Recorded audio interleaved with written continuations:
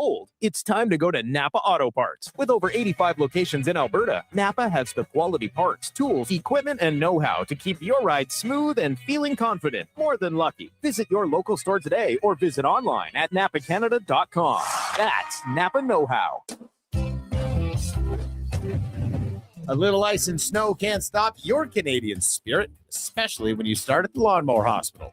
Come find a wide selection of top-performing snowblowers, sweepers, and backpacks and snow removal, like Toro, Ariens, Echo, and BCS. Don't forget to pick up pet-safe, plant-safe ice melt, along with Aspen Fuel to keep you clearing. The Lawnmower Hospital. Visit lawnmowerhospital.com. The Lawnmower Hospital. Every goal, every Selly. The place to cheer on your favorite team is Selly's Sports Bar and Lounge. Never a bad seat in the house, with all games on tons of big screens. And Selly's menu, top shelf. Plus, check out the game night food and drink features. And don't miss the excitement of Oilers watch parties all season long. Experience Selly's Sports Bar and Lounge at all 3 Century Casino locations: Edmonton, St. Albert, and Century Mile. Every day is game day at Century Casino. A claims program for harmed Canadians has begun as a result of a landmark tobacco settlement.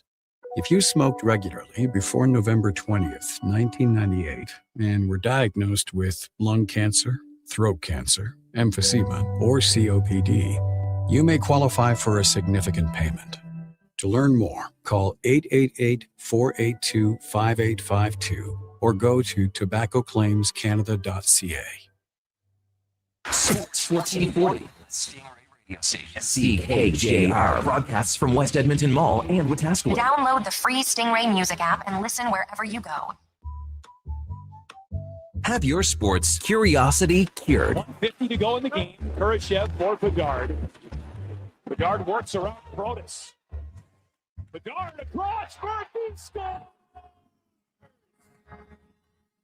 A ridiculous pass by Connor Murphy. And a beautiful goal by Murphy, his first of the season. A veteran of the sports reporting game for over 25 years. Canalo's able to get to a goal, and he'll turn along the wall, try and work it in front of the goal. Forced in deep, pass in front, pinball in front, they score! Chipped in, and it's the first career goal for Colton Dodd. Ties it over the line. Breaking down Edmonton's favorite teams. Blackhawks trying to sweep the 2-game season series with Toronto this season. They won 4-1 in Toronto. Dickinson scores! Throw those hats on the ice. It's a holiday weekend hat trick for Jason Dickinson, the first of his career. This is Sports 1440 and the Kevin Karius Show.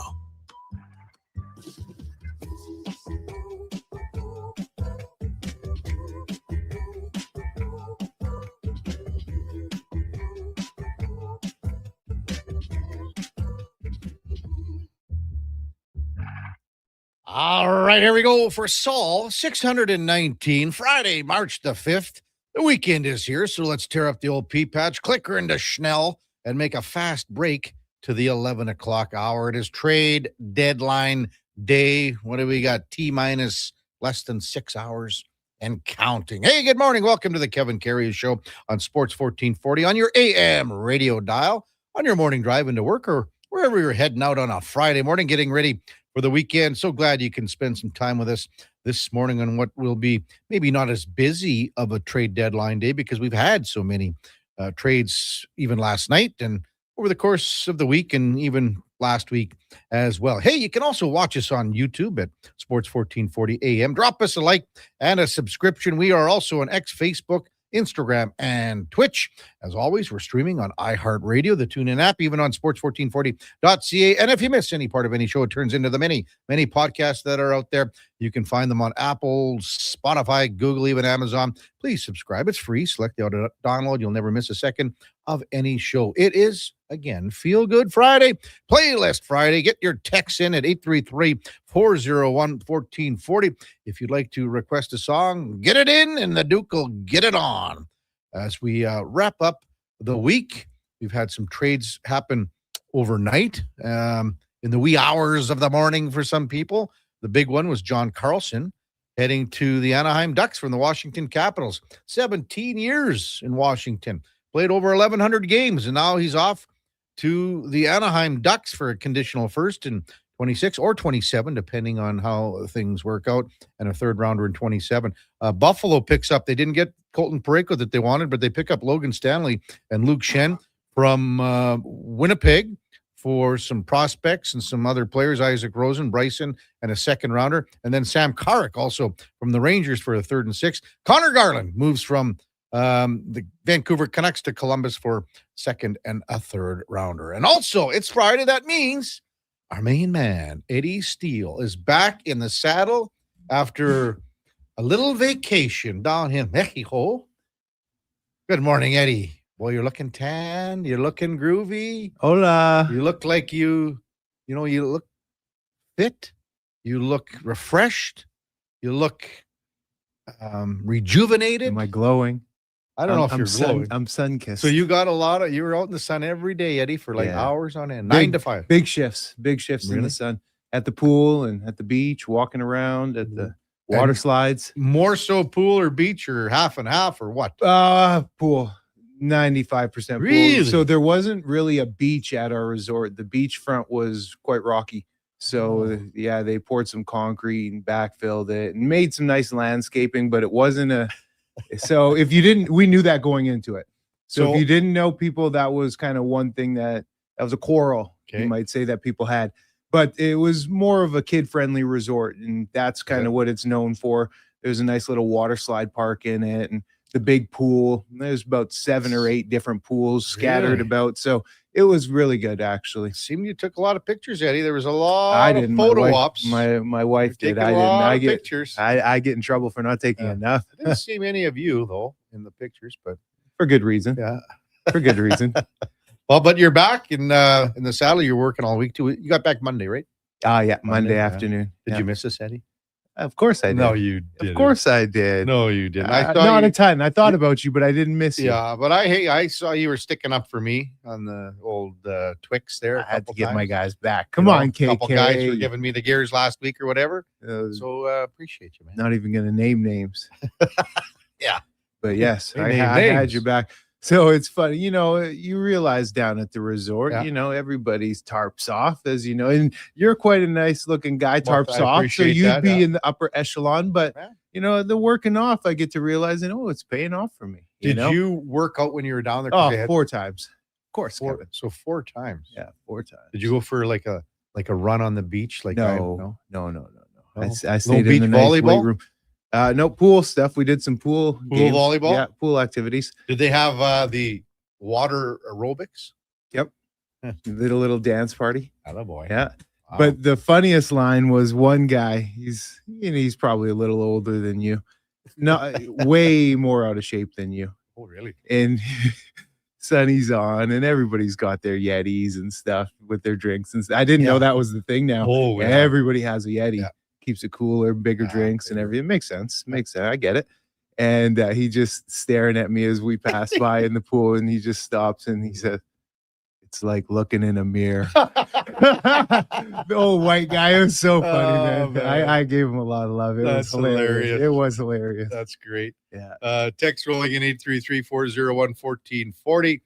Liam says Eddie's back, and some other ones already about the weekend here with the trade deadline, and it ends at 1:00 our time.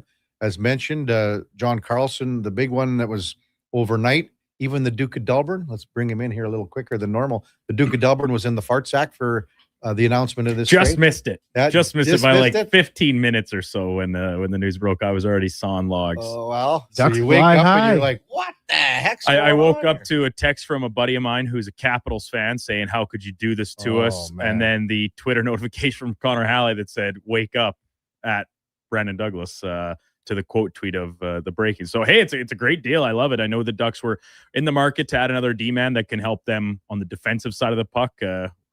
Oilers fans know from a couple games they've played against Anaheim that they like to keep it pretty fast and loose. And Carlson, probably the best Washington Capitals defenseman of all time, Stanley Cup champion, Norris Trophy guy in the past, obviously in the back nine of his career, but still has a lot to offer. So I'm pumped about it as a Ducks guy. I think it's a great ad. Who's he play with, you think?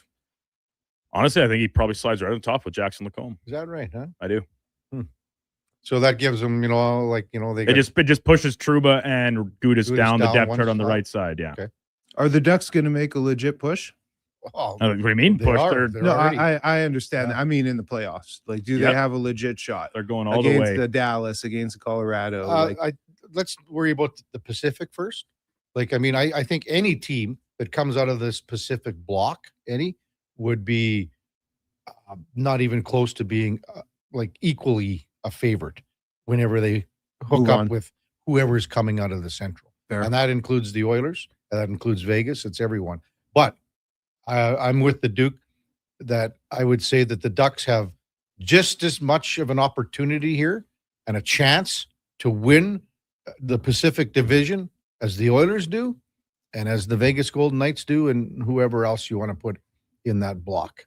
So I have no problem saying that the Ducks could get to the Final Four. After that, I would say that would be like a bonus cherry on top, everything like that. So, but they got some, I mean, I was just watching them the other night again because it's like they're the good games to watch that, at 8:00. For sure. I mean, they're fast. They're big. I mean, like I saw that goal that Beckett Seneca scored the other night. And I mean, it's funny. He sort of got a shove at the end there, Duke, and it was like he was just off balance, but he'd already scored. The puck was in the net, and he was sort of like, I'm just going to go for my little, like it was like a big tree falling, you know what I mean? Yeah. So they check a lot of boxes. Yeah. I mean, they're good. So, did you watch anything down there, Eddie? Did you totally unplug? How did you? Yeah, I was totally unplugged. Yeah. Yeah. Rightfully so. That's the way it goes. Yeah. Man. Absolutely. Rightfully so. Yeah. Just in with the family, man. It was so good, KK. Like, you're eating the buffet for breakfast, right to the ice cream bar afterwards. Kids were eating ice cream 3 times a day. So was Dad. Yeah. It was perfect. Duke, Fred's not happy with you. He said Larry Murphy or Rod Langway are the greatest Capitals defensemen of all time. Respect, dude. Respect. Okay. 1,143 games for Johnny Carlson. How many Stanley Cups did those guys win in a Capitals uniform? How many Norris trophies in a Capitals uniform? Games played leader. I believe he's the points leader. Yeah. He's a lifer, essentially, until as of last night. Scott Stevens played all over the place. Scott Stevens deserves to be in the mix of this conversation. Those are great defensemen. I'm not trying to take anything away from them, but I think and I get it. This is the only guy I've watched in my lifetime play for this organization, but I think it's not really much of a debate. Yeah. How about the Blues in Buffalo with Parayko? But then Buffalo circling back and going and getting Stanley. Yeah, and Shen. So yeah, and Shen, both of them. So we were talking about it yesterday, Eddie, and I mean, the way that trade deadline day and the way that hockey insiders, how this has morphed into what it is now, I don't like it. I mean, these guys, the way they like how that was handled, exactly. So Parayko, I mean, every one of these guys said it was a trade and just pending the trade call. Well, it wasn't done. And I don't know. I just how do these guys find out? All leaks between agents and exactly. People it's in leaks, but I think the finger should be pointed at the organization. Well, but it's agents too, and it's everything like that. Because that's without even having that conversation. To be honest, it's the league too, Eddie. They want they want this publicity. They want everyone to talk about it. Drama. But the problem is though the percentage of the sports population and the sports people that. Like everyone that follows sports in North America or the world, it's a small percentage. They're not getting any other, because of all of this stuff that happens, they don't get more people that are attached to the game. They get the people that are attached to the game talking more about it. Yeah. Stirred up. Yeah. Now, do you realistically think before this trade was proposed to Colton Parayko? No, well, I was going to ask between the two clubs, do you really think that St. Louis came to Colton? Yes or no? Well, that's the whole problem. So how this was dealt with from almost every angle stinks. It's just because if they didn't, that's the biggest, foul up in it all, in my opinion. How do you not get cleared to move the player if he's got a no move? Well, what would have happened? There would have been miscommunication. There has to be. That's the only way to make any sense of it. They would have said. And they did. There was rumors and reports out of it.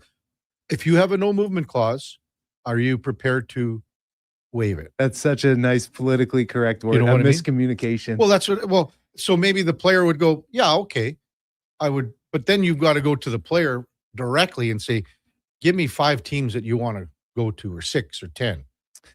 If you have a no movement. Man, I'm so used to, I'm walking into Chris Jones's office. I'm walking into Jeremy O'Day's office and having this conversation and talking directly. There is no room for miscommunication. Is that not how it was? It's embarrassing. Are they not walking into Stan Bowman's office, and is he not having that conversation with Maj personally? Like, are you really going to go through third parties?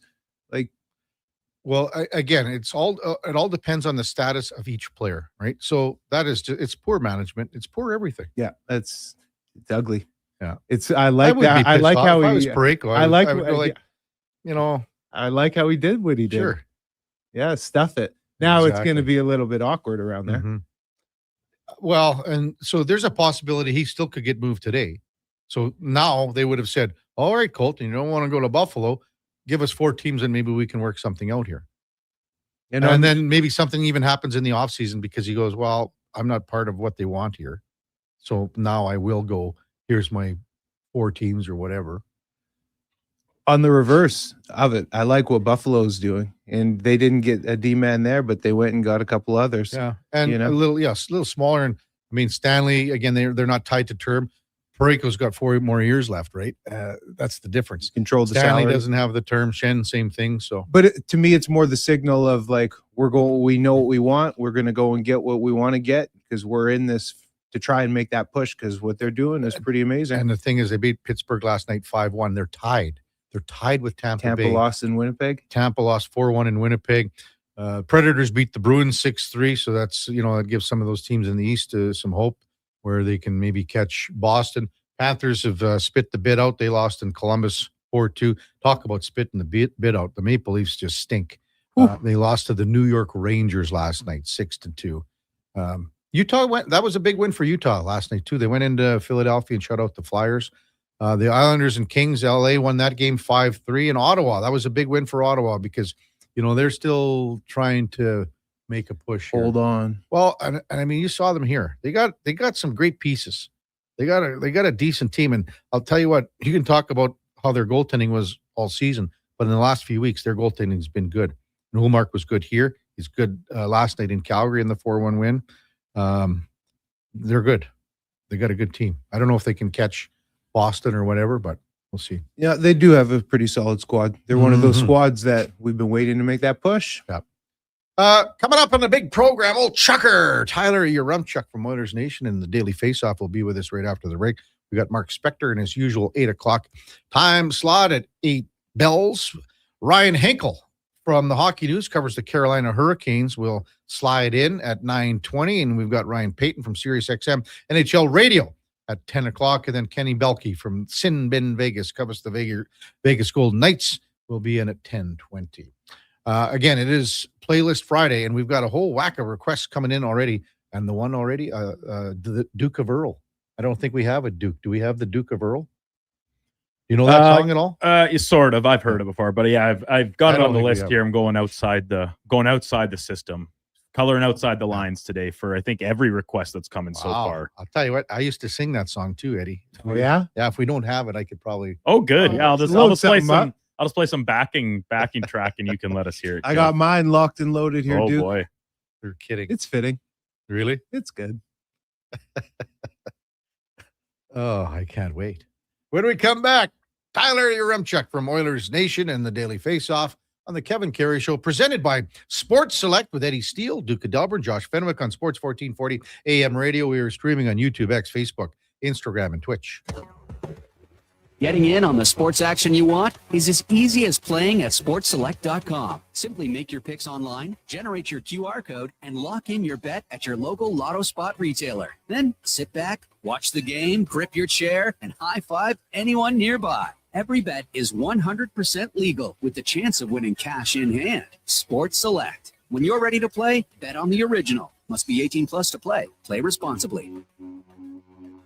Come for Canada's largest trade shows, the biggest names in entertainment, exhilarating sporting events, and more. And stay for the experience at the Edmonton Expo Centre. Looking for the perfect place to host your next big event? From trade shows to galas, meetings, and concerts, the Edmonton Expo Centre has the space, event expertise, and service to make your next event unforgettable. With over 522,000 square feet of flexible event space, in-house catering, and operational expertise, they bring your biggest vision to life. Learn more at edmontonexpocentre.com today. Hi, Mike here from Northgate Chevrolet Buick GMC. March Madness is finally here. If you've been waiting to get into a new or used vehicle, now is the time. This is a mega sale, plus the grand opening of our all-new Autoplex, a massive indoor showroom. No iPads, no patio sets, no trips to Vegas. Just a good deal. So stop in and see us today, 13215 97th Street, or visit us online at northgategm.com. You're in Northgate country. Get the lowdown with Low Tide. Weekdays from noon to 2 on Sports 1440. He's seen it all and then some. From stats to stories, he breaks it down like no one else. Proud to be Edmonton's sports leader. Sports 1440.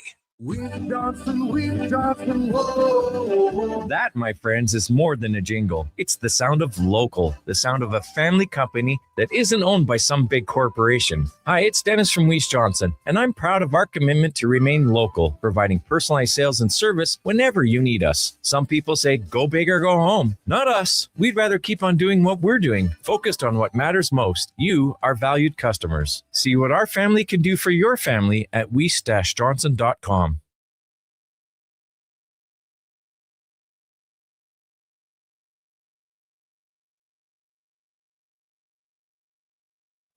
Stories, guests, and insights. This is Sports 1440 and the Kevin Karius Show.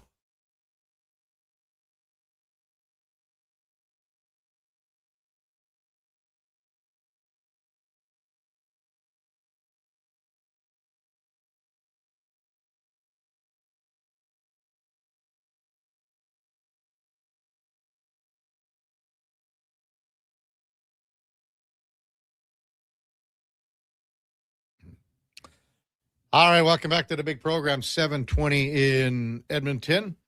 Time now for the headliner of the day, brought to you by Mr. Reuter Plumbing, the plumber to call when the toilet mysteriously breaks after your jalapeno pepper popper fueled game night with the fellas. That's mrreuter.ca. As we welcome back Tyler Yaremchuk from Oilers Nation and the Daily Faceoff. Morning Chucker here with Kevin Karius and Eddie Steele. Thanks as always for jumping on Sports 1440, big fella. Really appreciate it. Yeah, no problem, guys. Anytime.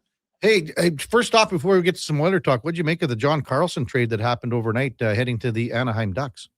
Yeah, that one is a stunner. I mean, the Washington Capitals not necessarily in a spot where it was a guarantee that they would sell ahead of this deadline. Like, they wake up this morning just 4 points back of the Boston Bruins for the 8th seed in the East. And I know some games in hand kind of throw that number out of whack a little bit, but just John Carlson in Obi's last year, I mean, he's a franchise icon kind of right up there with Ovechkin. They won a cup together. He's first in basically every offensive category, every category for a defenseman. So for them to move on from him in the middle of the night like that, like straight up stunning. But for the Ducks, I think it makes a ton of sense, Kevin. Like, I think back to that year in 2017 when the Oilers were like, first playoff run with Connor McDavid and Leon Draisaitl.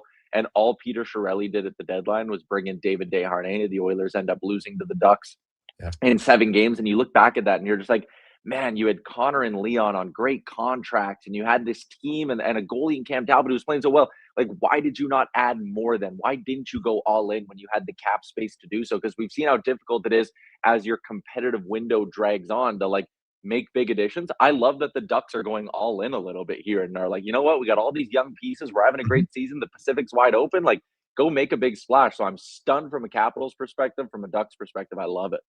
Yeah. Going back, I mean, that's a great point. Great comparison by you with the Oilers. And, you think about how long ago that was. It seems like forever ago, and where the Oilers have come to where they are now, and those players are way older, as you said, and they had a young core and they didn't make enough moves, and they could have made a bit more of a splash, like you say. Tyler Yaremchuk with us here on Sports 1440. So what did you make of the Oilers moves with the Blackhawks this week? Yeah, one of the conversations I've had over the last couple of days was with Steve Peters. He used to work in the Arizona Coyotes front office, and he talked about how the biggest mistakes that he sees front offices make is they go for flash or flair over pure fit, right? People look at the Oilers and are like, all right, if they're going to go all in, they're going to do something crazy for Binnington. They're going to go get this top six winger to put with McDavid. And he kind of went like, well, is that really going to be the reason that you win or lose in the playoffs? Like the Oilers' biggest problem is keeping pucks out of their net. And you know what? You could probably argue not even that. Their biggest problem is preventing high danger scoring chances. So what did they go out and do? They got two guys who are really good at preventing high danger scoring chances when they're on the ice. Jason Dickinson, by every defensive metric you want to look at, is one of the best shutdown centermen in the NHL. Connor Murphy, by whatever defensive metric you want to look at, is one of the best shutdown defensemen in the NHL. So these aren't guys who are going to be scoring, putting together a 2-goal performance in game 4 of a playoff series, and their impact maybe won't be all that noticeable on the box score. But these are two guys who I think are going to give Chris Knobloch the ability to handle this team a little bit differently. And the thing I like about Dickinson, he's a guy who thrives when he's playing 12 to 15 minutes a night. And how many times have we seen the Oilers go out and get a player who's a top 6 guy somewhere else, and they bring him into Edmonton, and all of a sudden he's playing a third line role and he's not scoring like he used to in his old spot. And we go, oh, what's going on here? Well, you're playing him 5 minutes less a night. His production's going to drop. Like, they got guys who fit very defined roles, and they fill spots. Yeah, no, I totally agree. You use the word fit, and that's exactly it. And it's the need as well. The need for defensive-minded players, a little bit of ruggedness, even with Colton Dach. He's a hitter, 10th in the league with 189 hits. Now, I wonder with Jason Dickinson and Murphy, are they instantly injected right into the top-line PK? Yeah, I think 100%. I mean, even yesterday, they were using Murphy a ton in the practice on the penalty kill. I think Dickinson, the fact that you've lost now Lazar and Janmark over the last 10 days here, those are two guys Knobloch would lean on quite a bit on the penalty kill. So two guys who were the first guys over the boards for the first ranked PK in the entire NHL. I fully expect Knobloch to lean on them. And the one thing that I like Bowman said when he spoke, I think it was right after the Murphy trade when he had his press conference, he said they like to play a very similar style of penalty kill that the Blackhawks do. So that right there should make the transition pretty seamless for the two of them. Who do you think complements Dickinson the best, like to play with? Is it Podkolzin?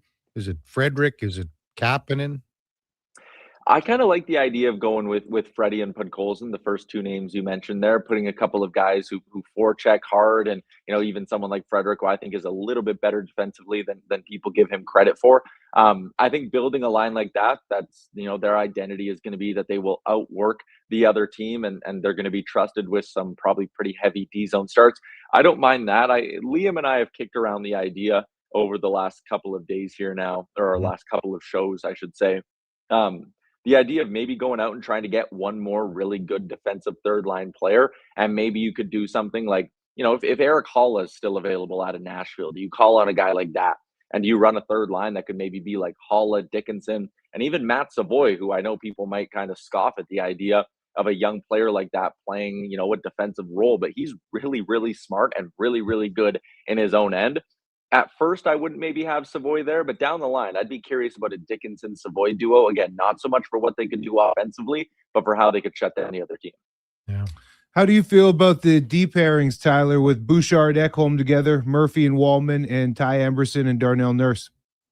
Yeah, I think you read them in the proper order there. I think Darnell Nurse and Ty Emberson, like that's your third pair moving forward. And again, people will roll their eyes and go 9 point whatever million. How can he be on the third pair? But at this point, it's about winning hockey games. It's not about slotting guys where their contract says they should be slotted. And I still think if you give Darnell Nurse some easy matchups and you lessen his workload, which Chris Knobloch really hasn't been all that open to doing over the last couple of seasons, lessen his workload, give him easier matchups, and just try to make him the best defenseman that you can make him. Again, it's not ideal that he's playing that low down in your lineup, but I think Murphy and Wallman are a pairing that can really excel together. I don't think I'm super interested in seeing Murphy with a guy like Darnell Nurse. I think he needs a really high-end true puck mover next to him. So I love the Murphy-Wallman idea. Bouchard, Ekholm, again, at times this year, I've said that maybe they should split them up just to try strengthen some other pairings. But now that you have Murphy, I think him and Wallman are going to be a perfectly fine second pairing. I think everything slots out pretty nicely here. And again, Nurse and Emberson, they should be getting some pretty easy matchups, and you're kind of hoping to just survive when the two of them are on the ice. Tyler Yaremchuk from Daily Faceoff with us in Oilers Nation. Kevin Karius, Eddie Steele with you on a Friday morning. I've been saying this for a few days now, well, even longer, Chucker, that, and you can bring in whoever you want here, but until the top 6 guys play with the commitment defensively like they play with their commitment offensively, I'm not sure that they go anywhere. But they have done it. How do you think they can continue to maybe if you want to say this, can they do it on a more regular basis than what they've been doing it? Do you think that they have that in their DNA?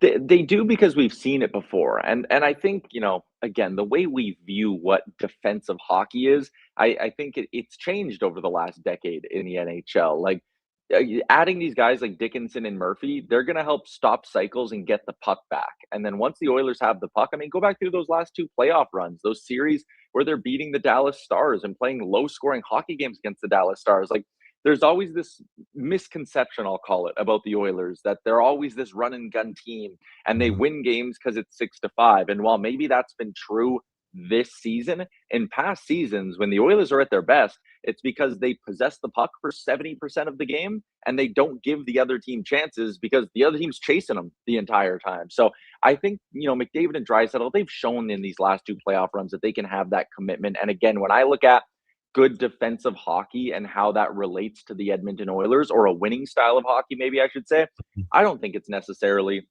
Connor McDavid and Leon Draisaitl laying big hits and sprawling out to block shots and all of this stuff.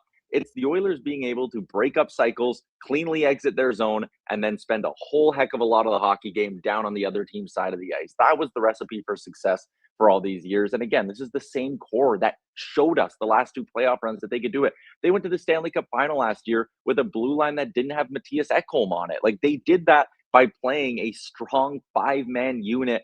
Again, not defensive game, but puck possession game. And we just haven't seen that enough this season. The blow-ups have been bad. They haven't played with the same level of structure. But again, we have seen pretty much all of these guys at some point in their Oilers tenure show us that they're capable of doing it. It's just a matter of them, again, as cliche as this sounds, it's a matter of them flipping that switch and figuring it out. Yeah, to me, it's all about positional play for those top 6 in their own end and awareness. If they can master those 2 components, I think everything else falls into place for me. We know it's KK. We all have skated, played sport. If you know any type of sport, it's just a commitment. You have to want to go down there and play a defensive-minded game and add that. Despite how skilled you are, it's a commitment mentally and it's an uncomfortability that you have to do, right? And that's just what it comes down to. Because we've seen Connor McDavid play a tight checking game. We've seen him lay out big hits. It's a commitment defensively from Leon. We need to see it more in and out. I want to ask you guys this question, though, because this is it's low-key a reality here that's not spoken about. Some people really poo-poo it quickly, but the more I look at the numbers, the more I'm convinced. And that's Evan Bouchard being in the Norris conversation, man, because he's leading the league for D-man points, 71. The next closest is 65. Tied for 4th in goals, 18. 4 behind Jacob Chikrin, who's leading with 22. Is there a conversation? Is there a world where Bouchard actually really could win this thing? I think if he got 100 points, I think then you really have to look at it. I don't have him in a top 3 right now. I don't know where you are. Why not? I just don't. I have I've got Werenski in there. I think he's of course he's the go-to. Everybody. Yeah. Why is he? I just have. Listen. I think Bouchard's having a hell of a season. I think he's having a hell of a season, Eddie. I think if he gets to 100 points, it's only been done 6 times by defensemen in the NHL. So, by 6 players. So I don't know. I got him like at 4, Chucker. I don't know where you got him. Yeah, I have him in my top 3. I mean, Eddie, you're preaching to the choir on the Bouchard stuff, because I've always been someone who thinks he gets way too much hate, and not that we need to be having this conversation again, but I thought it was funny when we talk about the Olympics, and it was like, his detractors kind of go, you can't bring Evan Bouchard because think of the mistakes he might make. And then we went to the Olympics and we watched Colton Parayko, who everyone said, oh, you need a big body like that. Colton Parayko made all the same mistakes that Evan Bouchard does. And Drew Doughty couldn't skate. And you know what he did? He iced the puck a ton and made the same mistakes that Evan Bouchard does. And it's like, I liked that Oilers fans got a chance to see all these other defensemen that maybe they don't watch all that closely, but they see their names on paper and they think of them as traditional shutdown defensemen and they love them. Oh, I wish we had a guy like that. And then you realize all these defensemen, with the exception of the Makars and the Werenskis, I guess, they make the same mistakes that Evan Bouchard does, and they don't have the ability to make the high-end plays that he does. Again, does he make a couple of eye-rolling turnovers, and sometimes does it look like his controller disconnects? Like, yes, absolutely, but every game he makes a handful of plays that, like, a handful of defensemen in the NHL are capable of making. And this year, again, the offensive production's been great, and this also goes back to my previous answer of, like, how I view, like, good structured hockey, getting out of your zone cleanly, getting the puck to your forwards, and not having these, like, brain fart moments that keep you hemmed into your own end. And I just think Evan Bouchard's better at moving the puck out of his own zone than pretty much any other defenseman in the NHL. So he's in that conversation for me. He's top 3 for me right now. And you're right, Kevin, like, Erik Carlson got a Norris because he got to 100 points. Like, if that's the standard here and there's the historical precedence, if Evan Bouchard's going to be in the mid-90s, he deserves to be a finalist. If he gets to 100, he probably deserves to win it. Yeah, I'm as I said, if he gets to 100, I think so. I just have him behind Werenski as my, like, if I'm voting right now, I got Werenski at 1, and then I probably have Hughes at 2, and then Makar and Bouchard are, whatever, 3, 4. That's where I'm. Well, I don't get to watch back. I think Zach Werenski, and I said this last year too, I think Zach Werenski's got a better Hart Trophy case than he does Norris case. I mean, you watch Blue Jackets games, and it's like, man, they would be totally lost without him. And I think if Zach Werenski was playing on Toronto or in a big market or something like that, he probably has a Norris at this point already. He's probably more widely considered as one of the best defensemen in the game, but people don't watch a lot of Blue Jackets games. Another quick question for you, Ty. Do you re-sign Jack Roslovic in the offseason? I think the Oilers should really wait and see on all these guys. Like, when they made the trade for Dickinson, I had people in the YouTube comments being like, oh, Tyler, would you sign one of them right now in case they explode and have a great playoff run? And it's like, whoa.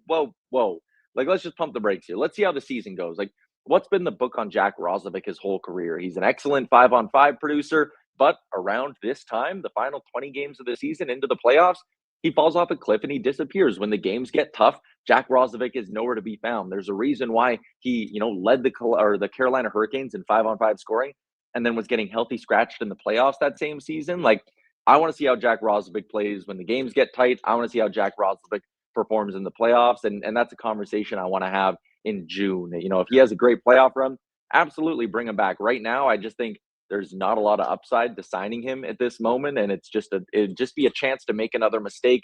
And with the number of mistakes Stan Bowman kind of has in the contract department already, some his fault, some he inherited, with the number of mistakes on the books, the Oilers can't afford another one. Is there a trade so far as we haven't had anything yet this morning, just kind of overnight? Is there a trade so far that we've seen that has piqued your interest, maybe more so than others? Is it Uyghur out of Calgary? Anything top of mind for you, Chucker, that you think has caught your eye here in the last few days? The Uyghur one surprised me just because he had so much term left on that deal. Calgary was definitely in a spot where they didn't have to trade him, and they didn't get like a premier asset back. They got a bushel of second-round picks, which I guess if you're a rebuilding team, you want to take a couple of stabs in the second round. But I just thought for sure if they were going to move a guy like that with term who's on a pretty good contract, like that should have been for like another team's top prospect in my eyes. So I didn't love the Calgary return on Mackenzie Uyghur, but for me, the Robert Thomas situation, it's something that hasn't happened yet. That's what I'm watching closest today. Is a team going to buck up and pay the price for Robert Thomas? Are they going to get 3 hours away from the deadline and say, you know what, we're in whatever spot we're in the standings? This is a guy who, similar to Uyghur, is under a great contract and has a lot of term left. Like, I don't know, maybe that is the piece worth sacrificing a couple of high-end, first round picks, prospects, all that stuff. Like, if you're going to pay, I always laugh when teams like won't scoff at paying a first round pick for a rental who is, again, not like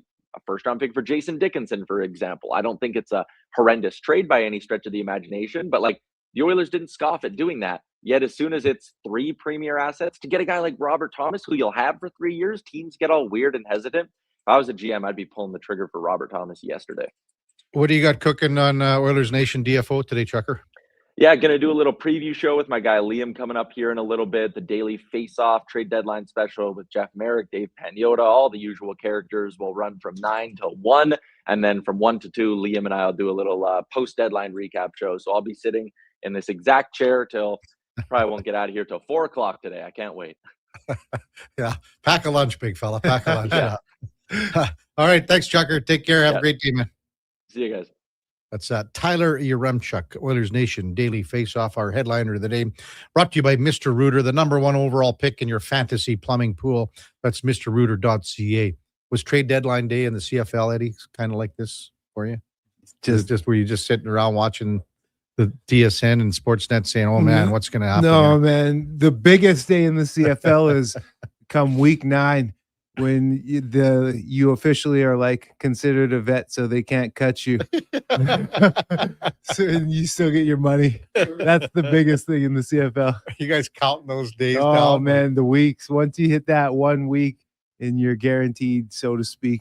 Yeah, otherwise they can get you dirty. Yeah. And then, well, there's kind of the same thing in the offseason, too, for you, right? Because that happened to you. Oh, yeah, man. You get off-season bonuses and you're counting down the hours because they'll snipe you. I've heard a story, Kevin, and this isn't a wives' tale. This was a teammate of mine, a Winnipeg guy, Keenan LaFrance, running back. And yeah, he had a good little career. And he got cut.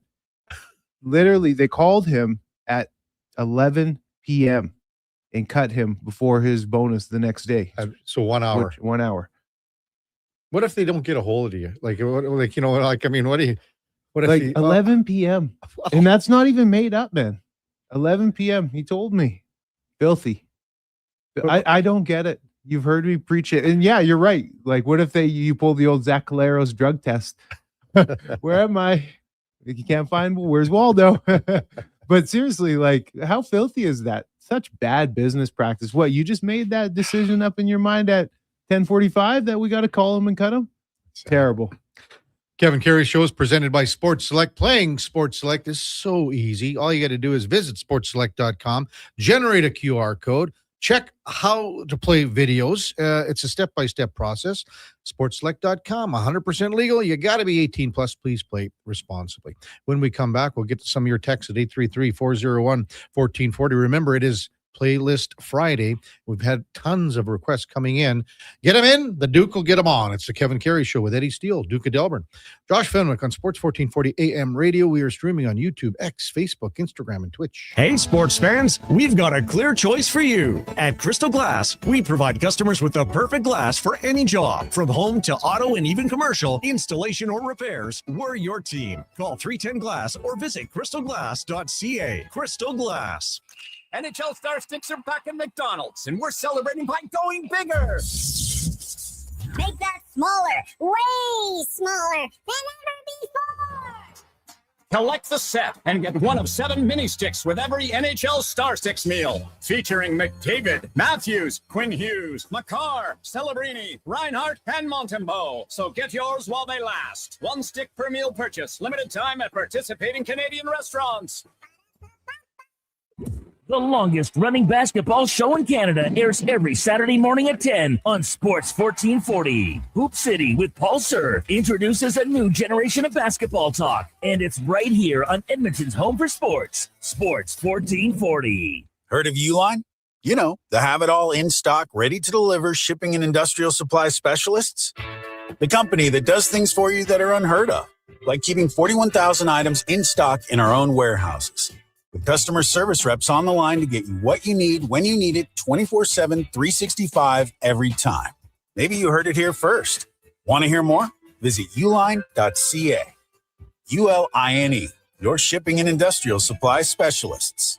River Cree is the place for all your favorite sports. River Cree Resort and Casino, featuring UFC action and boxing live on the big screens at Tap 25, the MVP of sports bars, and in the Center Bar.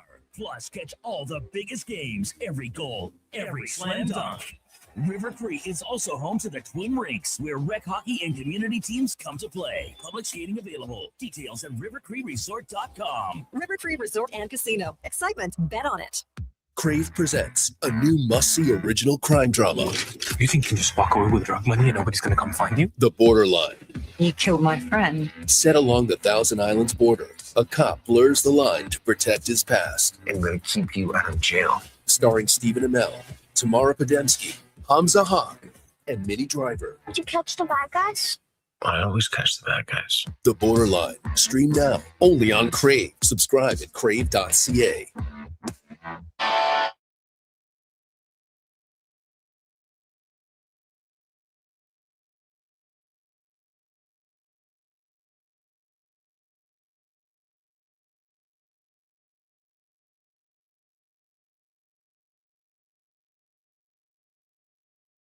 Who's going where and for who? We've got your all-day coverage on Edmonton's only 24-hour sports station, Sports 1440.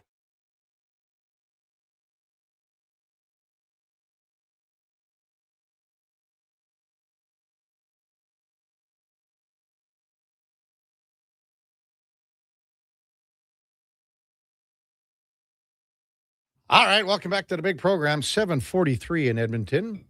So glad you're with us on a Friday morning, and I'm so disappointed with my good friends at Environment Canada.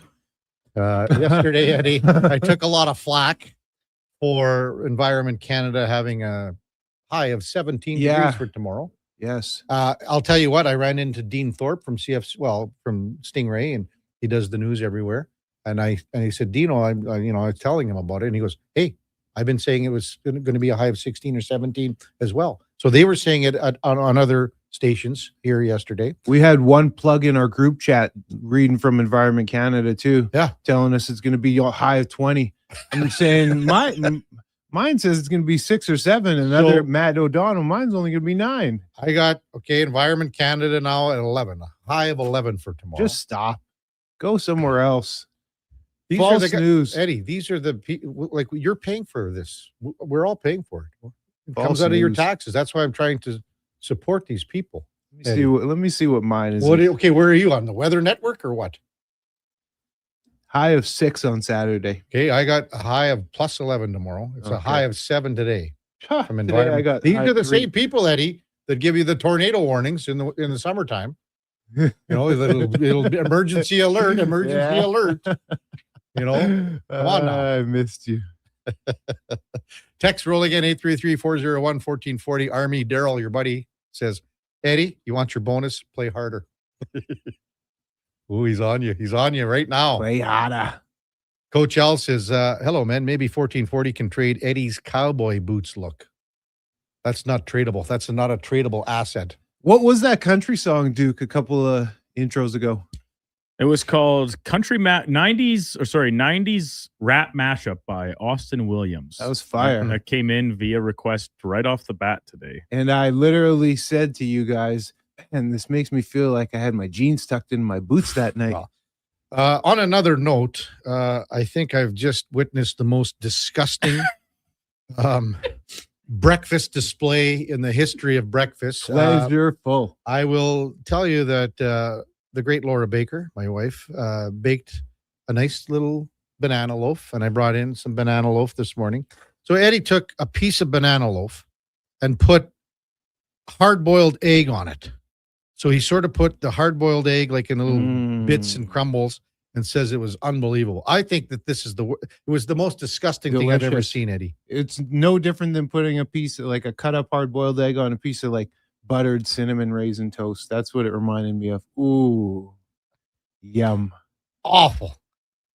Yeah, coming from the guy who's never, ever even had a peanut butter and jelly sandwich, you're awful. Hard-boiled egg and banana bread. Put it to the texters and the listeners. Let's hear it. Harry texts in and says, was it pickled? Tim says, sounds delicious. Yes. I'm so cheap sometimes. When I'm on the road, I'll have some hard-boiled eggs, and I'll go to McDonald's and I'll get a sausage McMuffin, and instead of getting it with egg, I'll just get the sausage in bread, and then I'll put my own hard-boiled egg in it.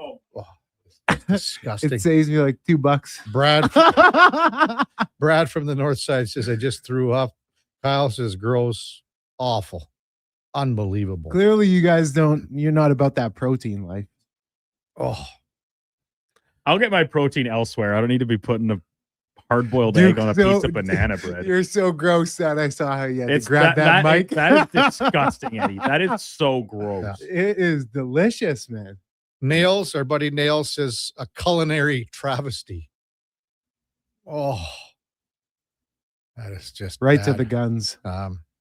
A real serious text here. Well, a good one anyway. Kent McKenzie texts in. Shout out to Johnny Armstrong from Erskine, Brian Whitmer, Thorville Dick, and Dan MacArthur as they start day 3 at the Alberta Masters Playdowns in Grand Prairie. They are 2-1, and if they win this weekend, will represent Alberta at the Masters Nationals for curling. Guess where a couple of those guys are from? Delburne. Nailed it. The Burn. Who? Whitmer? Or Dick? Brian Whittemore and Thorville Dick. Okay. Dan MacArthur could be from Delburne. I'm not familiar, to be honest. If he is, I apologize for not knowing. But yeah, Brian Whittemore. That is Carrick Martin's father-in-law. Kidding. Yep. I'll tell you what. I love this name, Thorville Dick. Thorville's a local legend. So how old would Thorville be? He's like around my dad's. These guys are all around my dad's age. Because they got to be. Well, I don't know what the Masters 60s. Is it Masters? I think it's 60 plus. 60 plus. I believe so. Don't quote me on that, but that is my that's my understanding. Thorville, great guy. His son Justin, who's a handful, maybe not quite a handful, but a few years older than me. Justin, he's quite the community clown. Always gets some good laughs. I like that name, Thorville. Ontario Moms, that's the most revolting thing I've ever heard, Eddie.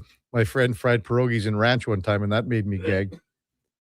Blair, egg with banana bread, that just made me spit out my boiled egg wrapped around a slice of cheese topped with bolognese. Guys. Oh.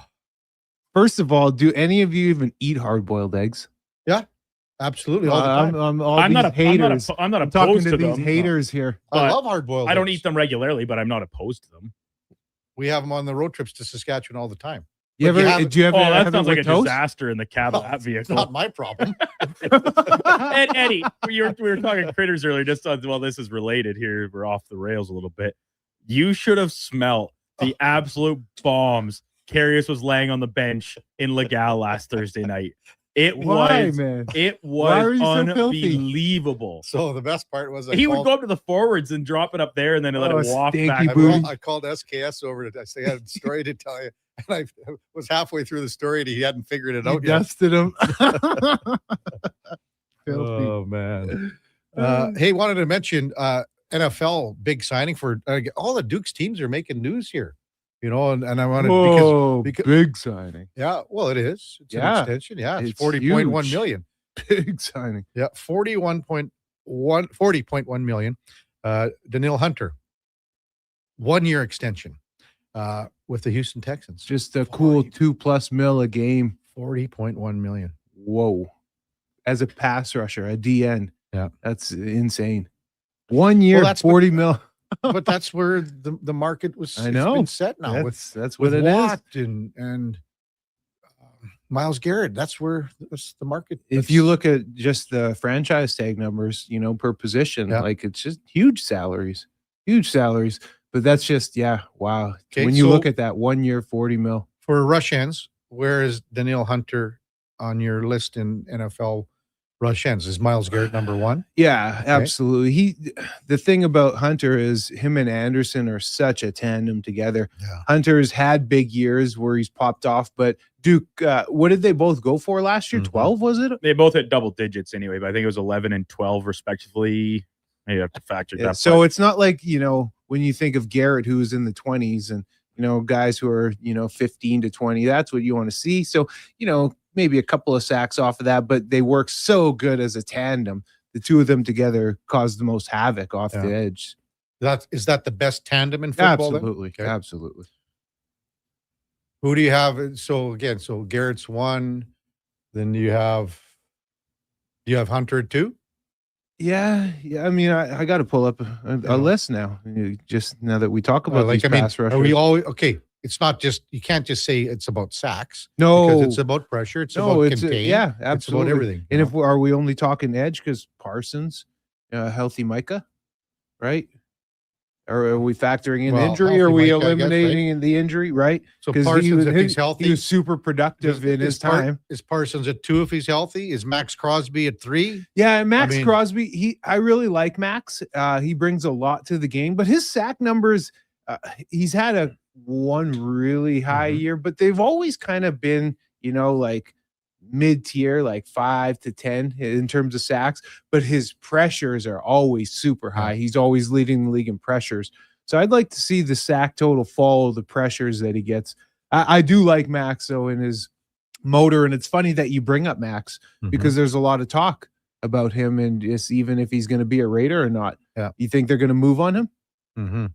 I'm asking. I know. I don't think they are. You think he's going to stick around? Sticks around, yeah. Yeah. Yeah. There's a lot of smoke around that fire. If you look at, I think I looked at some lists from last year where Daniil Hunter was at 9, and this was a ranking from coaches and execs. Daniil Hunter was ranked number 9. There's a guy that I looked at that was ranked 10, and I watched the game, and I just thought that the ceiling is through the roof for this guy, and it's Jared Versa for the Rams. Yeah, I think this he's guy impactful. Down the road is going to turn into a top 5 guy. And he's physical in the run game too. Yeah. So this was the top 10. Well, this was last year. The last year list. This is what I have from last year's, and it's Garrett, T.J. Watt, Micah Parsons, Crosby, Bosa, Trey Hendrickson, Aiden Hutchinson, then Will Anderson, and then Daniil Hunter. I like Aiden. Yeah, so he's a stud. And then some of those other guys like Bosa, injury, getting older, fading. Yeah. Text 833-401-1440, K-Fed. Shout out to Colton Dock, who's going to be back at home and playing, and he should be in action tonight, I would hope. Former Vimy Ridge Academy student, Vimy Ridge. So, yeah, he's a local guy. Brother, obviously a high draft pick from Chicago, is now playing in Montreal. So, good for the Docks. He brings, like I said, with Yaremchuk, so there's some physicality to his game, not afraid to hit. And now all of a sudden, what if Trent Frederick, continues on this path that he's on, which is some positive play? You got a little bit of toughness, like team toughness. toughness. If you look at Frederick and put Colson and Dickinson as a line, that's still, that leaves some bangers still on line 4. Right? That's some team toughness that we've been wanting, that we've been looking for. Well, they weren't big enough all year. They lost size last year with Perry, and Perry was a big guy, but slow moving, obviously. And then, I mean, if you look at the playoffs, what you saw from Evander Kane, he was a shell of himself from what you saw the year before. So, just before we get to break, Coach Yal wants to know, ask Eddie if he drinks Kentucky Fried Chicken gravy after his KFC meal is over. Now, how can you eat banana bread with an egg? I could take that 2 ways. You call me a sicko, or is it because I'm black? Jay and Victoria, Eddie. Got to get that protein in. When a physical specimen like you got to eat for results, not taste. I love the taste, though. Oh, that's so bad. Oh.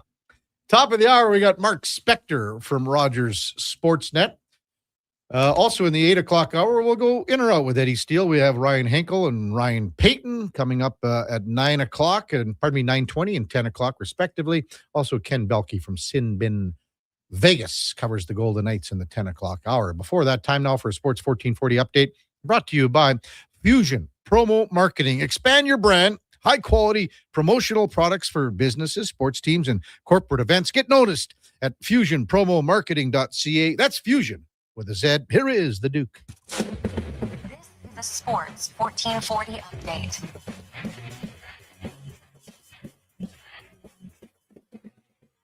Eight games across the NHL last night. The Rangers pick up their first regulation win at home in over 100 days, beating the Maple Leafs 6-2. Mammoth blanked the Flyers 3-0. Sabres topped the Penguins 5-1. Jackets double up the Panthers 4-2. Preds topped the Bruins 6-3. Lightning lose in Winnipeg 4-1. Just Senators over the Flames 4-1. And the nightcap, Artemi Panarin with his first as a member of the Kings. LA beat the Islanders 5-3. Overnight on the trade front, John Carlson headed to Anaheim in exchange for a conditional 2026 first-round pick and a third-rounder in 2027. The Sabres making a couple deals, adding Luke Shen and Logan Stanley from Winnipeg in exchange for Jacob Bryson, Isaac Rosen, and a pair of draft picks. Sabres also got Sam Carrick from New York in exchange for a third- and second-round picks in 2026.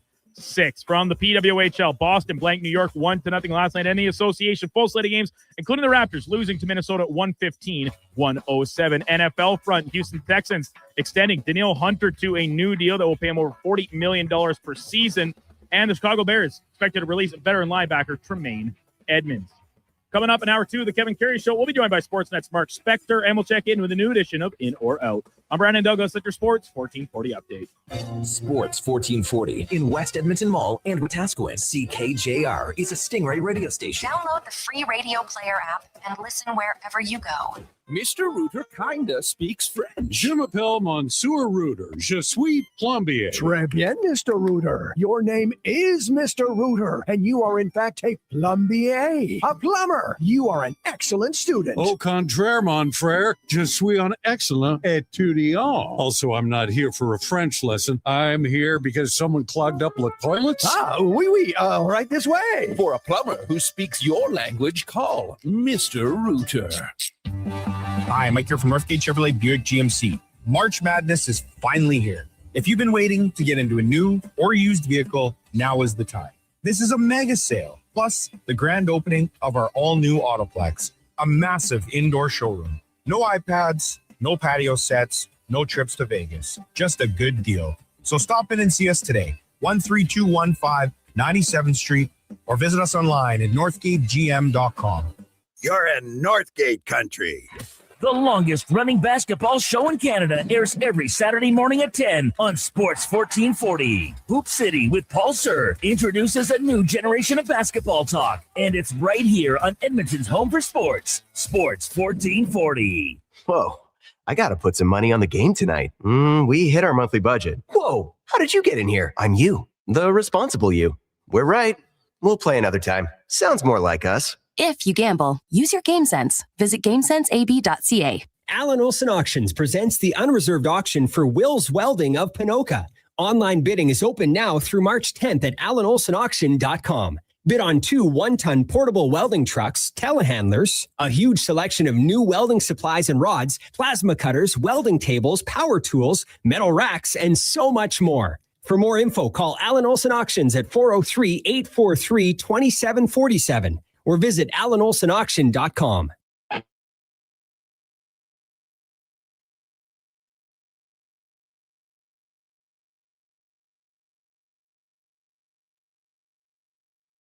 Who made their team better? Who hasn't done a thing? And who's thrown in the towel? It's trade day on Edmonton's only 24-hour sports station, Sports 1440.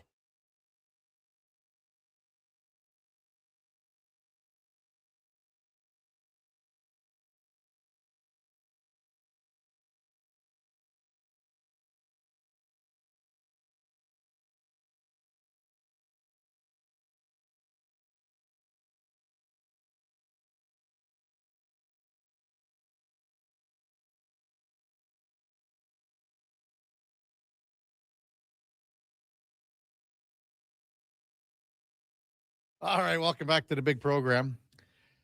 Just after 8 o'clock in Edmonton. So glad you're with us here on a Friday morning. It's Feel Good Friday, Playlist Friday. Haven't had any trades this morning yet. I guess we had them overnight, if you want to call them that. And the big one was John Carlson to the Anaheim Ducks from Washington for a couple of picks, including a first rounder in either 26 or 27. Time now for On the Mark, brought to you by Northgate Chevrolet Buick GMC.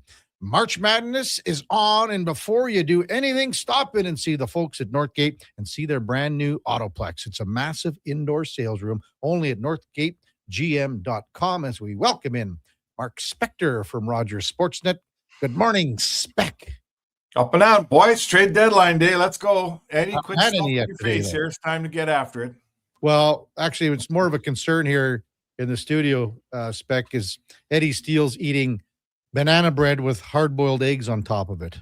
Whoa, that sounds ridiculously Oh, one might eat those separately, Eddie. Why would we put them in the same combination?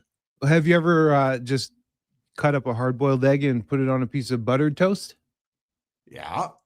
Not banana bread, Eddie. Yeah, it's just same deal, though. Same, No. especially when the banana bread is just made so well by the Baker Acre. Oh, Right, she's not going KK? to be happy with you, Eddie. No, I would think that baker would be displeased that you've sullied that excellent banana bread with a hard-boiled egg. Oh, You know what's not displeased? These biceps when it gets that protein right to it.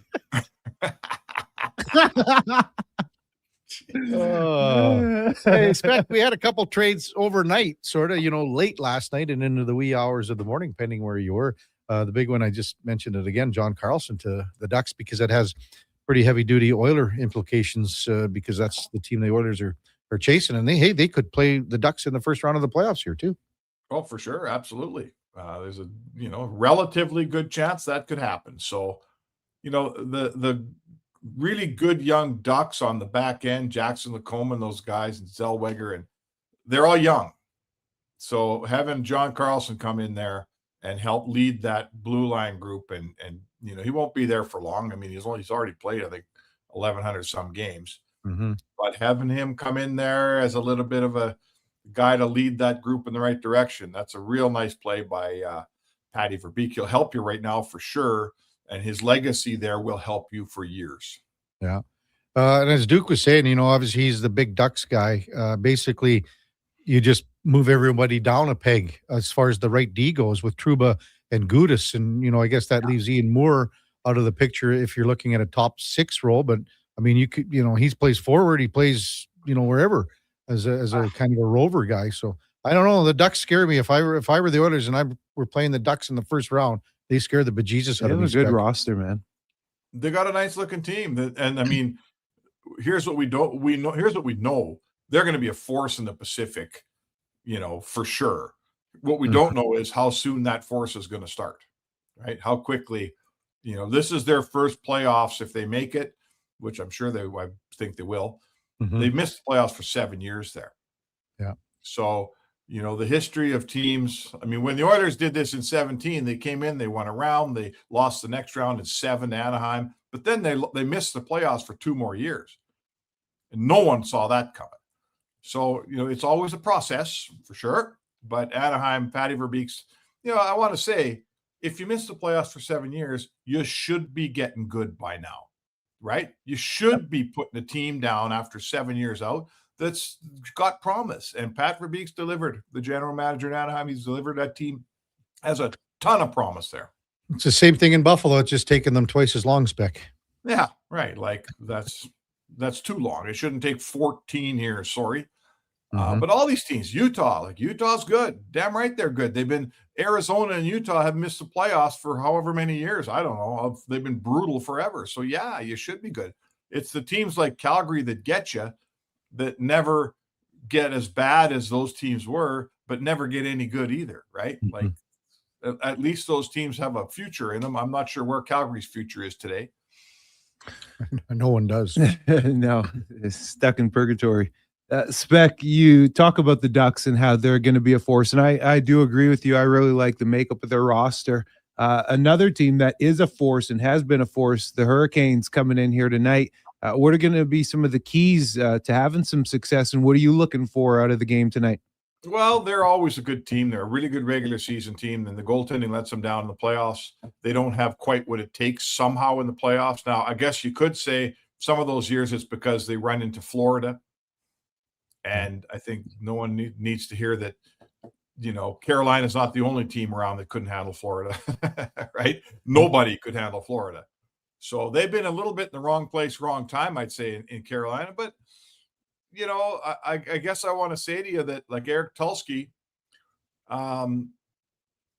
like they're one of these teams that's led by a really strong analytics GM. Great. And he's done a really good job. Awesome. Mm-hmm. Hasn't got them over the top. At some point, they got to go from being a good team to not being the San Jose Sharks of 12 years ago that were good but not good enough. Yeah. Carolina's really good, man. They're really good. They've yet to be good enough. And at some point, that window's got to go one way or another, doesn't it, boys? Yeah. With Carolina coming in today, I was kind of thinking about Taylor Hall last night, Spec. Yeah. When you look back, and I mean, he's coming up on 1,000 games. He was the face of the Oilers franchise. When they drafted him number 1 overall, I was at that draft in LA. It was the Taylor Tyler thing. I remember sitting outside. You were probably there, Spec. I can't remember when they had that little news conference right off the hop, that availability outside where everyone was sitting out in on a big deck somewhere. I can't even remember where it was, but I recall talking to Eric Goodbranson that day too. Oh yeah. Yeah. I mean, a really great career. He won a Hart Trophy in New Jersey, but like when you look back at his career, and he's got some runway left here. Like, what do you think about when you think about Taylor Hall and his time here and the rest of his NHL career? Oh, come on. When you draft a guy first overall, or no matter, forget it. I rescind that. When you draft a guy who plays 1,000 games, like, you've made a good draft pick and he's a good player. You don't play 1,000 games as a bad player. He didn't have a prayer in Edmonton, right? Him and Ebbs and Nuge come in here. They're kids. They hand the keys to the car over to a bunch of 20-year-olds. They got nothing around them. The management team is relatively clueless at that point. They were poor, right? Let's face it. Like, Edmonton's decade of darkness wasn't a planned rebuild, right? It was mostly screwing it up. We know the history tells us that. Yeah. So Taylor Hall didn't have a prayer here. Like, he survived Edmonton, had some fun like all kids should. I got all day for Taylor Hall, man.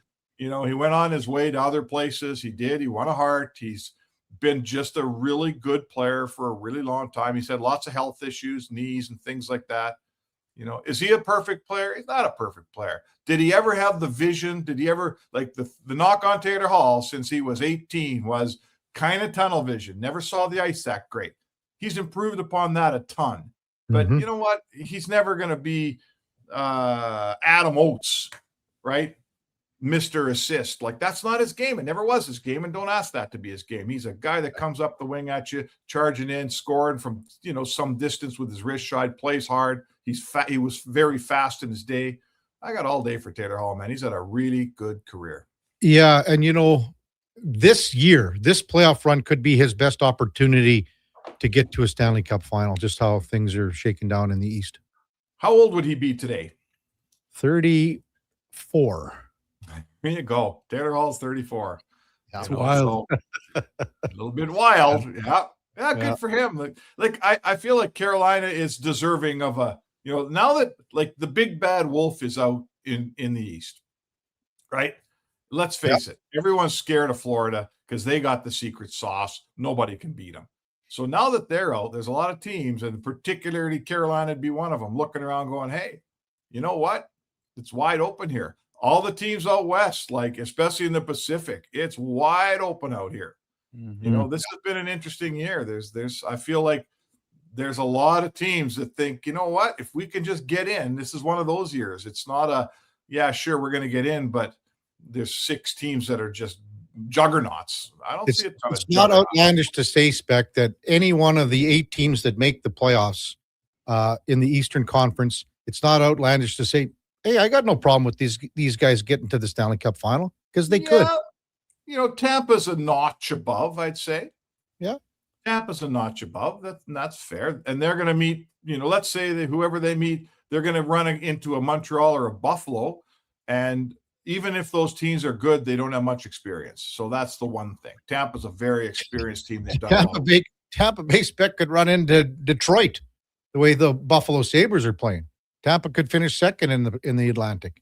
Yeah, that's fair too. So hey, it's going to be fun. We love the playoffs. I'm refreshed to see Detroit and Buffalo and Montreal. Those rebuilds now have turned the corner. Their playoff team, hopefully this year, all 3 of them, and probably for the near future, they're all going to be playoff teams. And sorry to cut you off there, Spec, but even like we're talking in Anaheim out here, like, it's good to see. Yeah. It's good to see some fresh faces in the dance, in the mix. Columbus could make a charge here. Yeah, Columbus. I don't know. Well, what, Spec? I mean, they could. There's not that much. You can look at Tampa Bay right now, and they're tied with Buffalo.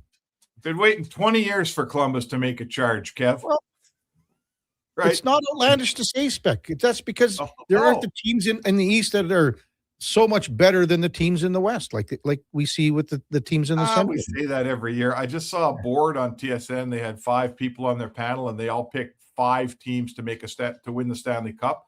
And for instance, the Oilers weren't any of the teams, so that's 25 picks, no Oilers, and that's fine. The Oilers haven't been that good, but my point is, we get caught up every year in the flavor of the week, whether it's Buffalo, whoever it is, and let's see what happens come playoff time, right?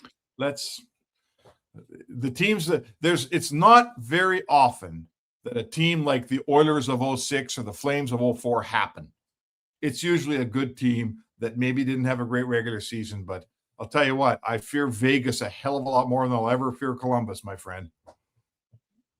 Well, sticking with the Oilers, Spec, who are we expecting to see in net tonight? I don't know. At some point, you got to play Jari. I think that's like I'm holding out. Maybe this is the hockey fan in me. I'm kind of holding out that Bowman's playing possum here on a goalie move. Really? Yeah.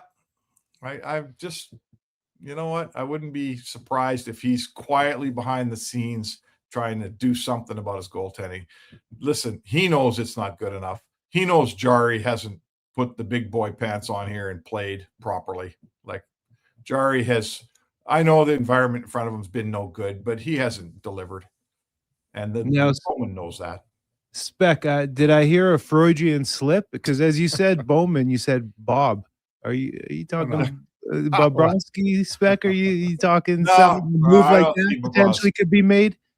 I don't see Bobrovsky. I don't know. I'm not even sure who I see, frankly. I mean, I guess there's the obvious one out there is Binnington, but I just feel like it's really, this is a wide open year. This is a year that, look at the Pacific, right? You put the right team together, you can walk into that Western Conference final. And if the Oilers could get to a Western Conference final, they'd be a formidable force if you got them some goaltending. So I'm just saying, the hockey fan in me is watching for that trade today. I'd love to see it.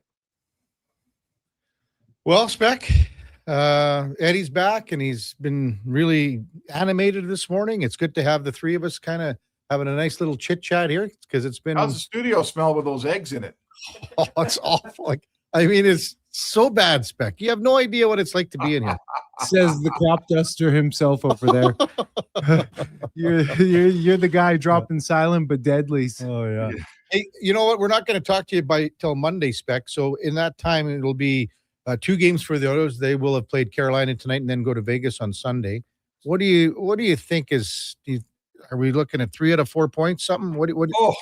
What's a good couple of games here? Buddy, a good couple of games is getting your goals against below 4. Okay. Let's start with trying to win a game 4-3. How about that? That would be a good couple of games. I think that going into Vegas is a good thing. The Oilers play well in Vegas. They've got a killer rivalry. Obviously, it's a huge game. I think this road trip, coupled with the deadline, it's focus time for this Oilers roster. If they come home from this trip and they haven't figured it out, I'm going to come on your show, next Friday, and I'm going to say I don't think they can figure it out. Yeah, this is the time and the place and the opportunity for this thing to come together. There's lots of time left. I know we've all waited a long time. There's lots of time left. They got their new players. They got focused games against Vegas, Denver, Dallas. It's time to start laying down a proper game of hockey. I think that will happen. Spec, good stuff as always. We'll see you down at the rink. Sounds good, Kev. Eddie. Mark Spectre from Rogers Sportsnet on the mark. Brought to you powered by Northgate Chevrolet Buick GMC. This truck's for you. Nails text in the Pacific Division is like an old West 2-gun shootout. Whichever side hits the most of their 12 shots wins.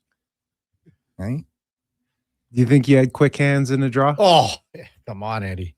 You know what? I've been watching the Peaky Blinders thing. Those guys, those guns, it's like that's 100 years ago, I guess, when that was the scene set of that. Those guys are shooting everywhere, man. Like they I don't think they hit anyone.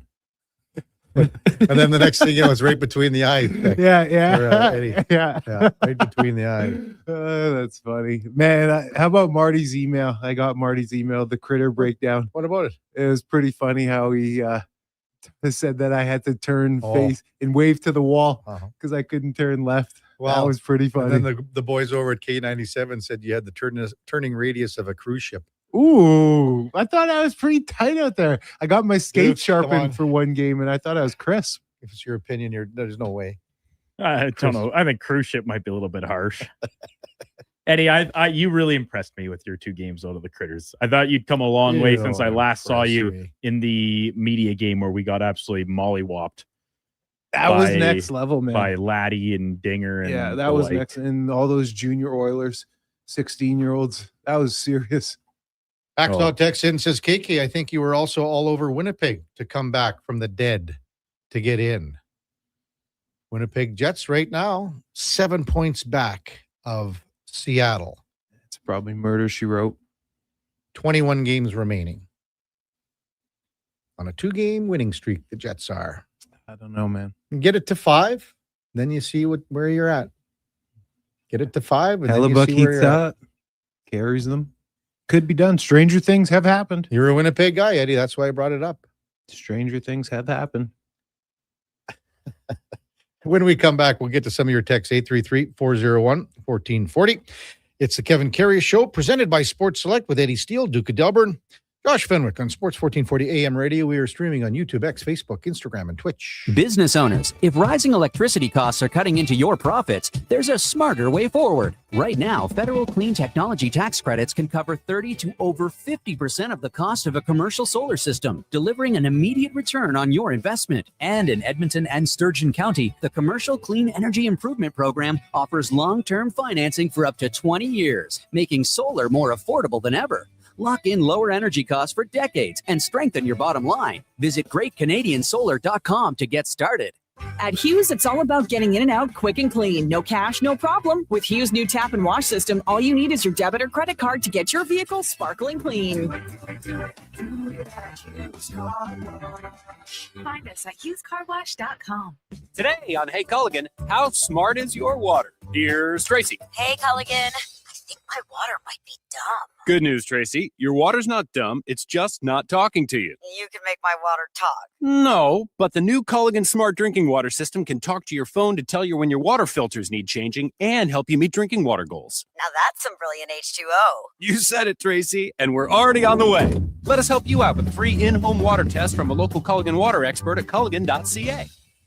Big guests, bigger takes. Jason Greger brings the names you know and the stories you don't. Weekdays, 2 to 6 on Sports 1440. Don't miss a minute of the action on Edmonton's sports leader, Sports 1440. Exciting news from St. Albert Dodge. The all-new 2026 Jeep Gladiator Sport packages have arrived. They have a great selection and a bunch of colors to choose from. And if you've checked out the Sport, you know it comes in some fun colors. Rugged capability, practical off-road features, and you can get behind the wheel for as low as $49,900. That's right. Put yourself in a brand new Jeep Gladiator Sport for less than $50,000. What more can you ask for? Time to head up the trail and see how easy it is to do business at St. Albert Dodge. Got that feeling? The one that makes you want to roll the windows down and just drive? A puddle! That's not just spring fever, that's a sign that it's time to visit Nisku Ford. They've got the cure for your driving fever with their biggest offers of the year. Get rebates as high as $12,000 on select new models, or drive away with 0% interest. Don't just dream about the open road, own it. Find your cure for spring fever at niskuford.ca. Above expectations. Ah, yes, Alberta in March. Green beer and slushy roads. Where the only thing worse than the roads is trusting them. If your brakes are squealing louder than a pub on game night, or your shocks feel like they found potholes instead of a pot of gold, it's time to go to Napa Auto Parts. With over 85 locations in Alberta, Napa has the quality parts, tools, equipment, and know-how to keep your ride smooth and feeling confident. More than lucky. Visit your local store today or visit online at napacanada.com. That's Napa Know-How.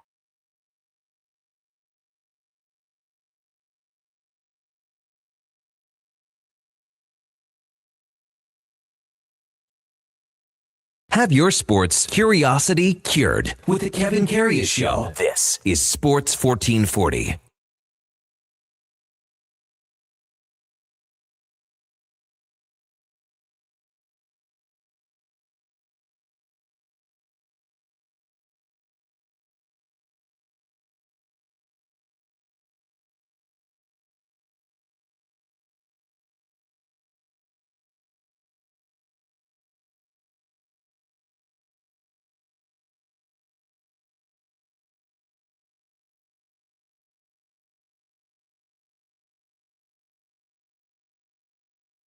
Eddie's called me a coward for not singing along. You're a coward. You know what? That could be the best song you've ever played here, Duke. In 2.5+ years. That's old Gene Chandler, correct? The Duke of Earl. Eddie, I like that. Got a good, it's just the tone of the Duke, you know? I really like that. And I think Gene Chandler, when he sang that song, the song has got to be, it's like 65 years old. He wore like a Duke, like a cape, you know, like what the Dukes would wear. So that's pretty good. Speaking of attire, it reminds me of, I forget who. Sam the Record Man. No. But no. But no. I forget who the artist is. It'll come to me. Okay. Anchored boys texted in a while back. Hey, KK, what's the story behind that Kodiak's coat you had on yesterday? Well, I just put it on again, Anchorton, because it's freezing in the studio. But it's just like a little zip bunny hug, as we call them in the prairies. That's actually a question that came up to me recently, Connor Halley. So is it still a bunny hug when it's a zip up? I thought it would be a bunny hug only if it was a pullover. That's probably a Saskatchewan. It's probably just You call it a bunny hug, Duke? No, never. No, that's a Saskatchewan. 100%. As we call it, the Gap, right, Eddie? Saskatchewan? Weird. Super weird. Do you know why they call it You the also Gap? call it Vico or whatever. your Vico, milk. chocolate milk. But you know why they call Saskatchewan the Gap? That's what most people in... But the gap between Regina and Saskatoon? The gap between Alberta and Manitoba. It is, so. Anyway, my good friend Boris Rabolka of the Kodiaks gave me this about 1.5 years, 2 years ago. So, and it's good. I leave it here because some days it's hot in here. Some days it's cold. And today it is frigid. Yeah. I got it pumping though. I put that sucker to 25. Yeah. I'll taper it back once we hit the 20s. Hey, I saw a thing too. We were talking about Taylor Hall, and he's played on a couple of teams, but the trade for Luke Shen out of Winnipeg going to Buffalo. This is going to be his 10th team. Wow. 10th team. Do you know who has the record, Eddie, for the most teams played for in NHL history? Not a sniff. Mike Sillinger's his name. How many? 12. He used to play for the Regina Pats. That's where he played as junior and did lots of scouting. Still heavily involved. Frank Saravalli reporting, and some others, I guess, that Minnesota Wild are acquiring Bobby Brink from the Flyers for David Jiricek. Jiricek, if you want to call it as well. So Bobby Brink off to Minnesota. 1 for 1? As far as I see right now. Hockey trade. Yeah, as far as we see right now, 1-1, yeah.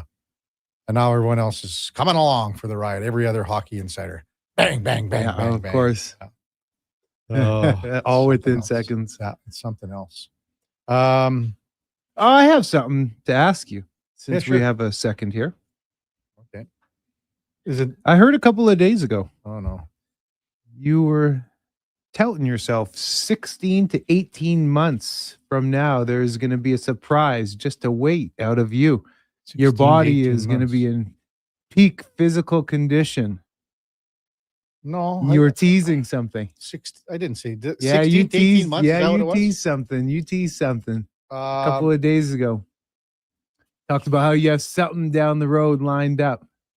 I don't know. 16 to 18 months Yeah, is a long time. man. that's what I thought Yeah. too. But you said something, unless you're out here just talking. But you Um, said you had something in the works and you were trying to get your body right. And so I Well, thought, I thought oh, what my- the heck's going my on bo- here? like, in 16 months, Eddie, do you think my body's going to be right? No.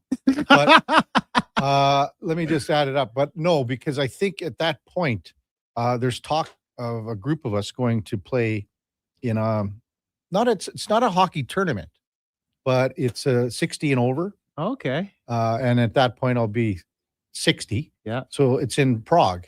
It's in the Czech Oh, Republic. okay, cool. Or Czech, I guess. So that's what it was. That's kind of maybe what we were getting at. Yeah, and yeah. we were talking to, maybe it was coinciding with Laddie, because Laddie's taken 2 years. I heard He's that. going to the Czech, and Laddie said, well, you can just stay at the house. Oh, sweet. So Go for a little hangout. imagine that. Get some cooking. Oh, yeah. Laddie, he'll be making his wild. chicken soup. That's a cool opportunity for Laddie. It is a great opportunity. With Laddie's soup there yesterday, I thought that to take a raw chicken and boil it. To me, though, Yeah, that's a little. I thought he was going to say a little I bought a backcountry. rotisserie chicken. Yeah, I thought that's what he meant. He just took a raw one, and that's backcountry. Probably didn't even season it. MTR says nothing like the old 16 to 18 month conditioning stint. Yeah. I'll tell you what, I've been playing. I've played more hockey this year, Eddie, than I have since probably 1988. I don't know why that's funny, but that's hilarious. The old 16 to 18 month condition stint. Because you really hyped it. You had something down the pipeline here, and I made sure to start from my notes. Star for your notes. Because I was wondering, what's this guy on about? Yeah. So we've got the one trade this morning, Bobby Brink, but other than that, it's been relatively quiet. There were 3 trades overnight, you could say, where John Carlson went from Washington to Anaheim for a first rounder and also a third rounder. It's conditional 2026 and 2027. Then Logan Stanley, Luke Shen from Winnipeg for Itzhak Rosen, Jacob Bryson in a second rounder in 2027 and a conditional in 2026 fourth rounder. And then also Connor Garland from Vancouver for a third rounder with Columbus. Also, I guess sort of later yesterday was David Perron going from the Ottawa Senators back to the Detroit Red Wings. And then, the old Oiler, that was late yesterday afternoon. Warren Fogle picked up by the Ottawa Senators from the LA Kings. I didn't see that one. Yeah, relatively quiet, for, when you look at the trades that were made overnight, that was the big one was John Carlson for sure. So 833-401-1440. Pillman texts in. It's always a bunny hug, but it doesn't zip up. Mm-hmm. Then he says, KK, do you know why they don't have daylight saving time in Saskatchewan? Who the hell wants to spend another hour in Saskatchewan? I've heard that one before too. Any other football stuff, Eddie? We got the combine coming up here. We have the coaches dinner for the CFL in Edmonton in 2 weeks, a little better than 2 weeks. It's 25th, 26th. Elks made some signings, 4 extra bodies, 3 DBs. Nothing crazy. No, though. more camp bodies in my opinion. Yeah. So it's exciting times. The biggest thing that I'm really looking forward to, and this is right in your wheelhouse, after I've heard this pounding of the drum, the schedule, man. Yeah. And just how it works out for the home games. Very favorable home schedule. Yeah. There's no excuses. Come on out. It should be 20,000 plus every game, minimum. Minimum, Eddie. Yes. I think you got to get back to the 25. Absolutely. I set the bar at 20. Yeah. I agree. It should be 25 to 30. Yeah. When the Riders and Stamps are here, it's 30 plus. We know that already. And again, the times are good. The days are good. There's maybe one game. I think it's on a Thursday, whatever it is. But early. Other than that, It's I early. think it's pretty good. There's still some certain things that, I want to see a little more of the event game. You know what I mean? Like in Calgary, now they've got the event game that has the Thursday before Stampede. Yeah. I want to see something like that. Kind of paired. Yeah. So maybe it's on where, just a stupid little thing like talking about, with the daylight saving time and everything like that. But like summer solstice night, so that can be an 8:00 game. And then you have the fireworks after that or something, Totally. anything like that. I get it. There's certain areas where they can still go down that road. And that's just thinking out of the box. And another cool thing when it comes to the Double E is, and we've talked about this, is that preseason game at Clark. Mhm. That's I highly recommend, if you can, try and get your butt there to see that game, because you're never going to get to see a pro game that up close and hear the sounds. And it's going to be really cool, intimate, having that preseason game there. I'm with you. That's going to be just a great. Get some built stanchions. Yeah. If it's it probably won't be a televised game, but on the odd chance that it is a TSN televised game, just even seeing the TV crews, all just everything right up close. I'm not sure how you would televise that. It'd be hard. It'd be hard. The logistics would be very different. I don't think it would be. And they only, each team usually maybe gets one. Sometimes teams don't even get a game televised. Preseason, for preseason.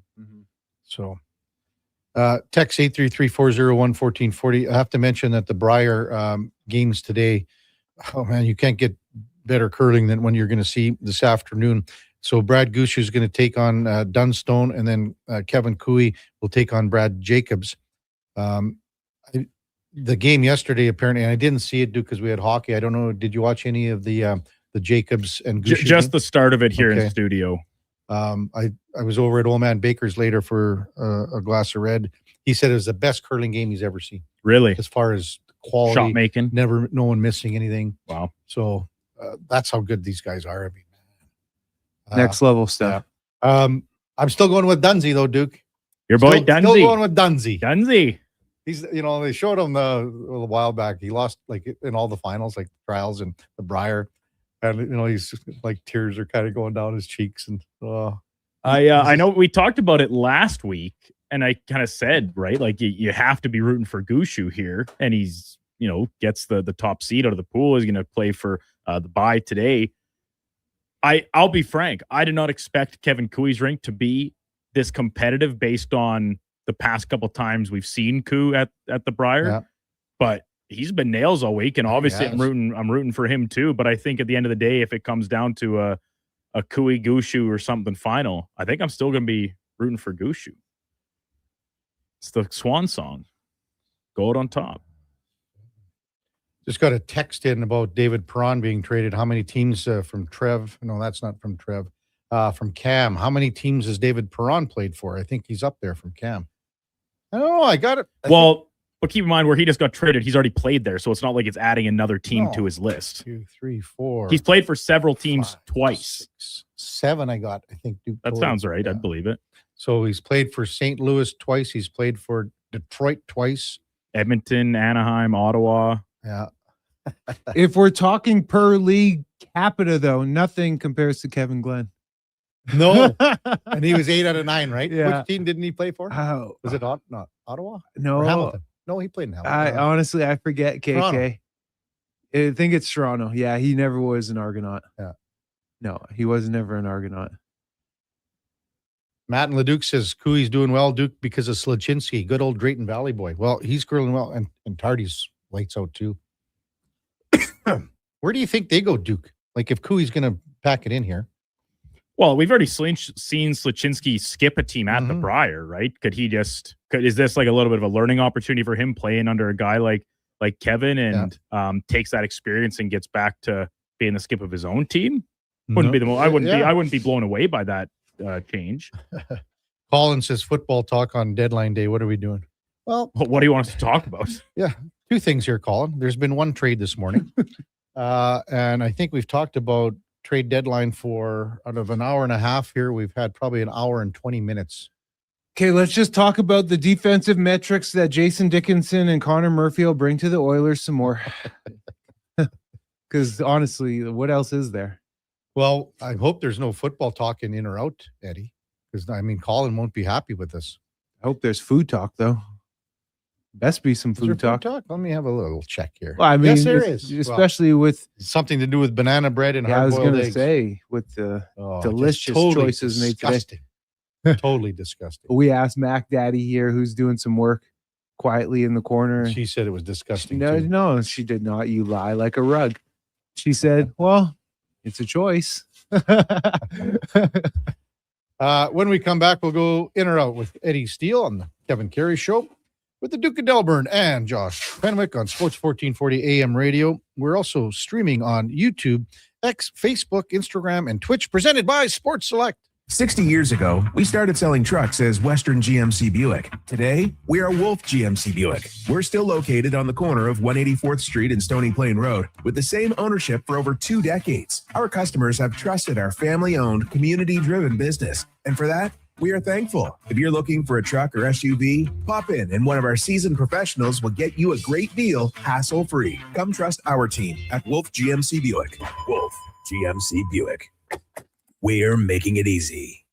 Don't let equipment failure stop you cold. At AWS Welding in Nisku, our factory-trained service techs are on hand for all welding equipment repairs. We're a full warranty center for Miller, Lincoln, and ESAB. And we service all makes and models. Proper, regular service extends the life of your gear and keeps it running at peak capacity. Don't wait for a breakdown. Book your service appointment today at aws.ca.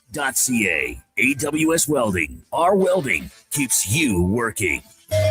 Hey, Edmonton, did you know a local Play Alberta winner scored over $500,000 on Mega Jackpots Ocean Bells? Think about the season tickets you could lock down with that kind of cash. From major casino winners every hour to jackpots worth millions and hundreds of popular games to money that stays in the province, there's never been a better time to sign up for Play Alberta. Download the app today to get started with casino, sports, and lottery all in one app. Must be 18 plus to play. When you gamble, use your game sense. Edmonton's only 24-hour-a-day sports radio station can be heard anytime, anywhere. Sports 1440 is streaming on your phone, your tablet, your computer. Download an app today and listen to Sports 1440. Missioner Allen Auctioneering's next Calgary, Edmonton, Winnipeg Public Unreserved Heavy Truck Auction is next Thursday at 9 a.m. with tandem and single axle trucks, including tractors, decks, dumps, man lifts, plows, vacs, pickers, refuse, and shunt trucks, plus more. Info at maauctions.com. Legacy Heating and Cooling is the #1 furnace install company for sailors because they know the value of a warm port. And they sing, there was a ship who fought the cold, who sailed the sea with a furnacey load. She brought the heat to YEG and her name was Legacy.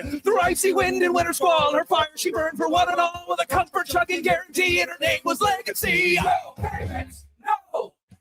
Yep, no payments and no interest for 1 year on your new furnace. Don't trust just any ports in a winter storm. Trust Legacy Heating and Cooling.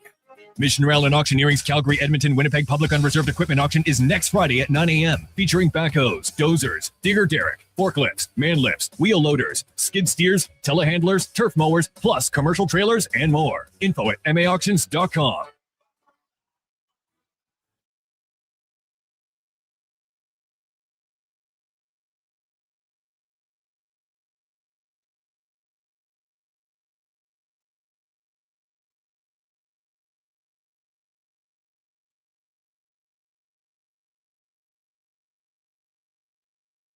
Just in time for the morning skate.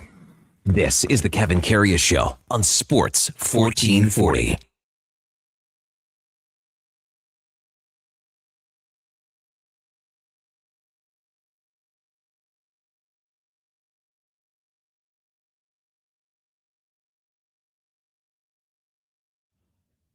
All right, welcome back to the big program. 8:40 in Edmonton. The Kevin Karius Show is presented by Sports Select. If you prefer the paper selection slips, we got you covered there too. You just give the slip to the clerk at the Lotto Spot retailer and it'll spit out your picks. It's 100% legal. You got to be 18 plus. Please play responsibly. A couple people are saying, why aren't you guys talking about trade deadline day? Well, I think we talked about it from 7 till 8:20 till just after spec. We've been talking about Oilers. We've been talking about that. But I've also just noticed too on TSN that they're playing ping pong. So I guess they don't have much to talk about. They're literally playing either. ping pong. So there you go. Time now for Are You In or Out? Okay, you know what? Moving too fast. Bottom line, are you in or you out? In or out of what? No time for questions, just action. In or out? Well, then I'm out. I'm sorry, Jet. Actually, you're already in. Are you in or are you out? On Sports 1440. I thought you would go, I'm in, Bob. We would have had a really cool moment, but you kind of ruined the whole thing. All right, Duke, let her buck. It is trade deadline day, but it's also game day for the Edmonton Oilers. Carolina Hurricanes in town for tonight's tilt from Rogers Place. Game day prediction. I've been riding hot on this, Kev. Mm-hmm. My sportsbook Sports Select account has been flush. Wow. Thanks to a streak of 11 straight overs that the Oilers have cashed in from a game total perspective. I'm saying it comes to an end tonight. Really? But the Oilers lose the hockey game. See how Duke's saying, look at that. He's got money. He's sprinkling. He says it's flush. My account is flush. Well, I think you were away, Eddie, when I cashed a nine game parlay for $1,000. That's it? Just a G? It was a $5 bet. Sweet. But I'm expecting like 4,500 or something Well, on a so are 9-gamer. That's a lot of legs to stand on. Yeah. But good for you. Good for you, bro. Tis flush. Yeah, I'm gonna go in. Dude. Yeah, I'm in because I'm I said out. in last time. I'm out. Yeah, well, no, you were out. When I guess I was out. I said the over was going to hit again, and you're like, nope. I'm saying the They're over. turning the corner. I thought it I'm was out. their attention to detail defensively that was finally coming around. Yeah, that was after the Kings game. I know. I It was after the Sharks game. I can just see Carolina putting up 4 on them easy. It was the Ottawa game. Right, So, you are. You think what? I could see Carolina put up 4 on them easy. And it's 6.5. Which is going to usually lead to I haven't an even over. looked, but I'm just going to assume it's 6.5 because that's just kind of where the Oilers are at these days. Just with the way Carolina plays, the Waves, obviously they can attack, line after line with the scoring output. I don't know, man. I see the over hitting. You do, huh? I see Jason Dickinson shutting down Sebastian Aho and Seth Jarvis and Connor Murphy out killing every here, penalty. rugged in front, So sticks to the back. yeah, I'm going to say Duke is correct here, and I'm going to be in agreement. The Paul Coffey And it's effect 6.5, is Duke. It is true 6.5. form. I'm just looking at Sports Select right now, and that is Perfect. indeed the price for the over/under total in tonight's Mhm. game. Here's hoping. They need it, but I'm out.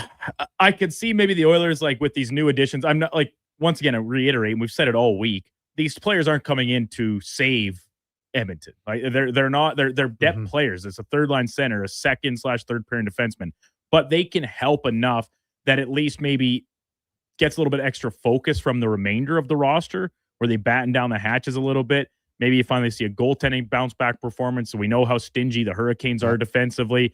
As long as Frederick Anderson's not playing net, essentially they have a chance to keep the goal total very, very low.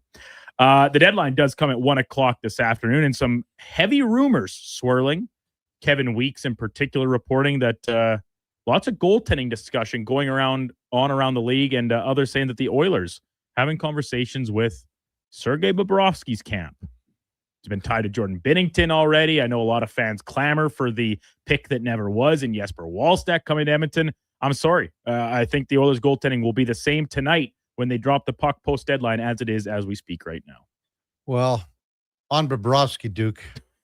Anyway, as I was lying in a puddle, I think I may have found a way for us to get Bonds and Griffey, and we wouldn't have to give up that much. So it's all possible, Kev. And then we had a texter saying that Ingram's name has been popped out here. Again, Mark Spectre said that he thinks that there's a possibility that Stan Bowman is quietly sitting in the weeds here. Yesterday Stan said, I think we're pretty well done. Speck also said the fan in him wants them to do something, make a move.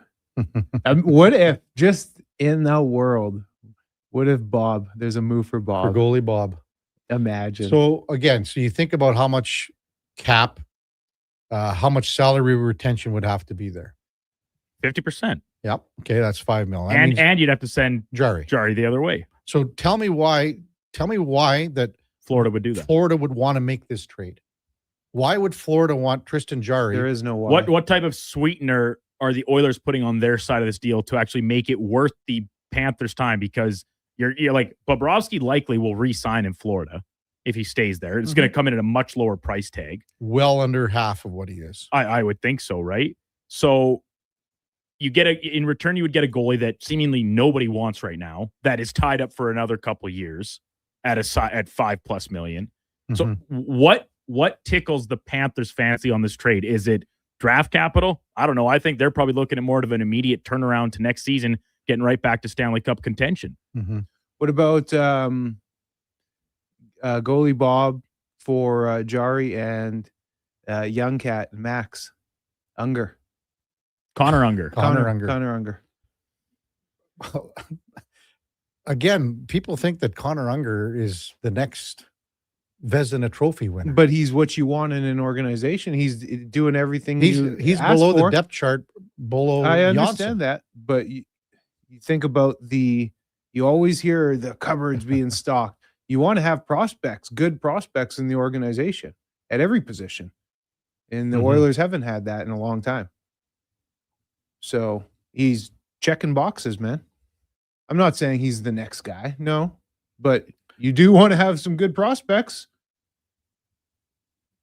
Listen, there's nothing wrong with goaltender depth in any organization. The Oilers haven't had it for a long time. So- I just don't see Connor Unger as a solution here down the road. I see Johnson as ahead of him on the depth Okay. chart. Mhm. And I think the Oilers are trying to have him, they're grooming him to where he can go to Baco next year and be someone that opens their eyes and goes, okay, we might have something here. They have nothing between Unger and Pearson right now, or Johnson right now. But down the road, they're hoping that Johnson is that guy. Moving on. Well, and so, I mean, hey, if this is what people want to bash around, then And I then- think the same conversation can be said about Jordan Binnington. Okay, so The money's a little bit easier because of the cap hit, but I think the question once again comes back to what are the Oilers making this worth St. Louis's time with? again, and why would St. Louis want to be tied to Tristan Jarry for 2 more years?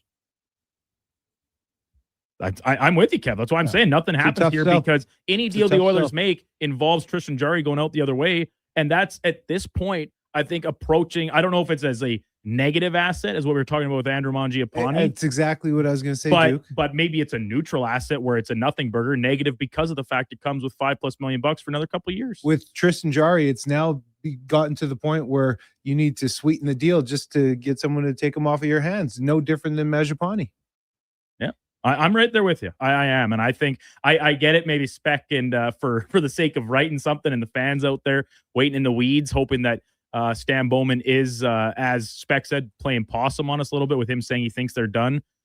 If the Oilers do anything else, I see it as a depth type ad, whether it be on forward or maybe defense as well. I just can't see something working out. Hey, I'll be happy to be proven wrong and give us something fun to banter about for the coming weeks. But moving on, the Hurricanes, who are the Oilers' opponent tonight, been pretty quiet so far this deadline. Nothing of note making moves on the Hurricanes front. But if they were to make a splash today, which we know they like to do around this time of year, I think it comes in the form of a second-line center. And I'm still circling it. A reunion with Vincent Trocheck seems to make the most sense to me. Benny Trocheck, huh? Ooh.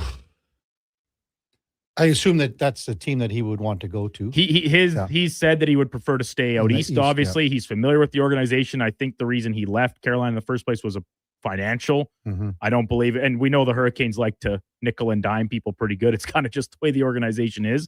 But to my memory, I don't believe there was any negative feelings or connotations about his departure from Carolina. So maybe a reunion would be welcomed. You know, out of all the positions where Carolina, you know, when you look at them, down the middle might be where They're weakest. They're the weakest, but they're not a weak center ice team. They're a really good hockey team.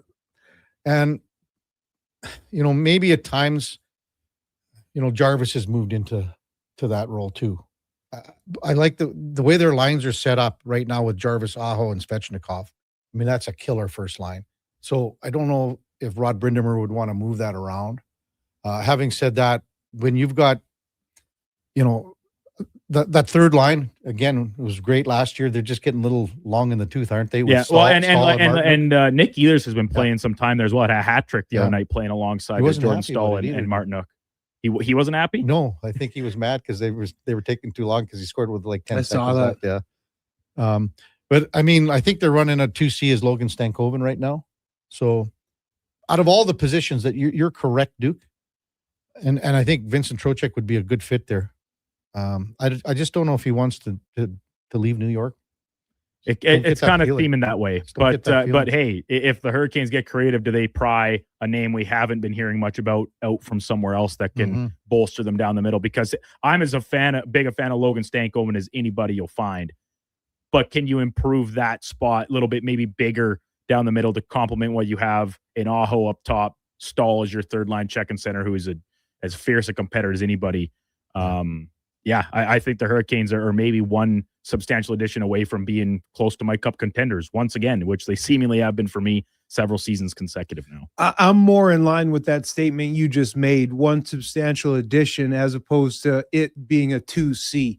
I'm in on the question, though, because the Canes have shown they're willing to make moves, pull the trigger. You saw it last year with Rantanen, right? Like they're willing to get go him there. and get him and then ship him back out again a month or 2 months later. Yeah, but they're an organization that's not rigid. They're very They don't plastic let in the sense themselves that get they'll attached mold. to players. Exactly, and they'll mold and they'll bend and they'll adjust. And I like that out of the organization. So I'll be in on that just because they've shown that in the past.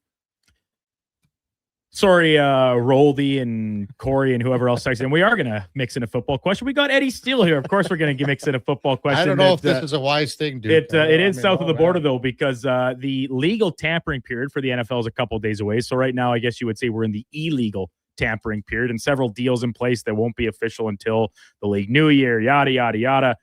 But we saw DJ Moore get traded yesterday. That the Bills kind of fill their much-needed spot for a legitimate WR1 on the depth chart. I think this kind of whittles things down. If A.J. Brown does, in fact, get traded out of Philadelphia, the only logical landing spot I have left is to the Patriots. Yeah, and very logical place it would be. That's just you're in it. The reunion. There's a need there with them cutting Steph, but then Mike Vrabel, right? Drafted him in Tennessee. Knows what the guy's about. Like that's a different player off the field than when he drafted him. Do you want to get into all this drama? But you're the Patriots, the Patriot way. Yeah, well, I would say absolutely, because look at what they just got themselves into with Steph Diggs. So they've shown a willingness. They'll put the drama aside. Randy Moss coming off drama. The Patriots have shown they'll take a shot on receivers despite the outside noise, and usually that shot pays off for them. Sure, I'll go in for sure. I'd like to see him there.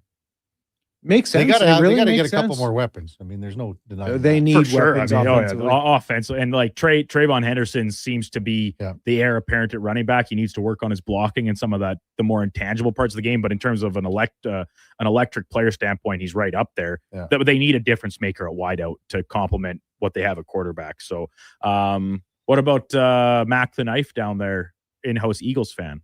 She's like, oh yeah, let's do it. Let's get do rid it. of him. Yeah. Okay, I'm so sorry. I wasn't listening. AJ Brown to the Patriots. Are you in or out? Oh, okay. Yeah, I'm in on that. There I you like go. that. Excellent. Thank you, Mackenzie. Keeping it real. What are you doing over there? Like, she's working like, hard. You're just typing like crazy. I'm working on my sports update, and then I'm like checking Twitter and TSN and Sportsnet. So That's what she's here for. She's supposed to be keeping us abreast of all developing situations. Yes, exactly. And you know what? She's a grinder. Oh, yeah. Coming in at 8:00. Yeah, man. Early morning today. She's been on the midday shift for weeks now, and here she does break the mold to come in at 8. What a warrior. Truly. A warrior. Warrior. Fanny, you could learn something, buddy. Shots fired. Poor Josh. Eddie's back one day and already cutting him deep. Lastly, Eddie has requested this before you even requested it, a food question. It's National Oreo Cookie Day. I love Oreos. I eat a whole sleeve of them, no problem, without even blinking an eye. But I think when we're talking options, no cookie is better complemented by a glass of milk than the Oreo. Wow. I'm out, Duke. I'll probably be out too. Yeah. What's yours? It's a chocolate chip Just cookie. a simple? Yeah. Yeah. And depends. Like sometimes, like, and we brought up that brand Dad's cookies. Oh, yeah. A while back. And they remember they had that 4 or 5 pack, like the different it was the variety pack. Yeah. They had the one with the hole in the middle, and that was the sort of the chocolatey one. Then they have the harder cookie one with the icing on it. And then there's the normal chocolate chip cookie, which is a little harder. It's not soft. It was harder. Yeah. But once you dip that into your milk, it softens it up. Yeah, it does. To me, that would be the one. And so that's my reasoning for the Oreo. Like a chocolate Oreo's chip good cookie soft. and, maybe one out of a box or something isn't quite the same, but a homemade one in particular, if they're fresh, they're a little bit softer to them, or maybe you just stick them in the microwave for like 10 seconds, you soften them up, get the chocolate melted again. The milk is nice, but the crunch of the Oreo to soften that up, and then you get the cookies and cream flavored milk to drink once it's all done. Oh. It's the perfect combination. So I don't think you can beat it. Biscoffs. What's that? Like the ones you would get on an airplane? Like the Biscoff cookies? You know what? Eddie likes Biscoff. those the best because they're free. No, because you can buy them. So what I'll do is the biscuit. You don't know what Biscoffs are? Eddie, That Kevin, Biscoff you flavor? definitely know what a Biscotti? biscuit Yeah. is. Like it just No. But Duke, you get like the 2-pack of the Biscoffs, and you just put them all in the milk. You submerge and them it just entirely? turns to mush at the bottom. You eat it with a Then spoon you just- afterwards? Yeah, or you what? just drink that up. Oh my Drink God, the Eddie. mush You're that crazy. develops at the bottom. Just soggy mush. That's what I like to do. I don't like to dip and eat. That's insane. I like to put the whole cookie. So like a chocolate chip, for example, cake. Stamping it down in there with a fork and turning it into a paste. No. You don't stamp it. You just let that sucker soak. But are you So how do you eat it? You drink it at the end. Oh, it just that's turns to mush insane. at the bottom. Do you like? You're like what's the Russian guy in Rounders? Do you click him by your ear too and see exactly what's going to happen here? You know, hey, check. Is that you too, Eddie? You're funny, man. You're funny. That's a good one, Duke. Yeah, like I mean, there's so many. So many good. Is it, cookies. so here's maybe a counter type question. Are there any cookies that you think are not good by dipping them into a glass of milk? Oh, not good. There's really nothing negative comes up in my mind when it comes to cookies and milk. It's all good. No, you know what it is? It's the cookies that have M&Ms in them, the monster cookies or whatever. Those are good on their own because they have enough going on. They got chocolate chips, they got the M&Ms. You don't need that extra stuff. No, you don't need it, but it's nice. I don't think it adds anything. It doesn't add up. anything to it though, Eddie. Here's one that we didn't mention, and Warren just texted in: a ginger snap cookie. See, I actually would be if I was thinking of a cookie that I'm saying keep that away from milk. That might be near the top of my list. Yeah. And it's not always a time and the a place to flavor wise soften works, it, but if though. you're getting a ginger snap, you want it to snap. That's kind of the point. Like a gingerbread cookie in the milk, 100% give that to me all day. But a ginger snap, it's meant to have crunch. Mont says Eddie would put an egg on the cookie.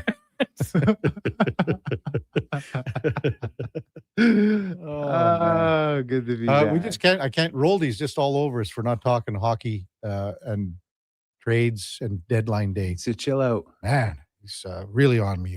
I tried to explain to Roldy, but there are other things going on too.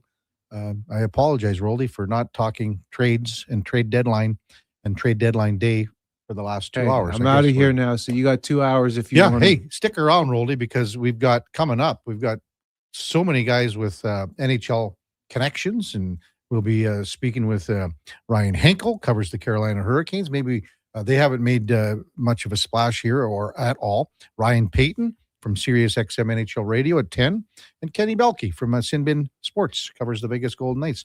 Eddie, are you off to do a little Elks Nation? Got Keon Julian Grant coming up at 9:30. Is that right? Yes, sir. I'm surprised you wouldn't have anyone on for trade deadline. You're a funny guy. Well played. But anyway, good stuff, Eddie. Good to have you back. And I don't know what your guts are going to be like here later today with the banana bread plus the eggs. We'll see. Well, if anything, it'd be rumbling because that banana bread. Well, tell the baker I said that. I will. Well, she's listening. Let her know. She's not happy about the trade deadline stuff either, I think.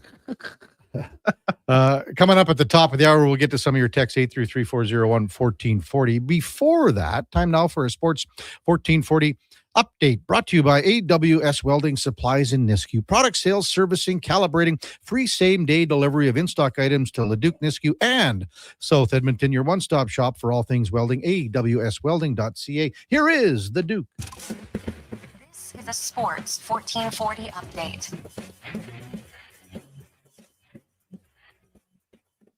First trade of the NHL's deadline day across the wire as Bobby Brink is headed to the Minnesota Wild in exchange for David Jiricek, who will join the Philadelphia Flyers. This is Jiricek's third NHL team after being a top 5 pick a few drafts ago. Late last night, the Anaheim Ducks make a splash acquiring John Carlson from Washington in exchange for a conditional first-round pick and a third-rounder in 2027. Before that, the Buffalo Sabres with a pair of deals, getting defenseman Luke Schenn and Logan Stanley out of Winnipeg for Jacob Price and Isaac Rosen, second-rounder and a fourth-rounder in 2026. They also got Sam Carrick out of New York from the Rangers in exchange for a third-round pick and sixth-round pick, both in this upcoming draft. Columbus Blue Jackets grabbed Connor Garland from Vancouver in exchange for a second and third round selections. And on the ice last night in the NHL, 8 games total, including the Rangers picking up what was their first regulation win at MSG in over 100 days. They beat the Leafs 6-2. Mammoth blanked the Flyers 3-0. Sabres stopped the Penguins 5-1. Jackets double up on the Panthers 4-2. Bruins fall to the Predators 6-3. Jets beat Tampa 4-1. Sens over the Flames 4-1. And the nightcap LA Kings, Artemi Panarin with his first goal as a member of the team, 5-3 winners over the Islanders. In the PWHL, Boston blanked New York 1-0. And on the hard court, whole collection of games, including the Toronto Raptors losing to Minnesota 115-107. From the NFL offseason, Houston Texans agreeing to an extension with Danielle Hunter, $40 million on the one-year deal. And sources reporting that the Chicago Bears expected to release veteran linebacker Tremaine Edmonds. Coming up in Hour 3 of the Kevin Karius Show, we'll be joined by Ryan Henkel from the Hockey News covering the Carolina Hurricanes. I'm Brandon Douglas at your Sports 1440 update. This is Sports 1440, a Stingray radio station broadcasting on Treaty 6 territory. Download the free iHeartRadio app and listen to CKJR wherever you go. Whether you're a craft beer connoisseur or more of a wine aficionado, there's always something new to discover at Sherbrooke Liquor, a unique family-owned independent liquor store. The selection, incredible. The non-alcohol section is also very impressive. Sherbrooke Liquor, expert, knowledgeable staff with a passion for unique finds. More than just a liquor store, we're a community. Alberta's best, the one and only Sherbrooke Liquor. Wine, spirits, and oodles of beer. Visit SherbrookeLiquor.com. Okay, how about you give us your star winger for a bag of pucks?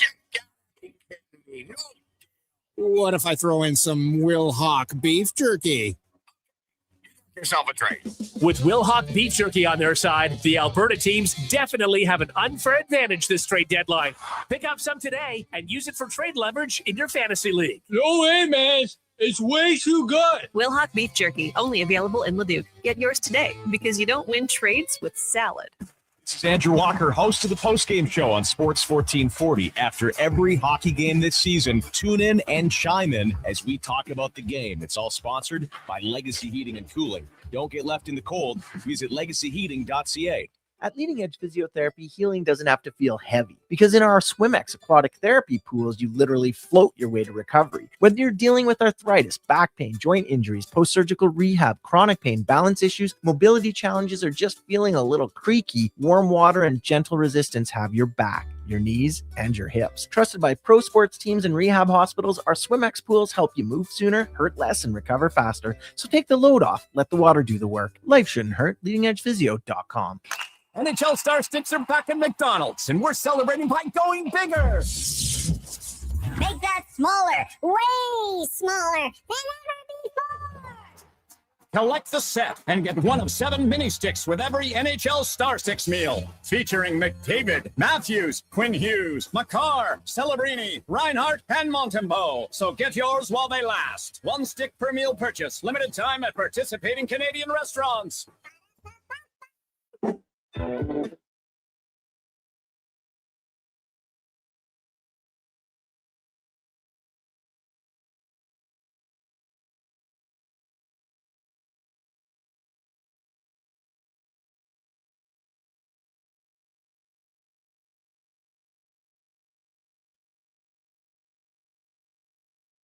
Pack your bag and call your family. It's Trade Day. Listen all day, uninterrupted, to Edmonton's only 24-hour sports station, Sports 1440.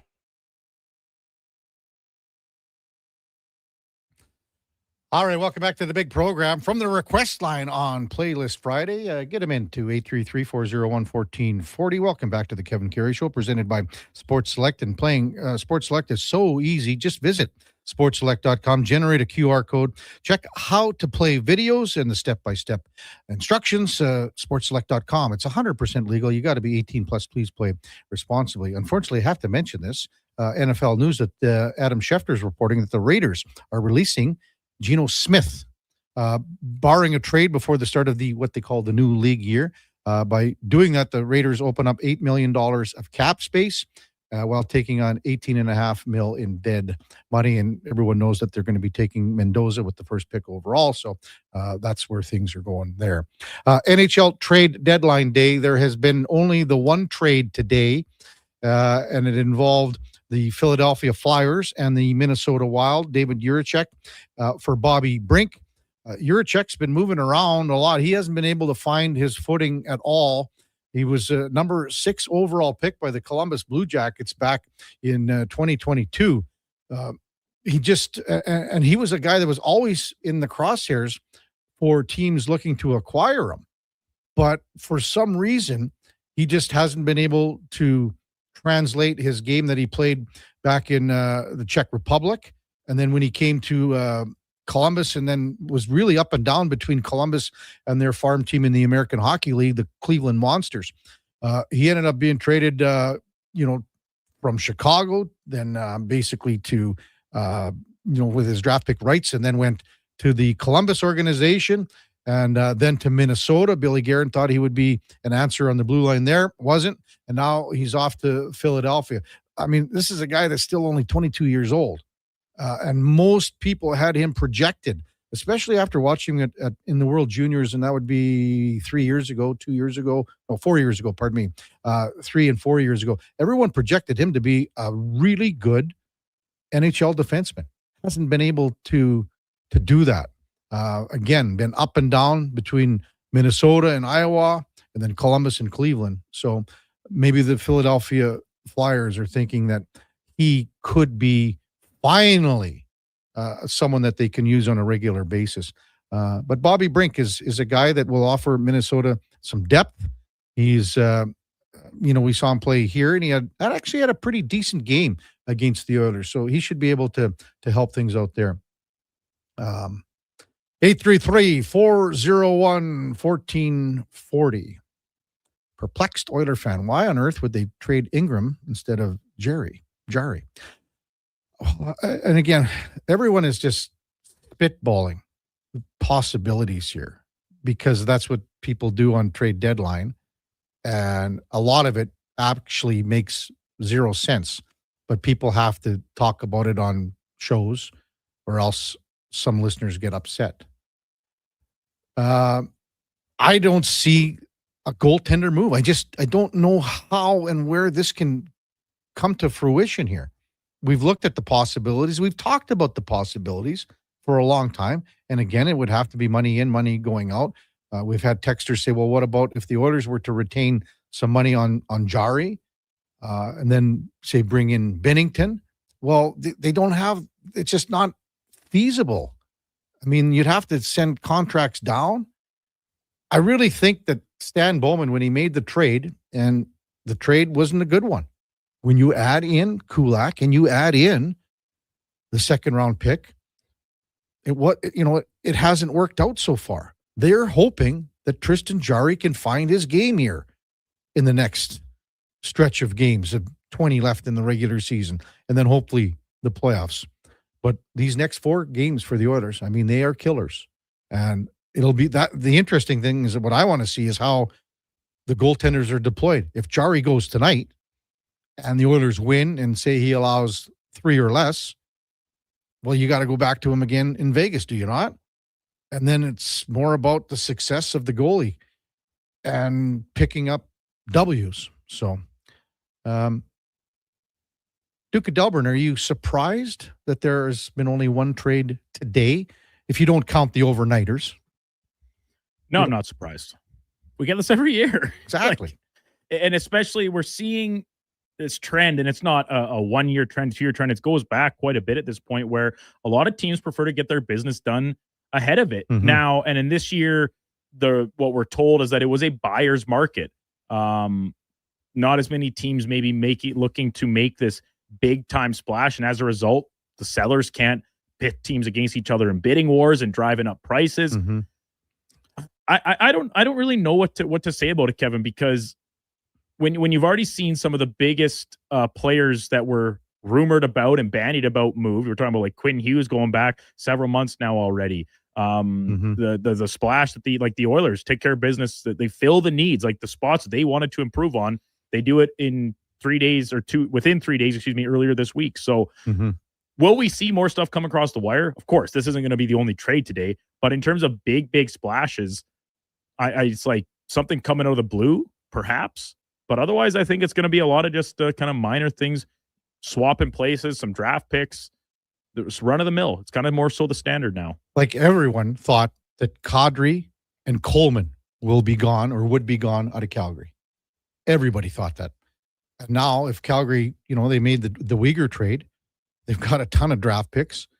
I mean, there's still lots of term on Kadri. He's a 35-year-old player.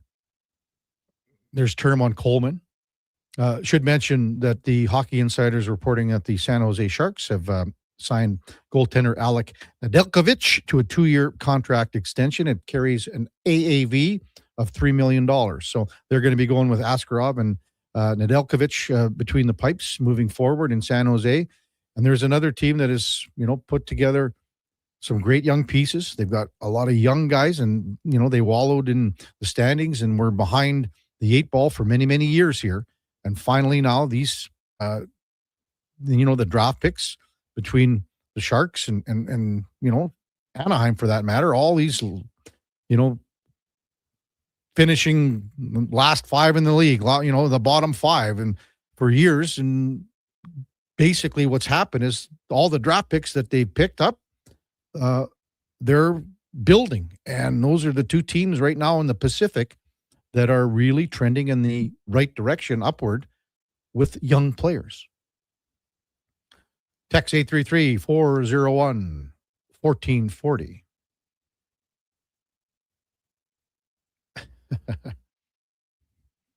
A lot of people not happy about the Jari trade. MTR says, any chance Stamkos moves today? I don't know. I mean, all these insiders and all the TV shows have their top trade targets.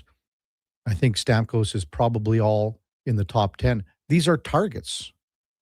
They're targets. Kenneth says Conroy's out to lunch. Craig Conroy in Calgary. Kadri should have been gone last year for whatever they could get. Large Farva says, feels like we're going to see Pickard back soon. No, our goalies haven't stolen a game in a hot minute. Very true. Do we see Cal Pickard back, Duke? Do you think he returns to the fold here at some point? I don't think so. You say no? I wouldn't expect to see him back until the playoffs. Till the playoffs. If they see him back before the playoffs, something is really, there is really a massive bad. problem. Huge problems. And that means that they are fighting for their playoff lives to get in. Mm-hmm. That's what I would say. I just look at some of the boards where they have Trocheck and Blake Coleman's at number 8 on TSN's board. Just looking at that right now. They've got Bobrovsky at 10. The one guy that is intriguing to, I think, a lot of teams and just how all the right D-men went out is Ristolainen still out of Philadelphia. So he's still got one more year after this year on his contract. Yeah. The Oilers, that was one of the targets. I shouldn't say a target, a rumor that people put out there. I'm not sure the Oilers were ever interested in him. I looked at a guy like Ristolainen and I kind of saw a little bit more of what they have, where it's like a little up and down, a little erratic, unpredictable. And he's played so much better this year in Philadelphia than since coming over on that big contract. But at the same time, when you're the Flyers and you can look at it in 2 different hands and you say, all right, is this the version of the player that we're going to have moving forward? Mm-hmm. All right, well, that's obviously somebody we want to have in the fold as we try and turn things back around. The Flyers surprisingly competitive this year, falling out of it in more recent times, but Vladar has solidified the net for them. You talk about Ristolainen. They add a guy like Juracek here to hopefully finally get a lane way to find his game. He has to find his game, and it's kind of funny because when he went to Minnesota, it looked like, all right, maybe there's a little bit more opportunity for him to garner some playing time here. But then, whatever, not even a year later, they add Quinn Hughes. He's pushed out again. Yeah. So we've had Tom Galudi on from the show, Duke, out of Washington. He interviewed Alex Ovechkin today. And the line is, Alex Ovechkin said this is the saddest day of his career personally after John Carlson was traded. Wow. You think about how many games that they played together, probably 1,143 for Carlson, right? He's there. So, and Ovi was there before him. So for sure. Hey, when we come back, we're going to talk a little Carolina Hurricanes hockey with Ryan Henkel from the Hockey News. That's coming up right after the break on the Kevin Karius Show, presented by Sports Select with the Duke of Delburne. Josh, Fenwick, and Mackenzie, the intern, in studio as well on Sports 1440 AM radio. We're also streaming on YouTube, X, Facebook, Instagram, and Twitch. Great news for your weekend project. CFI, that's Custom Floors Inc., is now open 6 days a week with Saturday hours from 10 till 2. Get top quality Canadian products from Beaulieu with the convenience you need. For your free estimate, visit CFI at customfloorsinc.ca. This jersey was worn by the legend himself, signed and everything. You can't just wear it. I'm framing it with expressions and images. Your prized jersey deserves better than the closet. Think expressions and images. Your local custom framer since 91. You name it, we frame it. Need a new ride for road trips, errands, or just life on the go? Go Auto offers a massive selection with over 15,000 new and used vehicles to choose from. With over 70 locations across Western Canada, finding your next ride has never been easier. Whether it's a roomy SUV for the family, a sleek car for the open road, or a rugged truck for your weekend adventures, you'll find it here at a price you'll love. Explore thousands of vehicles today at goauto.ca. They're not just a grocery store. They're a butcher, a baker, a cafe, deli, rotisserie pizza, and restaurant, all under one roof. Loca Quality Market does food differently with 2 locations to serve you. Edmonton and Sherwood Park. Visit loca.ca.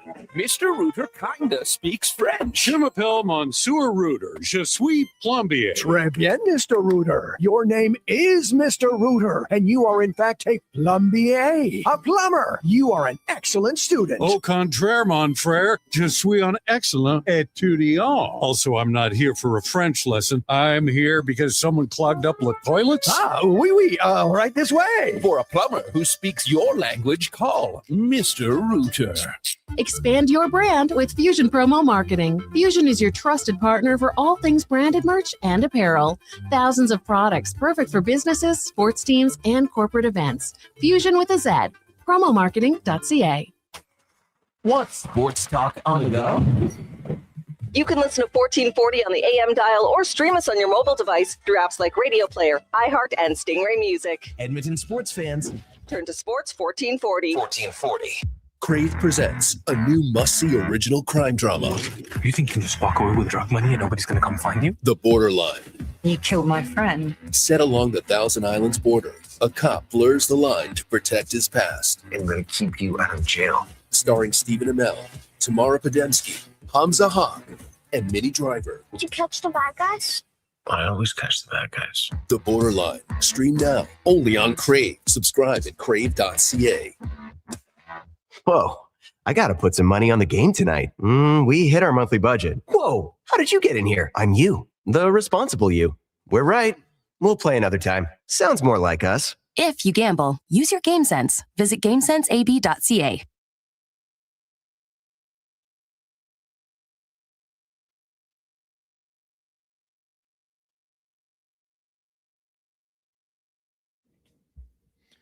Portions of this hour brought to you by Local Quality Market. Every fresh chef-crafted gourmet meal is handcrafted from scratch with fresh ingredients and arrives at your door fully cooked and ready to heat, eat, and repeat. Order at meals.loca.ca. Pack your bag and call your family. It's Trade Day. Listen all day, uninterrupted, to Edmonton's only 24-hour sports station, Sports 1440.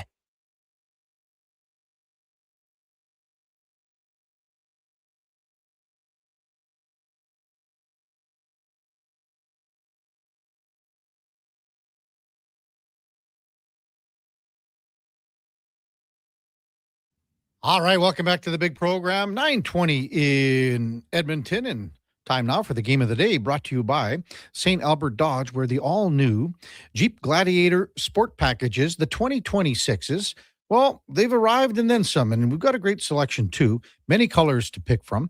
$49,900 gets you behind the wheel a brand new Jeep Gladiator below $50,000. Check them out at stalbertdodge.com as we welcome back Ryan Henkel from the Hockey News, covers the Carolina Hurricanes. Good morning, Ryan. You're with Kevin Karius. Thanks for jumping on Sports 1440 this morning. Really appreciate it. Hey, Kevin. How are you doing today? Good. How's your trade deadline day going so far, Ryan? A little quiet here on the Carolina front. Yeah. We've had a lot busier days in a few years past, but, I'm never going to put it past Eric Tolsky not to do something crazy and out of the blue.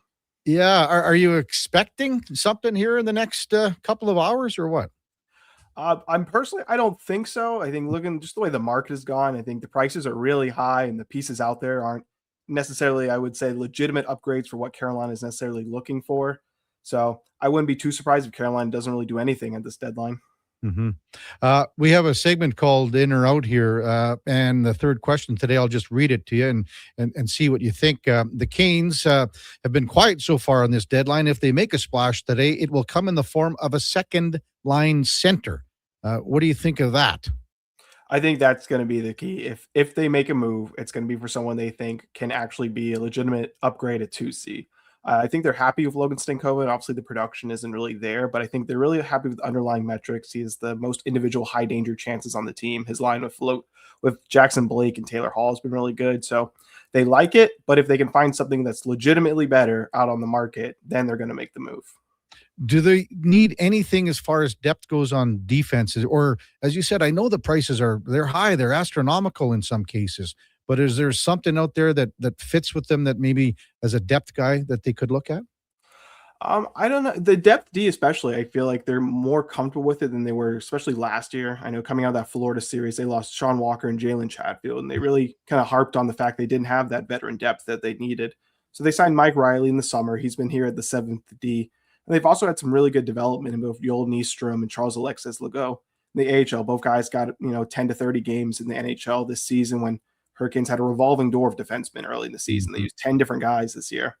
So I think they're pretty comfortable with how the defensive depth is going. But if you can add, a defensive stalwart physical guy for that depth, on the blue line, why not just add him? Because, the 23-man roster limit's gone too. You can just get these guys to hold on to, and it wouldn't be bad. But just again, with the prices that we're seeing, it's like, do you need it necessarily? I don't know.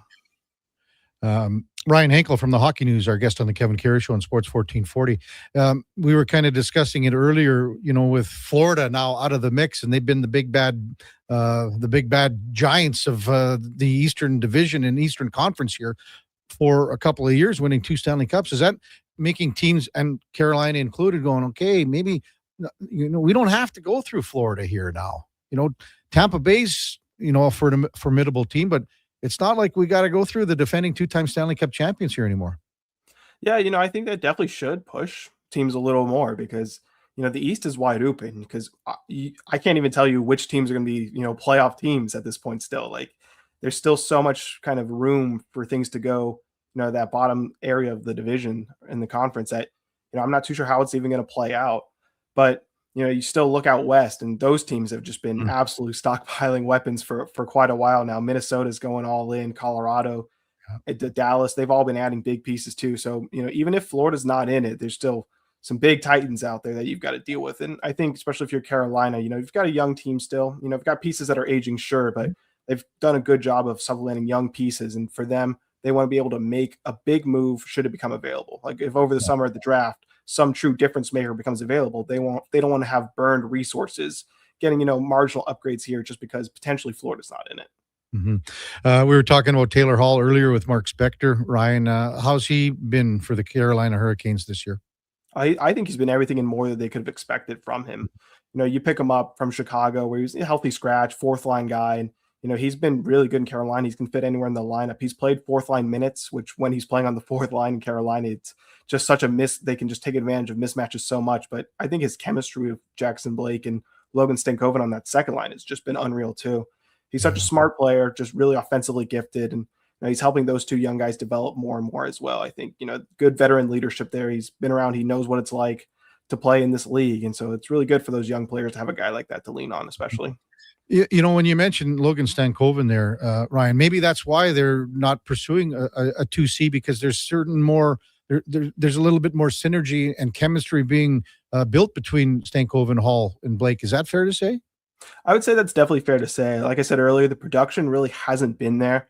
And I think that was pretty much more of a mid-season problem. I think as of late, especially coming from the Olympic break, obviously small sample size, but him, Blake, and Hall have been really, really good together. They've been producing more consistently. And I think also you got to think that, Stankoven's still a young guy in the league, and they were moving him back at center, position he hasn't played since juniors. So, I think there was going to be a little bit more of a development curve for him, especially here in Carolina, coming new system, new city, all that, playing, back to an old position, but one he hadn't played it in a while. I think it's going to take time, and I think they're happy with what they're seeing from him. So I don't think they're just like feel like they're pushed to make a decision. For Nick Ehlers, was it just a case of him trying to, get acclimated, at the start of this season? And have you seen his play level rise in the last little while here, Ryan? I don't know. Actually, I think from the get-go, he was just so good with the puck. I mean, this is a guy with the start and the stops and just can create space out of nothing, great speed. I think it was one of those things where he was picking up tertiary assists at the beginning of the season. Wasn't getting any points, but he was always involved in the plays. And I think we're just seeing the natural progression of, he's just getting on the board more frequently here. I think there was definitely, the adjustment period and coming to Carolina. It's more of an intensive man-on-man and all the sorts of little kind of things here and there that you have to pick up. But, in terms of production and what he's able to bring, I think that was always there. And I think Rod Brind'Amour touched on this a couple of times too throughout the season. He's such a unique player that the fit isn't always, as likely as you're going to see it. Like they tried with Sebastian Aho and Seth Jarvis, and while it worked at times, Rod didn't feel like it was the perfect kind of combination. So he's moved around and he's finding a little bit of a rhythm with Jordan Marnock and Jordan Stahl. I wouldn't say that's the best maybe line for him, but it's two guys that can create time and space. And since he's been on that line, he's got 7 goals at 5-on-5. So something's working. Ryan Henkel from the Hockey News with us on Sports 1440. Well, any conversation with the Carolina Hurricanes has to kind of surround and evolve around Brandon Bussi. I mean, I don't know if you think about waiver wire pickups in the last couple of years. I don't know if there's a better one. I always think one of the best ones ever was the guy that was here, Ray Whitney, years and years ago. That was a waiver wire pickup. But I mean, for them to claim him from Florida and to see what he's done this year, I don't know if there's even a better story either, Ryan, in the NHL this year. I 100% agree. Just talk about out of nowhere. Brandon Bussi had dressed for a few NHL games just as backup ends of season type of things, but he had never, ever seen NHL ice time. And just coming into Carolina, just what an insane story this has been. He's now the fastest goaltender in history to 25 wins in his first 29 career starts. It's unheard of kind of numbers. It's every game. It's oh, well, there's a new record. All right. New record. It's kind of humorous at this point. And I know just a really humble guy too. He's down to earth. He gets it. He got this new contract, but he's still hey, I have to prove myself every single day in this league. And he's big, he's athletic, he can move side to side. And, he's just performing so well. And it's kind of one of those things I always hear that this league is all about opportunity, and he's taking it, run with it. And just a little counter too on the waiver wire pickups, kind of the best ones I can think of. I would say a guy actually from Carolina, as the reverse of the Florida guy from Carolina, Gustav Forsling, has been kind of one of those ones too. Yeah, that's very fair. Good point. Good comment. So the goaltender coach, Paul Schoenfelder in Carolina, is there something that he's found in Bussi's game, or is it just something that Bussi took several years in the minors? What could you put your finger on why he's having such great success in this first year? I remember actually talking to Schoenfelder before, Bussi's first start, and he actually talked about that this was a guy that the team had kind of had their eye on for a couple of years. In the summer, they had circled him as a potential backup option, but they had Frederick Anderson, Peter Kochetkov, both under contract, so wasn't necessarily. And then he signed in Florida, obviously, so they moved on. But as soon as it came on the waiver wire, they were putting Caden Primo on waivers himself. So I said, hey, well, this is a guy we've circled, we've liked how he's played, so we'll just put a waiver claim in on him. So, but I don't think Sean didn't say anything about changing his game or adapting it anymore. I think with Bussi, the biggest thing is his ability to read the game. He plays a little bit deeper in his net because he likes to be able to read plays. He's really good side to side, laterally. He can load up on one skate, get across to the other side, and just, again, reads plays so well. He explodes out of his net. It's a little bit of an unorthodox style. It's not as traditional as you might see, and that's just something that's really worked for him. Is he can use his size and his athleticism with that readability to kind of dictate, plays close and around the net, which really kind of up and elevate his game, especially. And maybe being a right-handed catcher, and when you mentioned that side-to-side lateral movement that he's so good at, I was kind of thinking Jose Theodore back in the day, and I'm trying to think of all the right-handed catchers that have that lateral movement. Anyone else come to mind for you? Not that I can think of right now, because like I said, the southpaw is such a rarity in the league.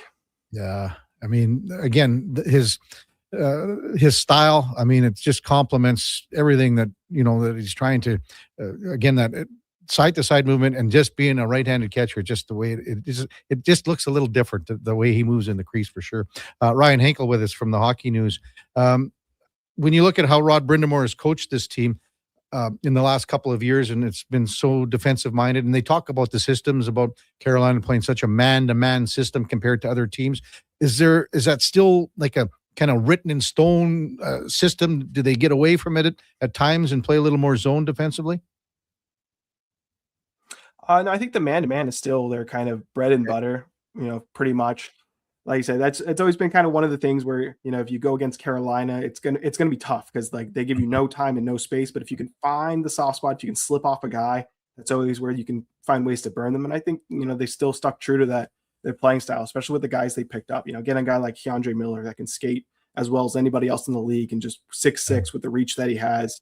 It just kind of helps accentuate that system and that style with the guys that they have and the guys they want to implement in that system. Yeah. How's Jacob Slavin been since coming back from injury?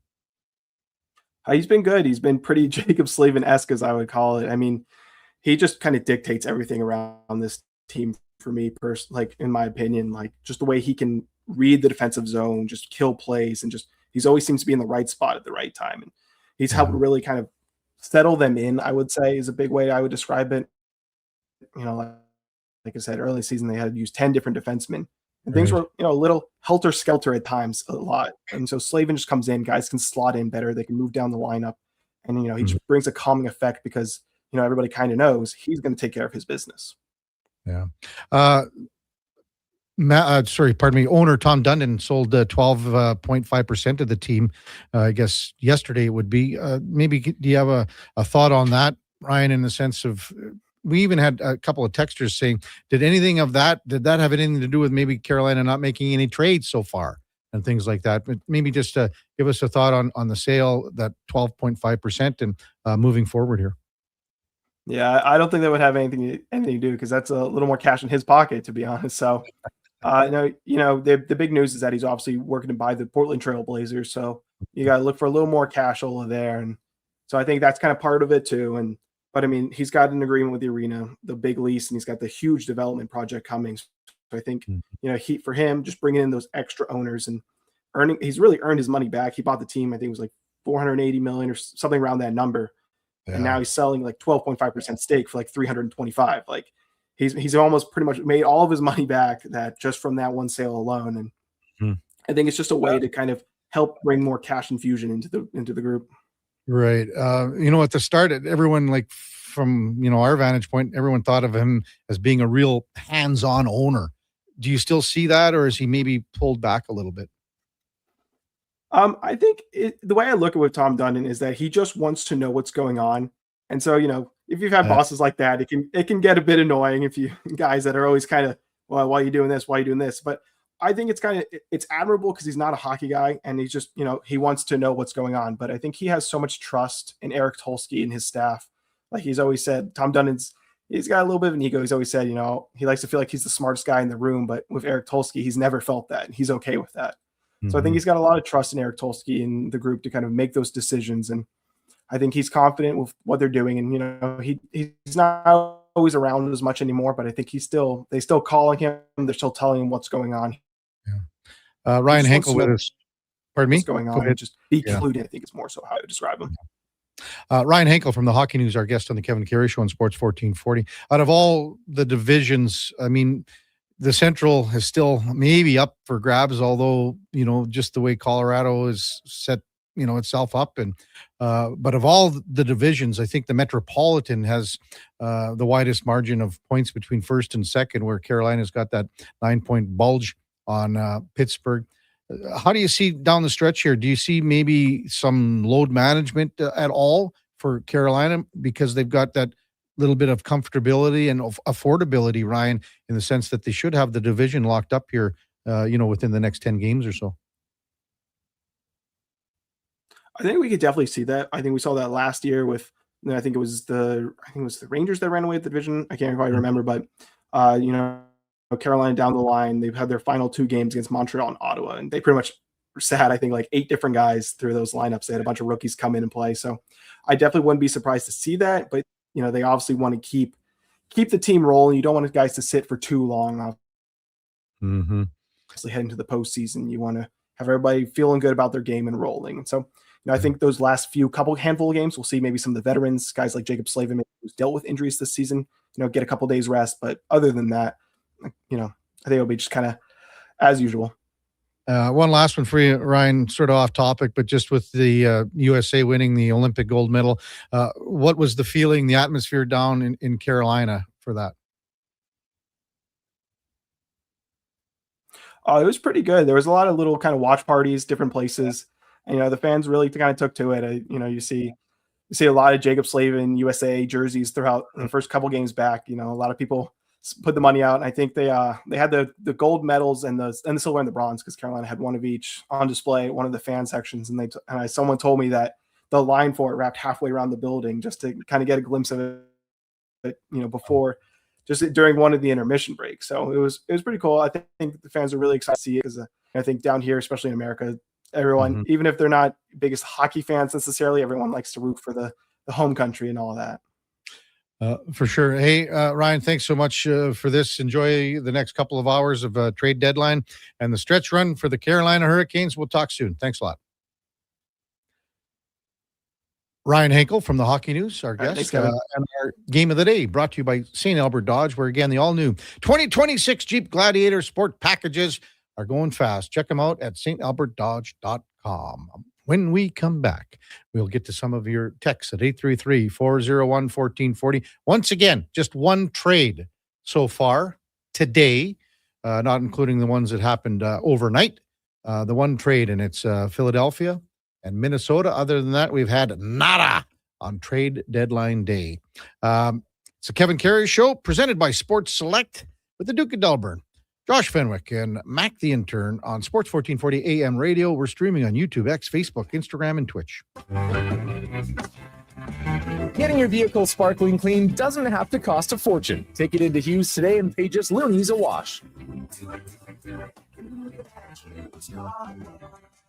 Find us at HughesCarWash.com.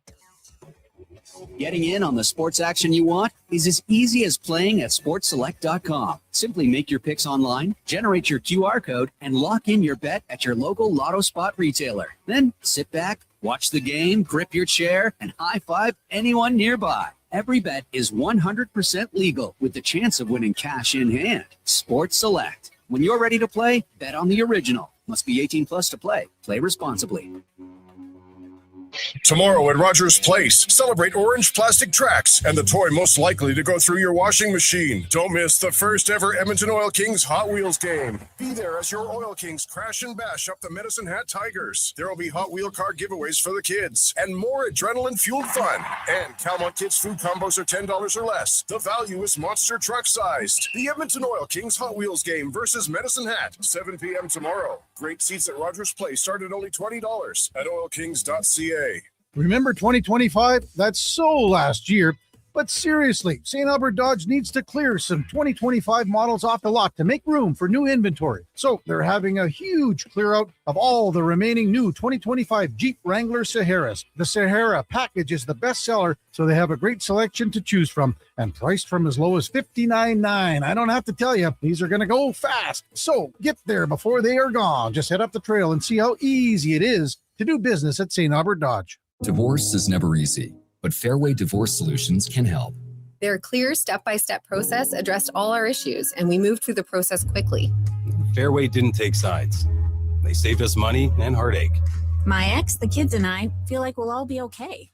At Fairway Divorce Solutions, trained mediators and in-house lawyers will move your divorce process forward in a professional and efficient manner to achieve a fair resolution and separation agreement. Visit fairwaydivorce.com. You wanted local sports on weekends. Saturday mornings at 9, check out the Saturday Sports Setup, where we'll tee up what's happening on the weekend sports scene. Tune in Saturday morning at 9 on Sports 1440. For almost half a century, families, farmers, and mechanics across Alberta have trusted Ed's Auto Salvage in Westlock. Why? Because we know cars and we know value. Hi, Lisa here. And whether it's keeping your work truck hauling or getting your teenager's first car back on the road, Ed's has the parts you need at prices you can afford. Reliable, affordable, local. That's Ed's Auto Salvage. With province-wide shipping and daily delivery to Edmonton, visit us at edsautosalvage.com. Winter in Alberta doesn't mess around. And neither does Titan Supply. For over 50 years, we've earned the trust of our customers across a variety of industries. Because we lead with integrity, honesty, and respect. I'm Joe. And I'm Brent from Titan Supply. When the weather hits hard, we're fully stocked with rigging, lifting, and hauling gear that works as hard as you do. Titan Supply. Built on trust, driven by safety. Serving Edmonton, Grand Prairie, Red Deer, and Calgary. Let us help you face the weather the Titan way. Visit titansupply.ca.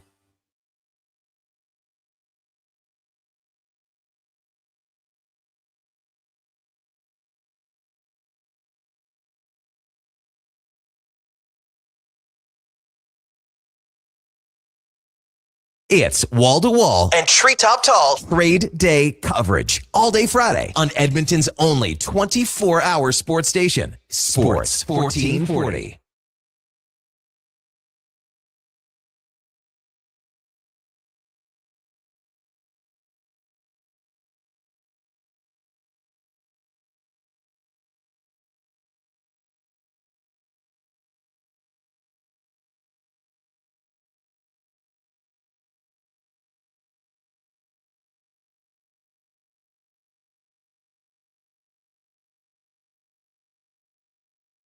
Oh, maybe needed to get on a little earlier there, Duke. That was from the Sometimes request when line, I think I vet the first 30 seconds of a song, it's the 36-second mark that comes back to bite me. Apologies. But Whoever sent that request in, you're banned from the request. Yeah, that came in early too. I think that was like the first one of the day. Dr. Hook. Yeah. Is that who it was? Yeah, Dr. Hook. I mean, the most famous song is Cover of the Rolling Stone for Dr. Hook. I don't know if you've ever heard that one, but yeah, I'm sure you have. But yeah. Oh, well. Hey, there's been a lot worse stuff said on this show, Duke, by hosts and guest hosts and co-hosts and all kinds of people. Right. Yeah. So we'll try and relish in that. But yeah, apologies. And I'm going back to find who sent that request in and putting a ban. They're banned from the request line. Well, and normally, what's this?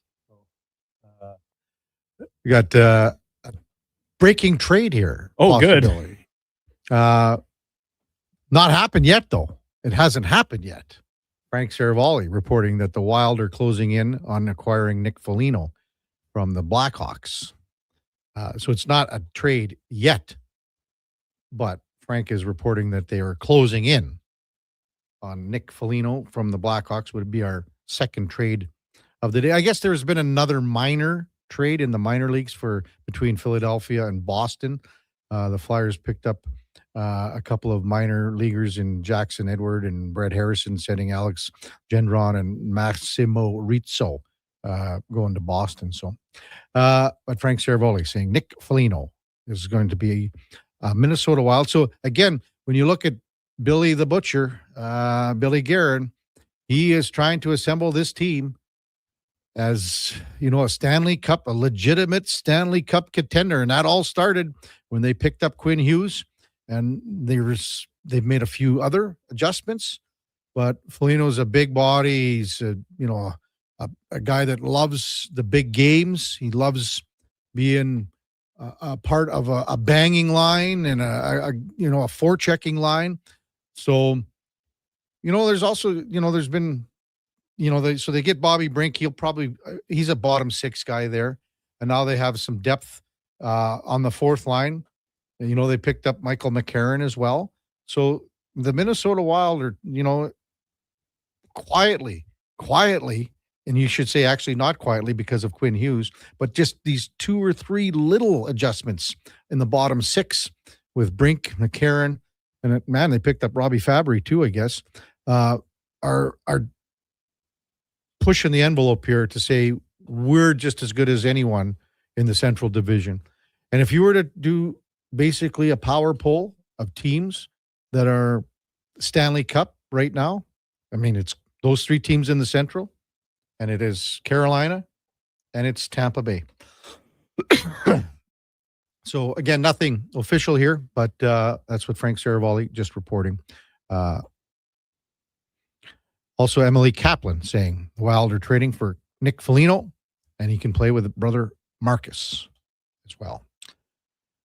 Text 833-401-1440. And again, we've had so many texts, people saying in like, okay, Jesse says, hey guys, Kevin Weeks is saying that Ingram's name is floating around. Any word on that? Well, all these guys are going on air. They're going on the internet and they're saying, hey, so-and-so, this is a possibility. So-and-so, this, and they've probably thrown out hundreds of possibilities here. And if 3 or 4 or 6 or 7 of them stick, then they come at and you go, well, this is what we've been talking about. Some good text, Duke, about that Dr. Hook song. The rig was giving you the gears. A couple other guys. Did I hear what I just heard? Oh, so the King of Fort Nasty, is that who did it, Duke? That is. That was the King of Fort Nasty. Our old friend. What? How could he do this to us? You gotta be kidding me. The King, one of our mainstays. He's not banned from the text line. He's just banned from the request line for Fridays moving forward. Yeah, that's just good. That's good stuff. Big D says, nothing wrong with that tune, Duke. No one will even remember that line in question 10 minutes from now. Well, that's the world we live in. We need a bigger trade. Randy says Minnesota just loves their American players. Oh. How many American players on the Minnesota roster, Duke? Kate, let's just start from the top and work our way down. Matt Boldy. Quinn Hughes. Well, it's not exactly the top. Ryan Hartman. Brock Faber. Bobby Brink now. And Foligno now. Ryan Hartman. Is there an echo in here? Oh, I'm sorry. Pardon me. I'm going from a different way. I'm looking at the depth chart. Marcus Foligno. Now another one. Oh, the Foligno brothers. Yeah. Zach Bogosian. Isn't he Canadian? I think he's a New York guy. No goalies though, Duke. No, Swedes only in the net. Yeah, Kevin was correct. Jacob Middleton, Canadian. So there's a little Maple Leaf flair, as is, of course, Jared Spurgeon, the local product. Yeah. Hey, I didn't know. I knew Quinn Hughes obviously was American. I didn't know he was born in Orlando, Florida. Did you know that? I did not. I did not know that. And as you said, the one Edmonton guy, Duke, Jared Spurgeon. 5'9", 166 pounds. Oh, Vinny Hinestroza too, Duke. Okay. Tyler Pitlick. So thanks for that text, Randy. Montana to Rice says, hey, Kevin, step off and let Duke figure it out. You've said the same name a couple of times and it's getting confusing.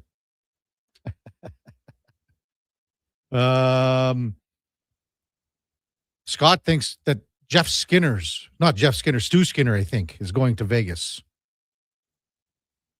I'm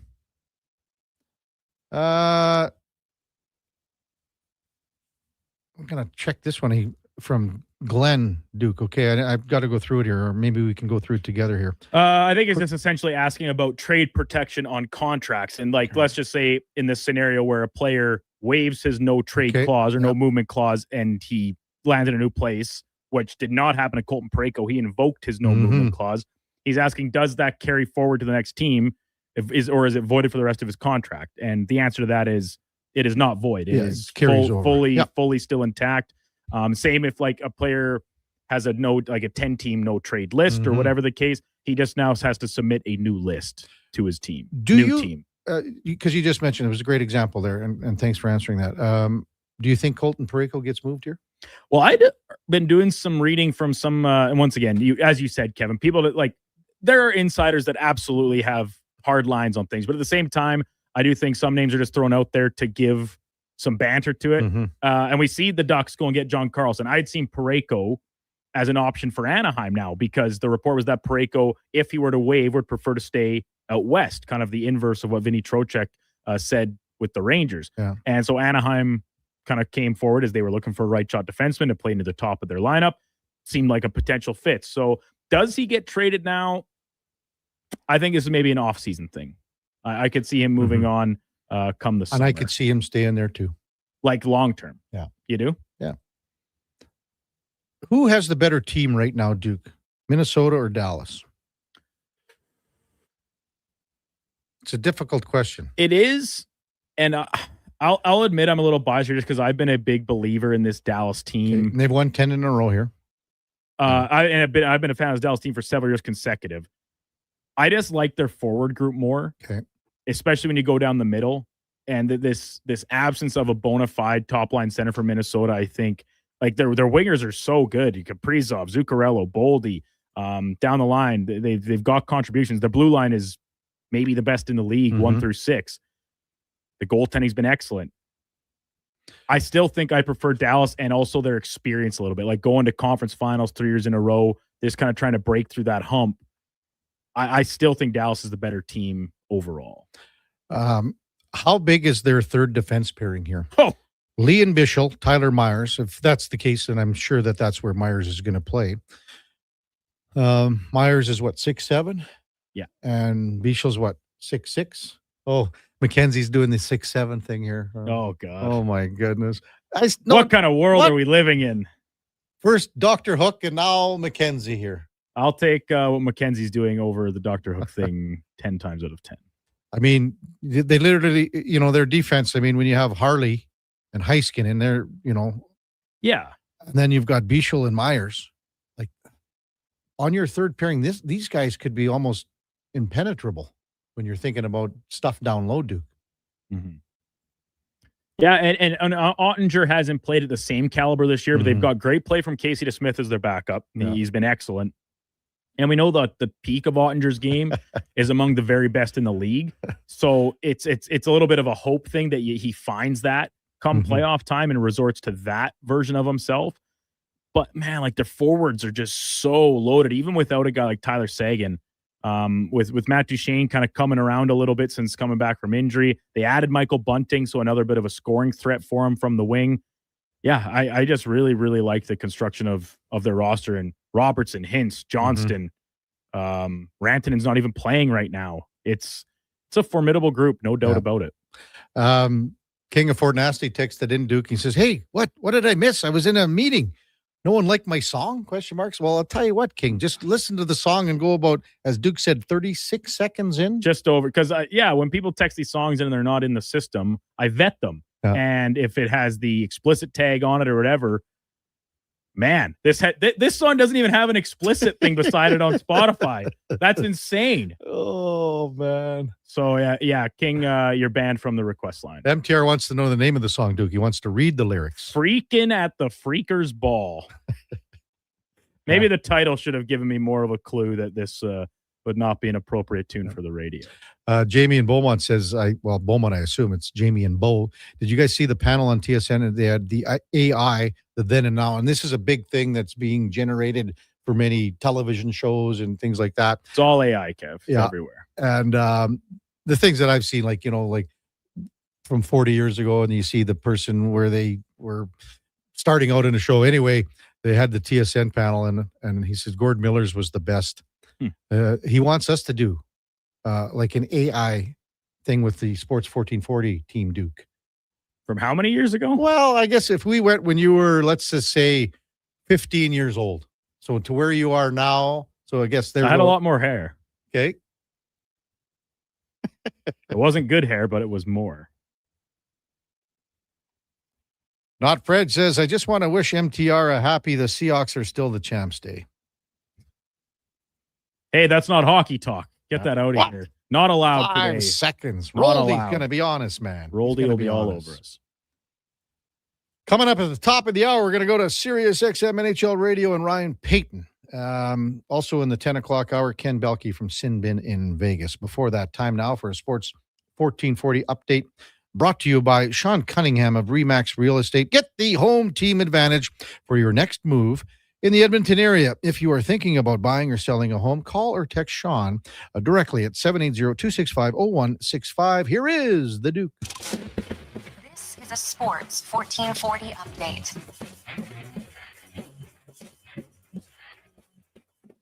NHL trade deadline day rolling on. Another one coming across the wire as Frank Sarvalet reporting that the Minnesota Wild acquiring Nick Foligno from the Chicago Blackhawks. Earlier this morning, Wild also got Bobby Brink out of Philadelphia in exchange for former top 10 pick David Jiricek. In case you missed it, late last night, the Anaheim Ducks grabbing John Carlson, Stanley Cup champion from the Washington Capitals, in exchange for a first and third round picks. Buffalo Sabres making a pair of deals, getting Luke Schenn and Logan Stanley out of Winnipeg for Jacob Price and Isaac Rosen, second and fourth round selections, and also Sam Carrick from the Rangers for third and sixth round picks. On the ice tonight, it's game day for the Edmonton Oilers as they take on the Carolina Hurricanes from Rogers Place. Puck drop coming just after 7 o'clock. Elsewhere, the Red Wings host the Panthers. Avalanche are in Dallas. Canucks play the Hawks.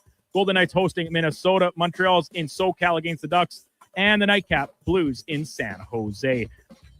On the PWHL front, no action tonight. They'll resume on Sunday. And on the hard court, 7 games total. Knicks are in Denver. Houston hosting Portland. Miami up against Charlotte. And Indiana plays the Lakers from Crypto.com Arena.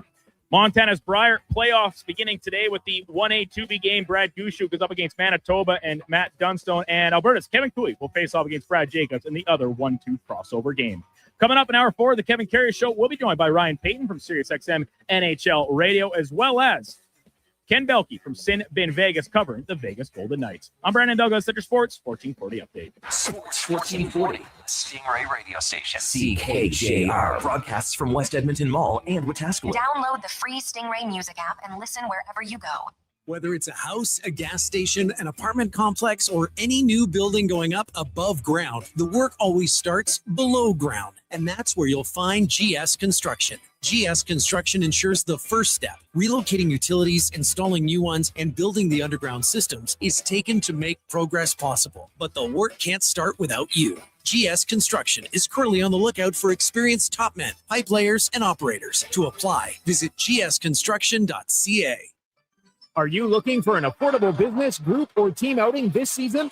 Why not catch the excitement of a game with the 5-time Junior Hockey League champions, the Spruce Grove Saints? With extremely affordable group and suite packages available and some of the lowest food and drink prices around, Saints games are the perfect night for your next group event. Get your group in on the action. For more information, visit sgsaints.ca. The Price is Right Live is coming to Canada, and The Brick is a proud sponsor. Come on down to The Brick to win big this Saturday, March 7th from noon to 2. Join us at The Brick South Edmonton Common for your chance to instantly win from over $25,000 in prizes, including Brick shopping sprees, TVs, Oilers tickets, and so much more. No purchase necessary. Some conditions apply. See in-store for contest details and exclusions. So come on down to The Brick South Edmonton Common this Saturday. Struggling to find skilled workers? What if you could fill your talent pipeline with motivated, pre-vetted youth and receive funding to support your efforts? At Careers The Next Generation, we connect Alberta employers with interns in skilled trades, IT, agriculture, forestry, and more. All WCB covered, high school accredited, safety trained, and ready to contribute from day one. With 83% of RAP students continuing their apprenticeships after high school, investing in youth today means securing your workforce for tomorrow. Don't wait. Visit careersnextgen.ca to get started. Legacy Heating and Cooling sucks. Yeah, Legacy can now suck your ducts with professional duct cleaning, furnace cleaning, and dryer vent cleaning. Call Legacy. Call Legacy. When you need the filth sucked from your air ducts. Call Legacy. When you want cleaner air for your family. Call Legacy. Call Legacy. Legacy now offers air duct cleaning. Book in today. Just call Legacy.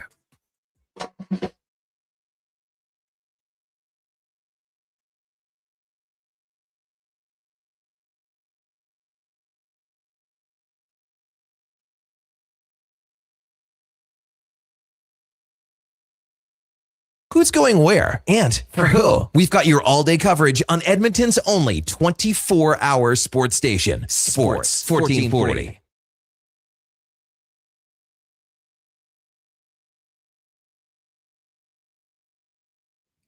All right, welcome back to the big program. 10 o'clock in Edmonton. Less than 3 hours to NHL trade deadline. One more hour here on the Kevin Karius Show. We've got you covered all through the rest of the morning and then the afternoon. So we've got 8 more hours of coverage on NHL trade deadline. And it is powered by Booster Juice. Trade in that hunger for great tasting wraps and paninis and the acai bowls at Booster Juice, or as I call it, the acai bowls at Booster Juice. Our trade deadline day is powered by Booster Juice. Time now to check in with Ryan Payton from Sirius XM NHL Radio, and can imagine how busy that he's going to be today and moving forward for sure. Ryan, good morning. You're with Kevin Karius. Thanks for jumping on Sports 1440 this morning. Really appreciate it. Yeah, good to see you again, Kevin. Pretty early start to that day with John Carlson, who's too bad I wasn't awake for it. No kidding. I don't think too many people were. Hey, before we get to all the trades and stuff, I just wanted to, from everyone here at Sports 1440, I know you guys lost a good one here just recently with Jim Boomer Gordon passing away. So I just wanted to kind of leave the floor to you, give you the open mic and what he meant to you and everybody at Sirius XM NHL Radio. Very, very much appreciated, Kevin, for this. And I know Brandon certainly talked to me about it as well. He was, you look at this business and been around a while and you see people come and go. He was a mainstay at the channel. He was there for 20 years. And he didn't know anything about broadcasting whatsoever, but he loved the game of hockey. And so when he was hired on all those years ago, he created his niche. He created who he was, and he'll never be replaced. And as I tweeted out too, it took about a day to kind of reflect on. First of all, we all knew that the day was coming soon.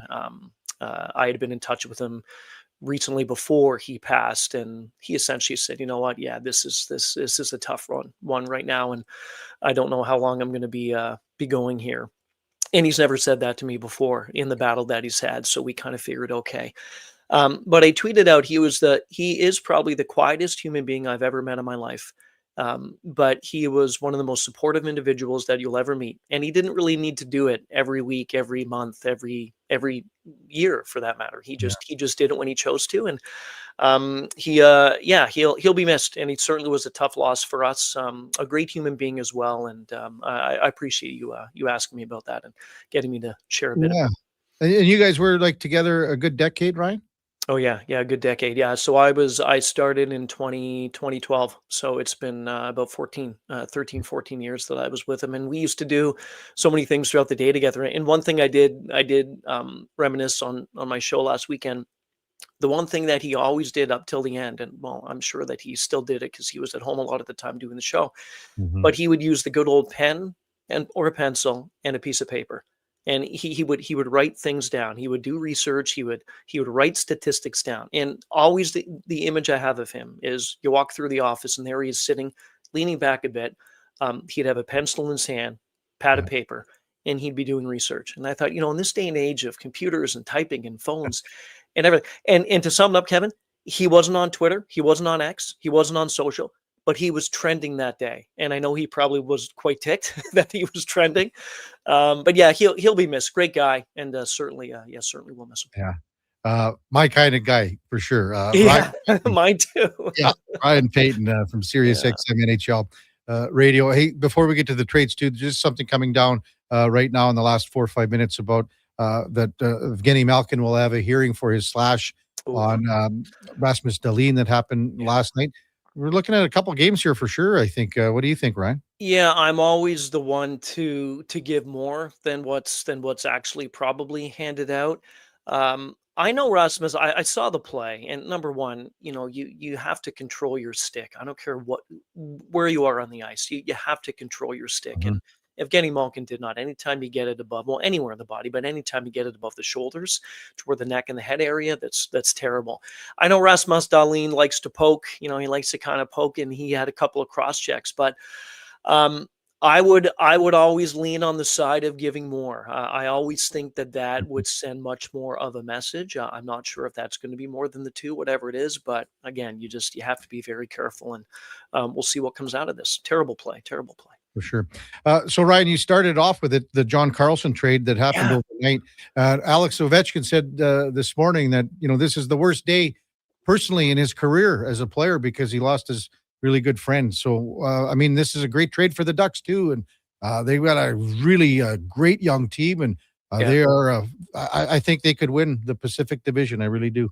I do too. I talked about this yesterday and I had to make sure today was the same thing, but every playoff spot in the Eastern Conference, no team in the Pacific Division, no team at all would be in a playoff spot right now because Boston is the 73 points, top team in the Pacific so it's a weak division. And then you look at the Central Division, there's such a gap between 1, 2, 3 in the Central, between 1, 2, 3 in that Pacific. So to your point about the Ducks seeing this as a great opportunity, I was shocked. Everybody was shocked. And, this comes on the heels of the whole Nick Dowd thing getting out before it happened, and that wasn't handled the best way. I'm going to be very intrigued, number one, to see what John Carlson has to say about this and about how he found out and how late it was. It was just after 1 o'clock Eastern, 1:30 in the morning Eastern, something like that.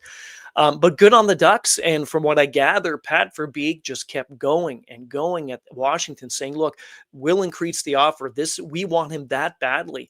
And a lot of times when these trades happen, I think it's hard. It's hard with Carlson leaving. And you mentioned Ovi saying what he said. Yeah, it's tough. He's been there a long time and he's one of the mainstays. But at the same time, when you have a team that's aggressively pursuing you and they want you so badly, they will give as much as they can to get you. That's got to be positive. So good on the Ducks. I think it's a great deal for them. Certainly shocked, though, still, as I talk about it now with you. Yeah. Ryan Payton from Sirius XM NHL Radio, our guest on the Kevin Karius Show. Toronto Maple Leafs, Ryan. We got less than 3 hours here to the deadline. Still a lot of big names for the Leafs that are out there. Is it just a case where Brad Treliving is waiting till the late moments of trade deadline to make something happen? From what I understood, and obviously it's changed, I fully expected Scott Laughton to be traded last night. And so that was my understanding. Now we're a few hours away, less than that, from the deadline happening today in the NHL. His name is out there. And I do believe that if you look at the top of the list of names, like the Bobby McMahon's as well, his name is out there also, and maybe some others on the team. I think that Scott Laughton is the one that's going to go. I'm not so sure about McMahon. I understand the attraction, and if Brad Treliving is going to try to pull off any of these deals, the least that he can get, look at that Nick Roy trade with Colorado. The least that he should get is something in the first round, some pick. You need to get picks back. You need to have some sort of assets coming back with you. I don't believe OEL is going to get dealt. I just said he wants to stay, and I know a lot of guys want to stay in there on their teams. But if Toronto is kind of looking now, they've taken a huge step back, as you know. If they're looking next year already, which they have, I think, for the last 20 games or so, I think that OEL is a big part of that team going forward. I really do. If you want to get back to some sort of competitiveness, which you're not showing, I think he should stay. But then again, I don't know. There's other guys on the team that maybe are being looked at by other clubs in the NHL. I think everyone should be on the table. I really do. If somebody calls Brad about whoever, Nylander, Nyes, even throw Matthews in the mix, just listen, pick up the phone. You have to listen, because what we've seen lately with this team, in fact, all season, to be honest, Kevin, has been terrible. So we'll see. But yeah, this could come down to Brad Treliving maybe having some offers on the table, pushing till the end, seeing if he can get a little bit more for a McMahon if he decides to trade him, or a Scott Laughton. But I do believe there's going to be some changes, certainly by 3 Eastern time today. I think Bobby McMahon wants to stay in Toronto and wants to be a Maple Leaf going forward. Can they work something out here? Well, that's the thing. You're looking at 5 years and five times 5. That's kind of what is being projected with what he's going to ask and what the camp is going to look at and what maybe he will get if he does hit free agency and signs with another team if he makes it that far in the offseason. If the Leafs could somehow find, if they're not willing to do that 5 and 5, if you can find, say, a 3-year term instead of a 5-year deal, say at 5 or maybe 4.5, something like that, then maybe that could be worked out. But I'm with you. I know McMahon wants to stay. And again, I look at him as being a nice piece going forward for this team to get back to playing respectable hockey. I do. And the hardest thing about all this is, or the easiest thing is for us, is just to say, trade them all because it's not working. Well, that's fine. But you also have another season next year and seasons beyond that. So you have to be very careful about mortgaging the future based on feeling the need that you have to do something. And if players want to stay, to be honest with you, I think there's a lot more issues with the Toronto Maple Leafs than the players. I think Brad Treliving's done a terrible job, and Craig Berube as well. I do believe, and from my understanding, there could be some movement in the offseason with both of those individuals going into next year. So we'll see. It's interesting times, Kevin. For sure. Ryan Payton with us on Sports 1440. So in the Atlantic, Tampa Bay's in a bit of a funk right now. Buffalo's on another heater.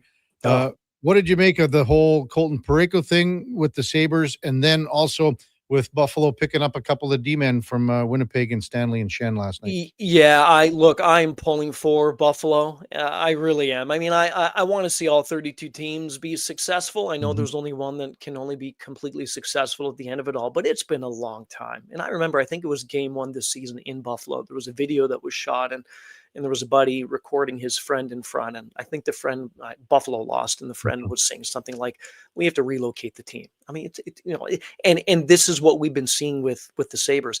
What they've done is great. And Sam Carrick as well. So they've been very, very busy in trying to bolster this team because they see the Panthers not there. They see the Leafs not there. Boston is in, but outside of that division. And they understand that this is a great opportunity for them. First time since 2011 that they actually could qualify for the playoffs. The Colton Parayko thing is interesting. I think obviously that just comes down to him saying, look, I don't really want to go. It doesn't matter if it's a better situation statistically in the standings compared to St. Louis, but I just don't want to be there. So I'm not going to waive my no trade clause with that. So, but good on Buffalo. I'm pulling for them. I want to see them be successful. Great fan base. And if they're not done, great, keep it coming, because right now you can't stop this team. It's good to see.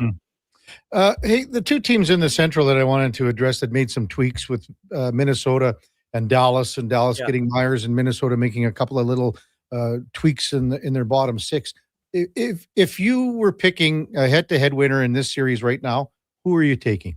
Oh, Kevin, I'm just going to end the call right now. That's unfair. Come on. This opens up a whole thing for me too, but the whole seeding system in the NHL. This division, the 1, 2, 3, the Avalanche and Dallas and Minnesota, it's tough. There's such strong teams. And I think I remember too, going to last season into the deadline, it was kind of like, okay, what's Minnesota going to do? Well, if Minnesota is going to do something, if I'm Dallas, well, I need to do something. Well, don't forget about us, Colorado. We're going to do something if you two are going to do something. I'll say this. I know Nick Foligno going from Chicago to Minnesota, play with your brother. I think that's fantastic.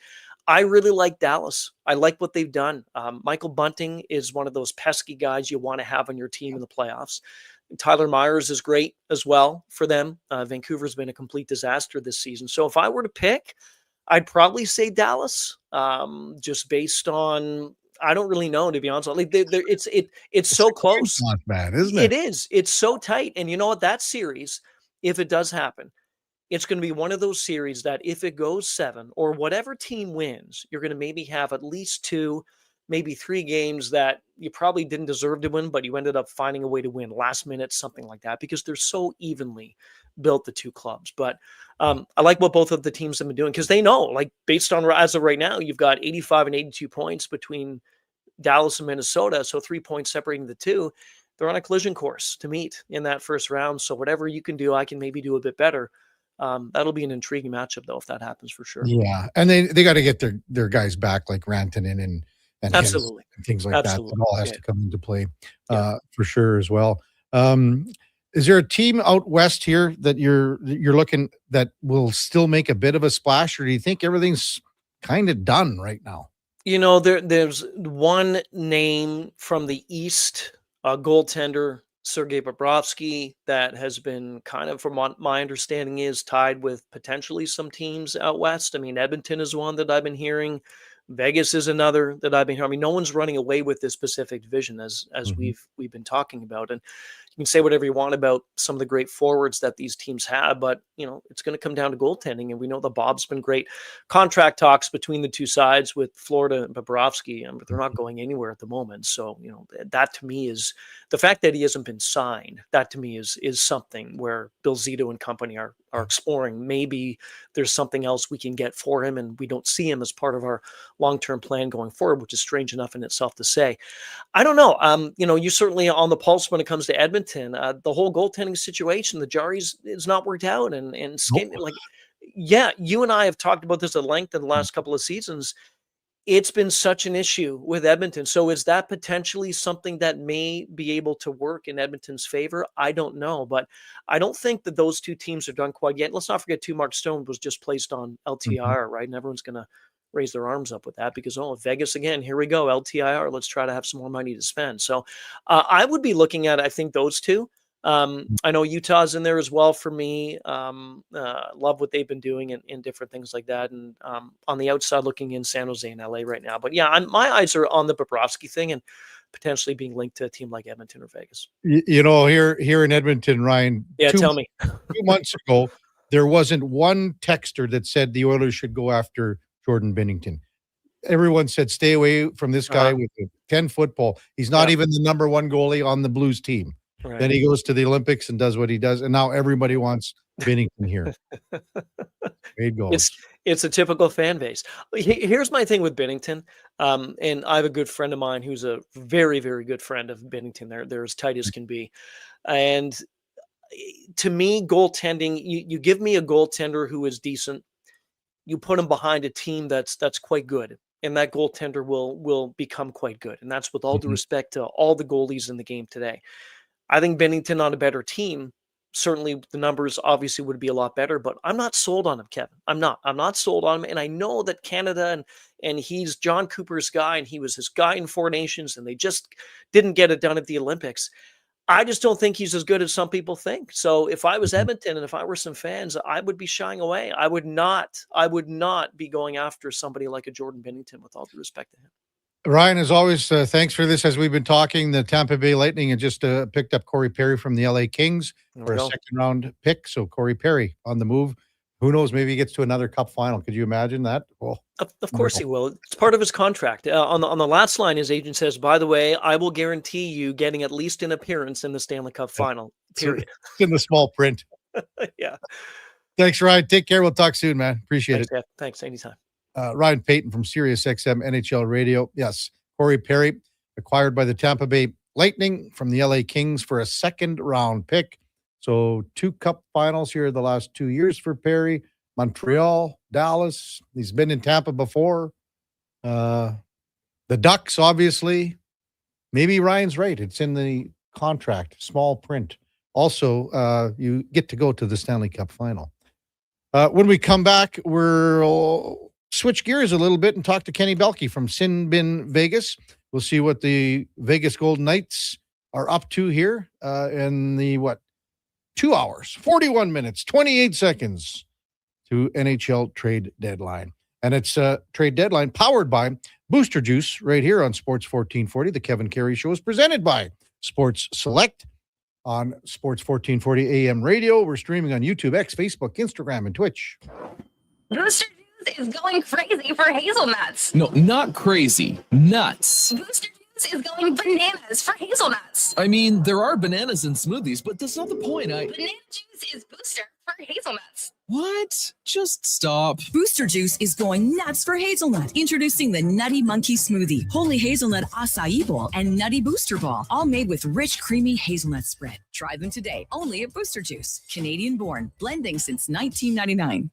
Oil Kings hockey at Rogers Place is family fun that's second to none. And this Sunday afternoon, the team gives back to you. The Fan Appreciation Game is back, one of the biggest games of the season. Fans in attendance receive a scratch and win ticket with thousands of instant win prizes up for grabs. Plus, all the Family Fun Sunday face painting, bouncy castles, and Calmont Kids food combos for $10 or less. Edmonton Oil Kings, Prince Albert Raiders, Fan Appreciation Game. Family Fun Sunday at 4. Great seats at Rogers Place start at only $20 at oilkings.ca.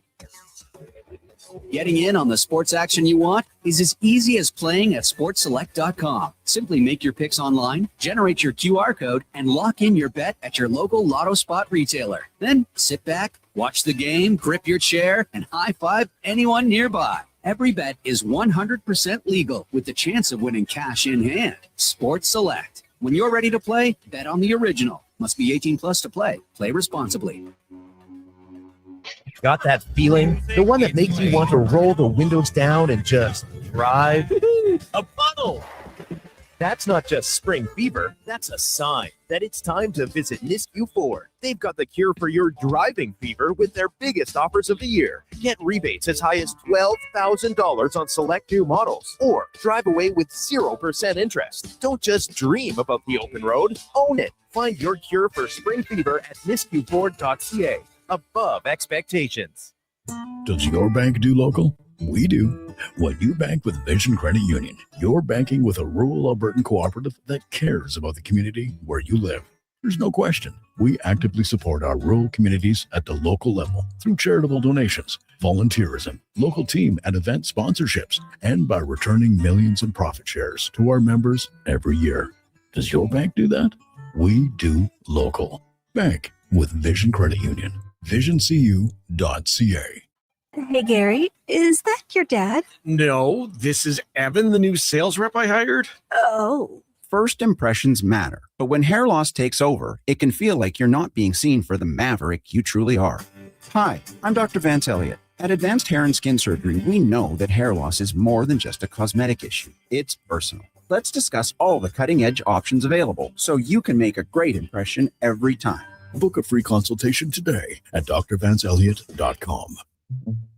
While I was toting up tight down the dusty when a muckle road, when along came a semi with the high.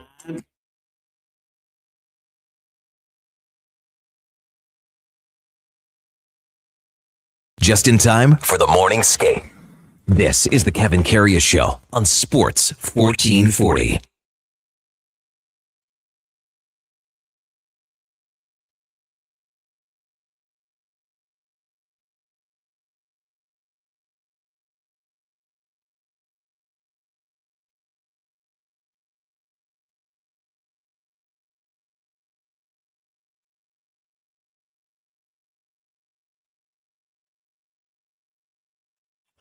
All right, welcome back to the big program, 1022 in Edmonton. In case you missed it right before the break, the Tampa Bay Lightning have picked up Corey Perry from the LA Kings for a second-round draft pick. 237 career playoff games for Corey Perry. If Tampa Bay were to get to the final, I believe that would be his 7th Stanley Cup final appearance. Wow. Time now for the Puck Report, brought to you by Fountain Tire. And at Fountain Tire, we focus on one thing and one thing only, and that is your vehicle. From tires and wheels to oil changes and vehicle repairs, we have you covered. Visit fountaintire.com to book your appointment today as we welcome back Ken Belulki from Sin Bin Vegas. Morning, Ken. You're with Kevin Karius. Thanks for jumping on Sports 1440. Again, as usual, really appreciate it. Thanks for having me. Hey, Ken, what do you think is going to happen here in the next 2.5 hours with the Vegas Golden Knights? What do you think's on the front burner, maybe the back burner, the whole bit? I think everybody's eyes are probably on the goaltending position. Hasn't been particularly good this year. They like to make the big move. Obviously, Bobrovsky's name is out there. I don't really know how that would come to light. I can't really see how that actually makes sense, especially with the fact that we're not even halfway, or well, I guess we are now halfway through the first season of a 6-year contract that Adin Hill just signed. Like, this is year 1 of his contract. Like, I know Connor Garland got traded yesterday and he's got all that time on his contract, but this is a team that's supposed to win, that's been winning, that's in first place. I put that in quotes.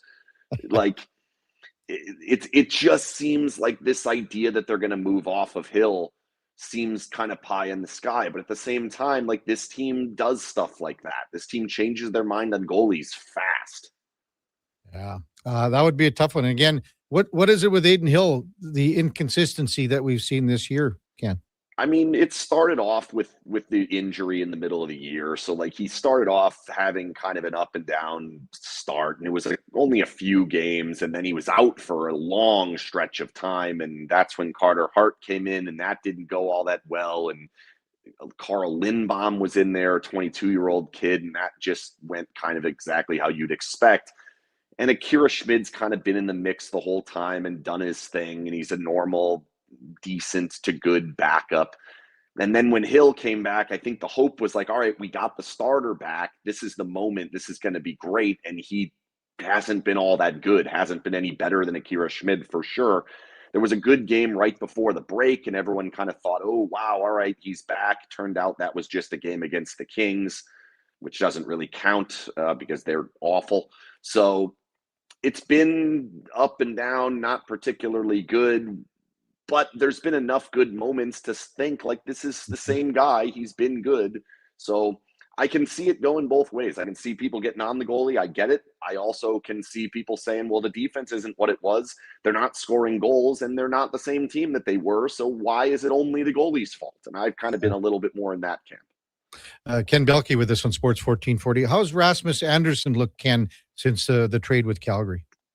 It's been a little bit bumpy. Hasn't been particularly great. It's been a really difficult situation for him, though. If you really just look at the timeline from when he got to Vegas, there were only a few games that were actually in Vegas. Then he goes to the Olympics and has a terrible experience at the Olympics where he's healthy scratched in most of the games, and they didn't do particularly well. And he came back and said personally no comment about his usage. So I think you get the idea of what he thought about it.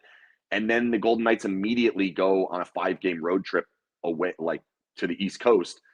They haven't been here for a long time. Mm-hmm. So now he's going to come back. I think he may settle in. So far, it's kind of been what you'd think, which is he's not particularly great in his own end. He's not particularly great defending the rush. But when the puck's on his stick, he hit a pass up the middle to Eichel a couple of days ago that was just unbelievable. When he gets the puck in the offensive zone, he's real dangerous. Had 2 assists in the last game that helped them come back. He's not really getting power play time, so that's part of it that, like, it's hard for him to be the peak Rasmus Andersson when he's not getting the offensive opportunity that he was getting in Calgary. So I would say, like, it hasn't been a slam dunk great fit to this point, but also I think there's enough to be there to say, I guess I can kind of understand why. Yeah, I could see that exactly with him coming back from the Olympics. You know, all those Swedes were so pissed off, really, Ken, with their usage and how, you know, the coach, implemented either systems or usage. They weren't happy with it at all, for sure. Ken Belulki from Sinbin Vegas, our guest on the Kevin Carey Show on Sports 1440. Is Mitch Marner starting to settle in more and more as the season's progressed here, Ken? I think it's kind of been similar from the beginning of what he is. You get effectively a point per game. You get great play on the top of the power play. He's been the kind of the fulcrum of the five forward power play unit. He made an unbelievable play at the end of the Buffalo game, like one of the craziest things I've ever seen that didn't end up coming off because the shot ended up going over. But this puck comes flying out back towards the blue line. They were playing 6-on-5, and he kicked it back into the slot somehow, directly into a scoring chance. It was wild. Like, we didn't see a lot of the, like, they call him Magic Mitch, or that's this. I don't understand the nicknames. The hockey nicknames are a nightmare, but he has this name Magic. And for the first maybe 40 games or so, I'm like, I don't really understand where this is coming from. And now we're starting to see it with some of the dangles and some of the plays he's making up by the blue line and some of the places he puts himself in and some of his skating. I'm starting to understand it. That being said, I still think there's a bit of me and a bit of many Golden Knights fans that are sitting there saying, like, all right, this guy's making $12.5 million or whatever it is, $12 million.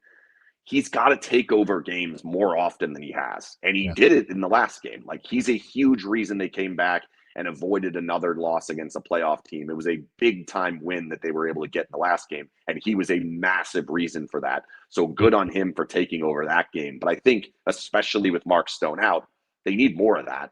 And it hasn't been as consistent as you would hope from the highest paid player on the team this year. He's not next year. Yeah. As you mentioned, Mark Stone went on IR yesterday, I guess. It's way different, as everyone knows, Ken, and you know how you have to be cap compliant moving into the playoffs. So how do the Golden Knights kind of navigate this with Stone on IR here? Yeah, they're kind of in an interesting spot with 3 of them. They got 3 different guys that are on IR, and none of them would be 4 that we don't necessarily know which one may be out for the season, which ones may come back. That's Stone, William Carlson, Brett Howden, and Carter Hart. So they all actually do have money on their contracts, obviously Stone being the biggest, but there's a significant contract on Carlson. Hart signed a $2 million deal, so that's a little bit of capital there. Howden's in the 2.5 range, so that's even a little bit more there. I'm expecting us to get a bit more information today, kind of see what happens, what goes on at the deadline. That should probably clear it up. We don't have much information, and I think that's by design on Stone. The video's out there. If you want to go look on my account, you can see the video. There's really not anything there on the Stone injury. Like, he gets kind of nudged a little bit by Letang. I'm not even sure that was the play that injured him, and it's basically been day-to-day he's in getting treatment since. And I think that's because of where we're at. It's trade deadline day. You don't want to come out and say he's on long-term IR, because that just signals to the rest of the hockey world that the Golden Knights are going to do something massive. And you also don't want to signal he's playing tomorrow, which, by the way, you put him on regular IR. So he's out tonight and Sunday, but he's officially eligible to come back after that. I think they're just being coy today. We may get more information on the other side of noon today on the deadline, but we'll see. Ken Belulki with us from Sinbin Vegas. The acquisition of Nick Dowd here, Ken, how does he fit into the picture roster-wise, position-wise, and line-wise, I guess, as far as the Knights go? Everyone knows he'll be at center, but where does he kind of slot in here? It's going to be interesting to see where they end up putting him, because by all regards, or everyone who says anything about Nick Dowd, it's like, this guy's a good fourth-line center. Well, the problem is they already have what they would consider a good fourth-line center in Colton Sissons.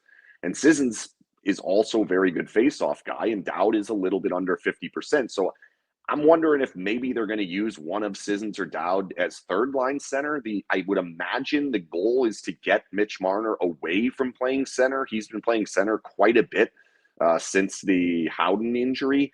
So I think they're probably going to want to use, it would be Eichel, Hertl, Sissons, and Dowd. I don't know which of those two fits as the third line center. I don't really see a great match for a third line with either Sissons or Dowd. Like, you're talking about players like Kolazar, Smith, Saad, Bowman. Like, these are not explosive offensive players that can drag along a more defensive-minded center like a Sissons or a Dowd. So it's these two trades, the Cole Smith and Nick Dowd, it's peculiar to me, because it's like it just doesn't really make a lot of sense when you look at like what's going on, where their troubles are, and now all of a sudden it's like, just shift out Cole Reinhart for Nick Dowd. Like, is that the difference? Is that what it is? Like, I don't know. But also, there's 2.5 hours to go. So what's the exact time? I heard you had it down to the second. Yeah, we're 2:37 and 30 right now, something like that. Okay. Maybe 2:36 and 30 now. So we're getting down to it for sure, Ken. Our trade deadline, as you say, is powered by Booster Juice, Ken. As you know, the Pacific is the worst division in hockey this year. It's wide open for the division title. What did you make of Anaheim picking up John Carlson late last night?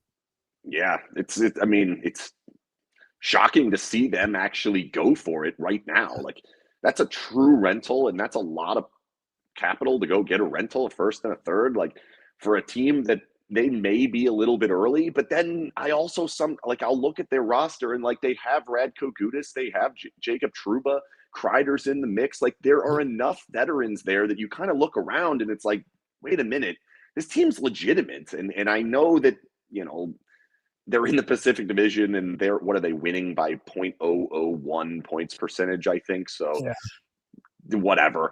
I've been saying this all year. Like, what does winning the Pacific even do? Like, what does that even mean? The division's so bad. Like, it's not only is it the worst since the Golden Knights have been in, I can't find a division in like the modern era of the NHL that's this bad. Every single team is not in the playoffs in the other conference. Like, that's unbelievable. So I get it from their perspective. Like, I get it from any of these teams' perspective, trying to give it a go, because if things fall your way, you potentially have 2 home series against presumably 2 not very good teams. I don't know if I would fully go there with Edmonton and Vegas. We know the history, so maybe I'm not going there. But there's a legitimate path to the Western Conference Final. And like if you're Anaheim, that alone's probably good enough. That's probably worth your first and third round pick if you tell them tomorrow you're in the Western Conference Final. I don't know that that's okay with Edmonton and Vegas, but for Anaheim, it's probably good enough, right? Yeah. And again, as you said, it's wide open. Whoever's in this box ends up, to the Final Four, and then who knows what happens against whoever comes out of the Central. Right. But also, like, if you drop it into eighth, which is not unreasonable. I mean, all of these teams are within 3 points of eighth. If you fall into eighth, like, pack your bags, you're gone. Yeah, exactly. So that's kind of the other part is like, I guess that makes sense. Go buy John Carlson, because if we can stick around in first to third, we've got a shot at the Western Conference Final. If we fall at eighth, season's over. Mm-hmm. As always, great stuff, Ken. Enjoy the next 2 hours, 23 minutes, and 55 seconds here of trade deadline. And then the stretch run and the playoffs. Maybe we'll see Vegas and the Oilers in the playoffs. Who knows? As always, thanks for coming on, Ken. Really appreciate it. I'm ready for another trip up to Edmonton. Let's go. You can stay at the Duke's house. He's got lots of room. Thanks, Kenny. Take care, man. Kenny Belulki from Sin Bin Vegas. Covers the Vegas Golden Knights, and our puck report brought to you by Fountain Tire. And again, we focus on one thing, and it is your vehicle. Check them out at fountaintire.com and book your appointment today. Was I correct, Duke, on this would be if Corey Perry and the Tampa Bay Lightning were to get to the Stanley Cup final, his 7th Cup final appearance? So Anaheim, Montreal, Dallas, Tampa, Edmonton. This would be his 8th. So this would be his 8th. Wow. That's a lot of cup finals and only one ring to show for it.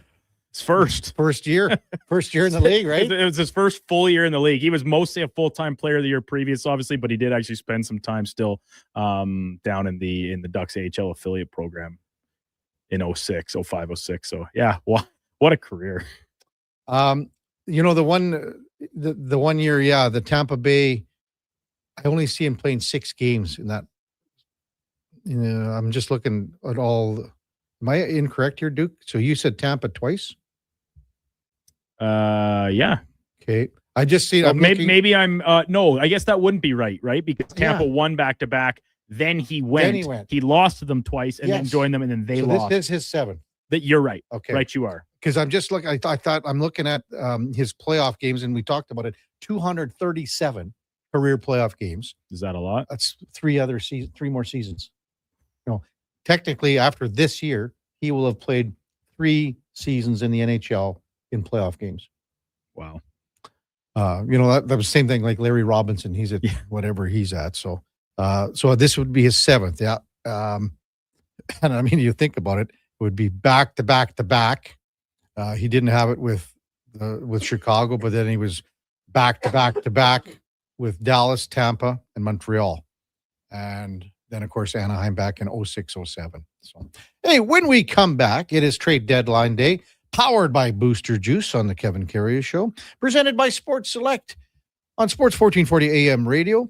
We're streaming on YouTube, X, Facebook, Instagram, and Twitch. Come for Canada's largest trade shows, the biggest names in entertainment, exhilarating sporting events, and more. And stay for the experience at the Edmonton Expo Centre. Looking for the perfect place to host your next big event? From trade shows to galas, meetings, and concerts, the Edmonton Expo Centre has the space, event expertise, and service to make your next event unforgettable. With over 522,000 square feet of flexible event space, in-house catering, and operational expertise, they bring your biggest vision to life. Learn more at edmontonexpocentre.com today.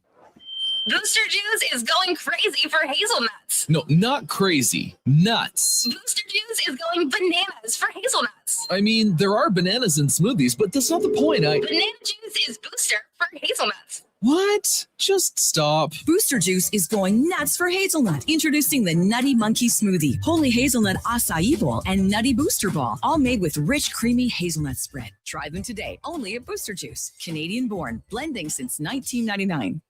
Diamond Ice Sports and Entertainment is an innovative market leader across Western Canada. Properties include the Spruce Grove Saints, the Junior Prospects Hockey League, Silent Rides Charter Company, the Hockey Super League, and the newly launched Female Super League. Silent Ice also owns the Western Hockey League Seattle Thunderbirds and operates the Morinville AAA Arena. The Silent Ice Center, a new state-of-the-art entertainment facility in Nisku, features 2 sheets of ice, a 1,600-seat arena, as well as Summit Restaurant. Learn more at silentice.com. Welcome to Uncommon. Welcome to Subaru. Engineered for Canadian winters, built for real-life confidence. Tackle the ice and snow with Subaru's symmetrical all-wheel drive, delivering the power, control, stability, and grit you need. And when the temperature plummets, you'll cruise in comfort with heated seats and heated steering wheel. All this plus peace of mind with Subaru's top safety pick status for 19 years running. This winter, it's time to get you into a Subaru. Visit Subaru.ca today.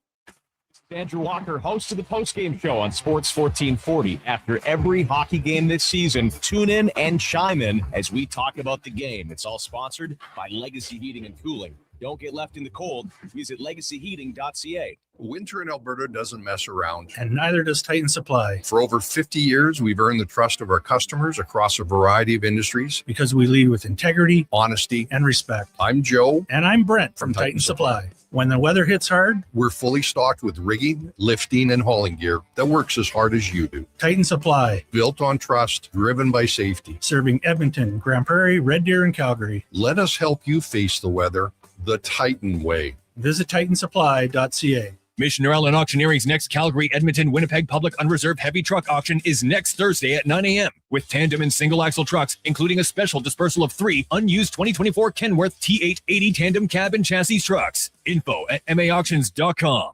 Whoa, I gotta put some money on the game tonight. We hit our monthly budget. Whoa, how did you get in here? I'm you, the responsible you. We're right. We'll play another time. Sounds more like us. If you gamble, use your game sense. Visit GameSenseAB.ca. Missioner Allen Auctioneering's Calgary, Edmonton, Winnipeg Public Unreserved Equipment Auction is next Friday at 9 a.m. featuring backhoes, dozers, digger derrick, forklifts, man lifts, wheel loaders, skid steers, telehandlers, turf mowers, plus commercial trailers and more. Info at maauctions.com.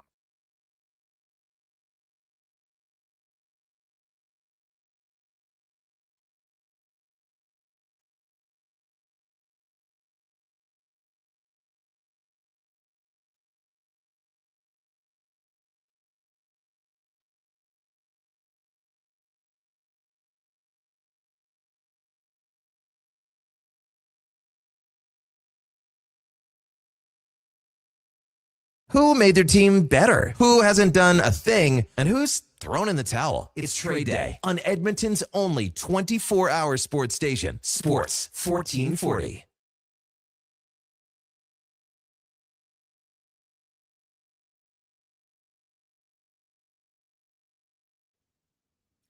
All right. Welcome back to the big program, 1043 in Edmonton. Home stretch of the Kevin Karius Show. Presented by Sports Select. And if you don't want the QR codes, we can do her with the paper selection slips. Just go to your local lotto spot retailer. It's 100% legal. You got to be 18 plus. Please play responsibly. Our trade deadline show is powered by and energized by Booster Juice. Trade up your lunches for delicious fueling smoothies and food. Visit Booster Juice today and try the all-new acai bowls or acai bowls if you're a dummy from Saskatchewan. Elliot Friedman reporting that Kraken captain Jordan Eberle is signing a 2-year contract extension worth $5.5 million annually to stay in Seattle. Wow. So good news for the former Oiler and the captain of the Seattle Kraken. Good stuff there. Trade deadline day, we've seen a couple of moves, not overly aggressive, not overly the quality, not overly the quantity, but we are seeing a couple here and there. The latest, again, Corey Perry going to the Tampa Bay Lightning for round number 2 from the LA Kings for a second-round draft pick. Text line 833-401-1440. Duke, I got a couple of compliments from a few people here on the text line. MTR said a true pro, KK. Some communication issues. No problem. Just jump right back in smoothly. Manny said, it's such a consummate broadcasting professional. Wow. Great work with a tech glitch. Your guest had no idea anything was amiss. Well done, crew. How if we can only get Roldy on board? Yeah, Roldy needs to join us. Listen, Kev, I don't want to take anything away from you because you are a consummate pro. I'll never say anything else but that. So it was the weird. way it worked for the listeners, for our traditional radio listeners, they would have stopped hearing Ken and heard you say, "Oh, we lost Ken." If you're watching on YouTube, the show appeared uninterrupted because essentially this secondary monitor here in front of me that puts our video feed to all of our streaming options, that it just like glitched out. It kind of crashed. And so that window closed, but the stream is still live via Josh's laptops and everything over further down this desk. And since this computer closed, which is what the cameras are all hooked up to, you just looked frozen to Ken for those 30 seconds. Okay. And then everything else carried on as per usual. No one on the YouTube feed could hear you saying, "Oh, we lost Ken," because the board's not connected to the YouTube feed anymore. Long way around to saying you handled it professionally. We got it back on in very short order. And Ken really none the wiser.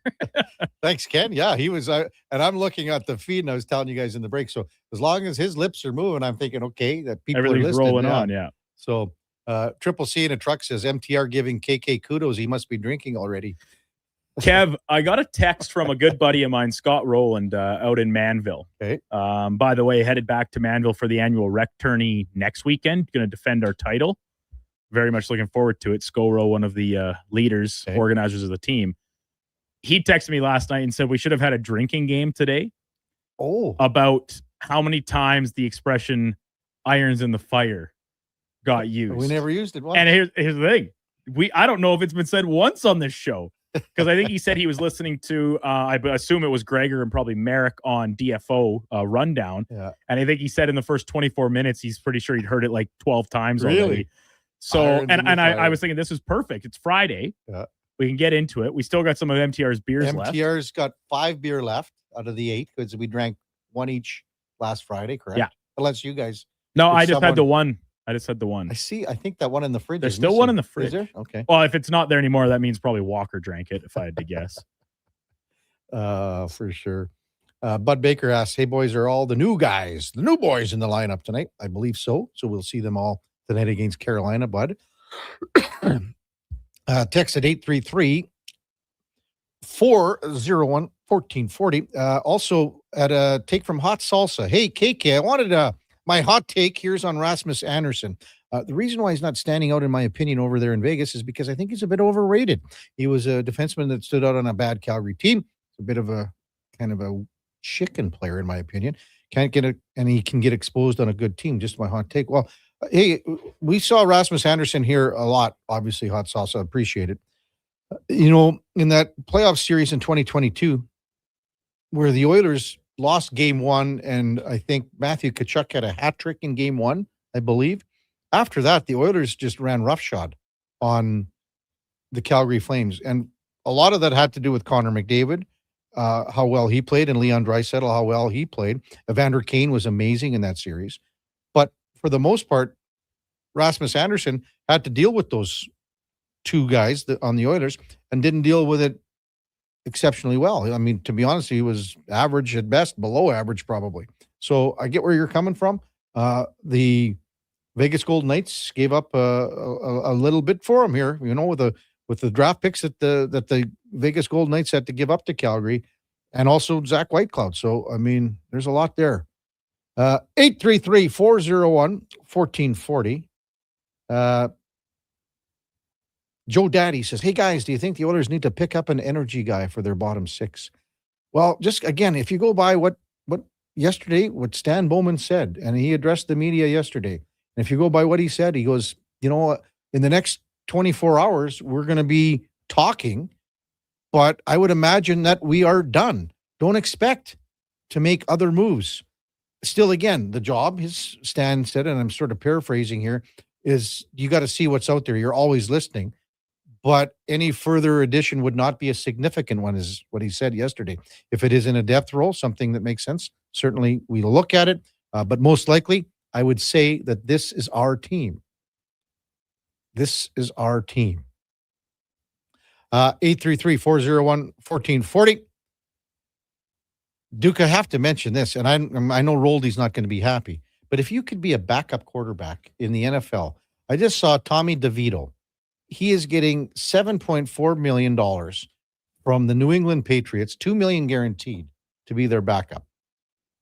Is the state of quarterbacking in the NFL, is it the worst in any sport? If you talk about, okay, let's talk about goaltending in hockey. It's the most important position. There's some great goalies. Great goalies. There's great quarterbacks too, okay, in the NFL. Of course. But is it that bad where Tommy DeVito's going to get $7.4 million for 2 years? Tommy Cutlets. Danny DeVito, Tommy, I have such a hard time when evaluating what the money actually means in NFL contracts because it always gets restructured and guys get cut with the money being and dead cap it's and on and on and on. What does it even matter? It's all fake. Like the salary cap seems fake. The money that the contracts, these record-setting contracts that guys sign for get restructured after one season anyway. I don't know. I'm there with you that I do think the overall play of, let's just say, 64 quarterbacks, right? Yeah. A starter and a backup for every team. If you're to average it out, I do think it's quite low right now. Mhm. There are still, of course, your really good high-end guys. Some teams have solid backups, but man, how many teams are looking for a new starter right now? Kyler Murray, Tua Tagovailoa, all snipped. Text line 833-401-1440. Good morning, Kevin from Darcy. Everything that Bowman is doing now is trying to fix mistakes he's already made because he has made enough of them. We're not going to see anything else here that's going to change this team. I believe the team has to change itself.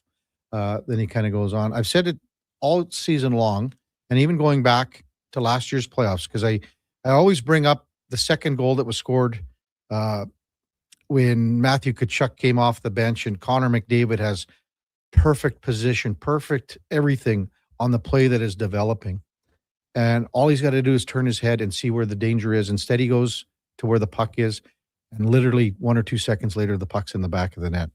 So I guess what I said, Darcy, for the last few days, especially because of where the Oilers are in their funk defensively, and you can pick up guys like Doc and Dickinson, and you can pick up Connor Murphy. You can pick up all these plug and play players on, your fourth D or second pairing, if you want to call them, or your third line center and then a fourth line player.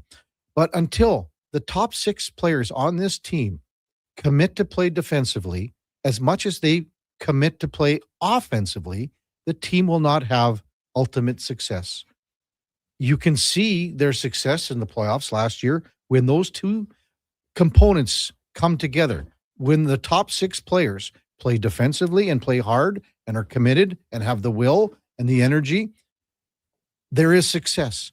But the reason that the Oilers don't have ultimate success is because those players have not committed 100% all the time to play defensively the way they commit to play offensively. Well, that was a heck of a 4 hours. And man, we talked a lot of hockey. We talked a lot of trade deadline. I really apologize for Roldy again. We didn't talk enough, Kevin. For that 25, was it not? It was but 5 minutes? 8 minutes? Maybe. That we went off and we're talking about Oreo cookies or whatever. I don't know. There you go. Coming up at the top of the hour, it is a special edition of Fantasy Frenzy with Duke. The Maidstone Prairie Dog. Maverick. The Maidstone Maverick. Low Tide is coming in a little bit earlier. And, of course, the Duke of Delburne and the former Rochep TV. Connor Halley will be here as well. Till 12 o'clock when it is officially the Lowdown with Alan Mitchell. 2 till 6, Jason Greger will drive you home with the Jason Greger Show. Then we've got the pregame show with Andrew Walker and Donnie P. and Landon Ferraro. Puck drop between the Oilers and Hurricanes shortly after 7 o'clock. Post-game show to follow. Fox Sports all night long. And then tomorrow morning at 9, we got the Triple S. Mackenzie, the intern, is coming in.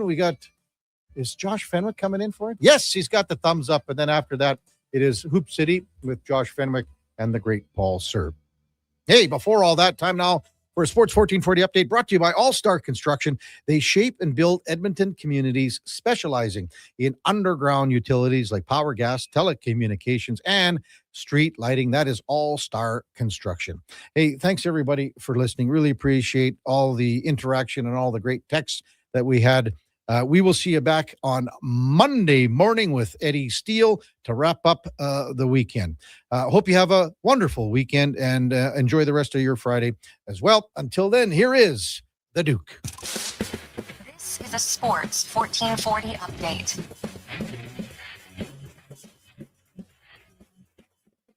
NHL trade deadline day rolling on. Minnesota Wild making a pair of deals, acquiring Nick Foligno from Chicago for future considerations and sending Vinny Hinostroza to Florida also just for future considerations. Corey Perry's headed back to Tampa Bay in exchange for a second-round pick in 2028.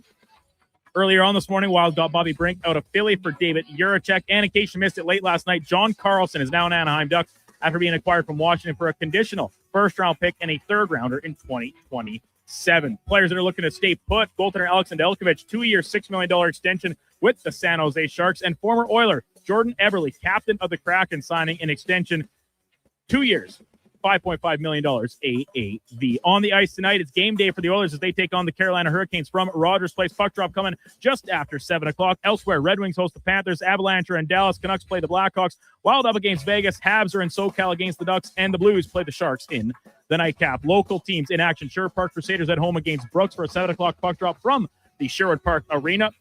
Spruce Grove Saints are out in Trail. And in the AJ, just outside the city tonight, Devon with a game against Drumheller, while Drayton Valley plays Fort McMurray Bonneville, taking on Olds. In the association, 7 games total, including the Denver Nuggets hosting the New York Knicks. And from the Briar, games 1 versus 2 cross-pool play. Newfoundland and Labrador's Gushue Rink against Manitoba and Matt Dunstone, while Alberta's Kevin Cooey will play Brad Jacobs. Coming up on Sports 1440, it's a special edition of Fantasy Frenzy with Hallie, Douglas, and Low Tide. I'm Brandon Douglas at your Sports 1440 update. West Edmonton Mall and Wetaskiwin, CKJR.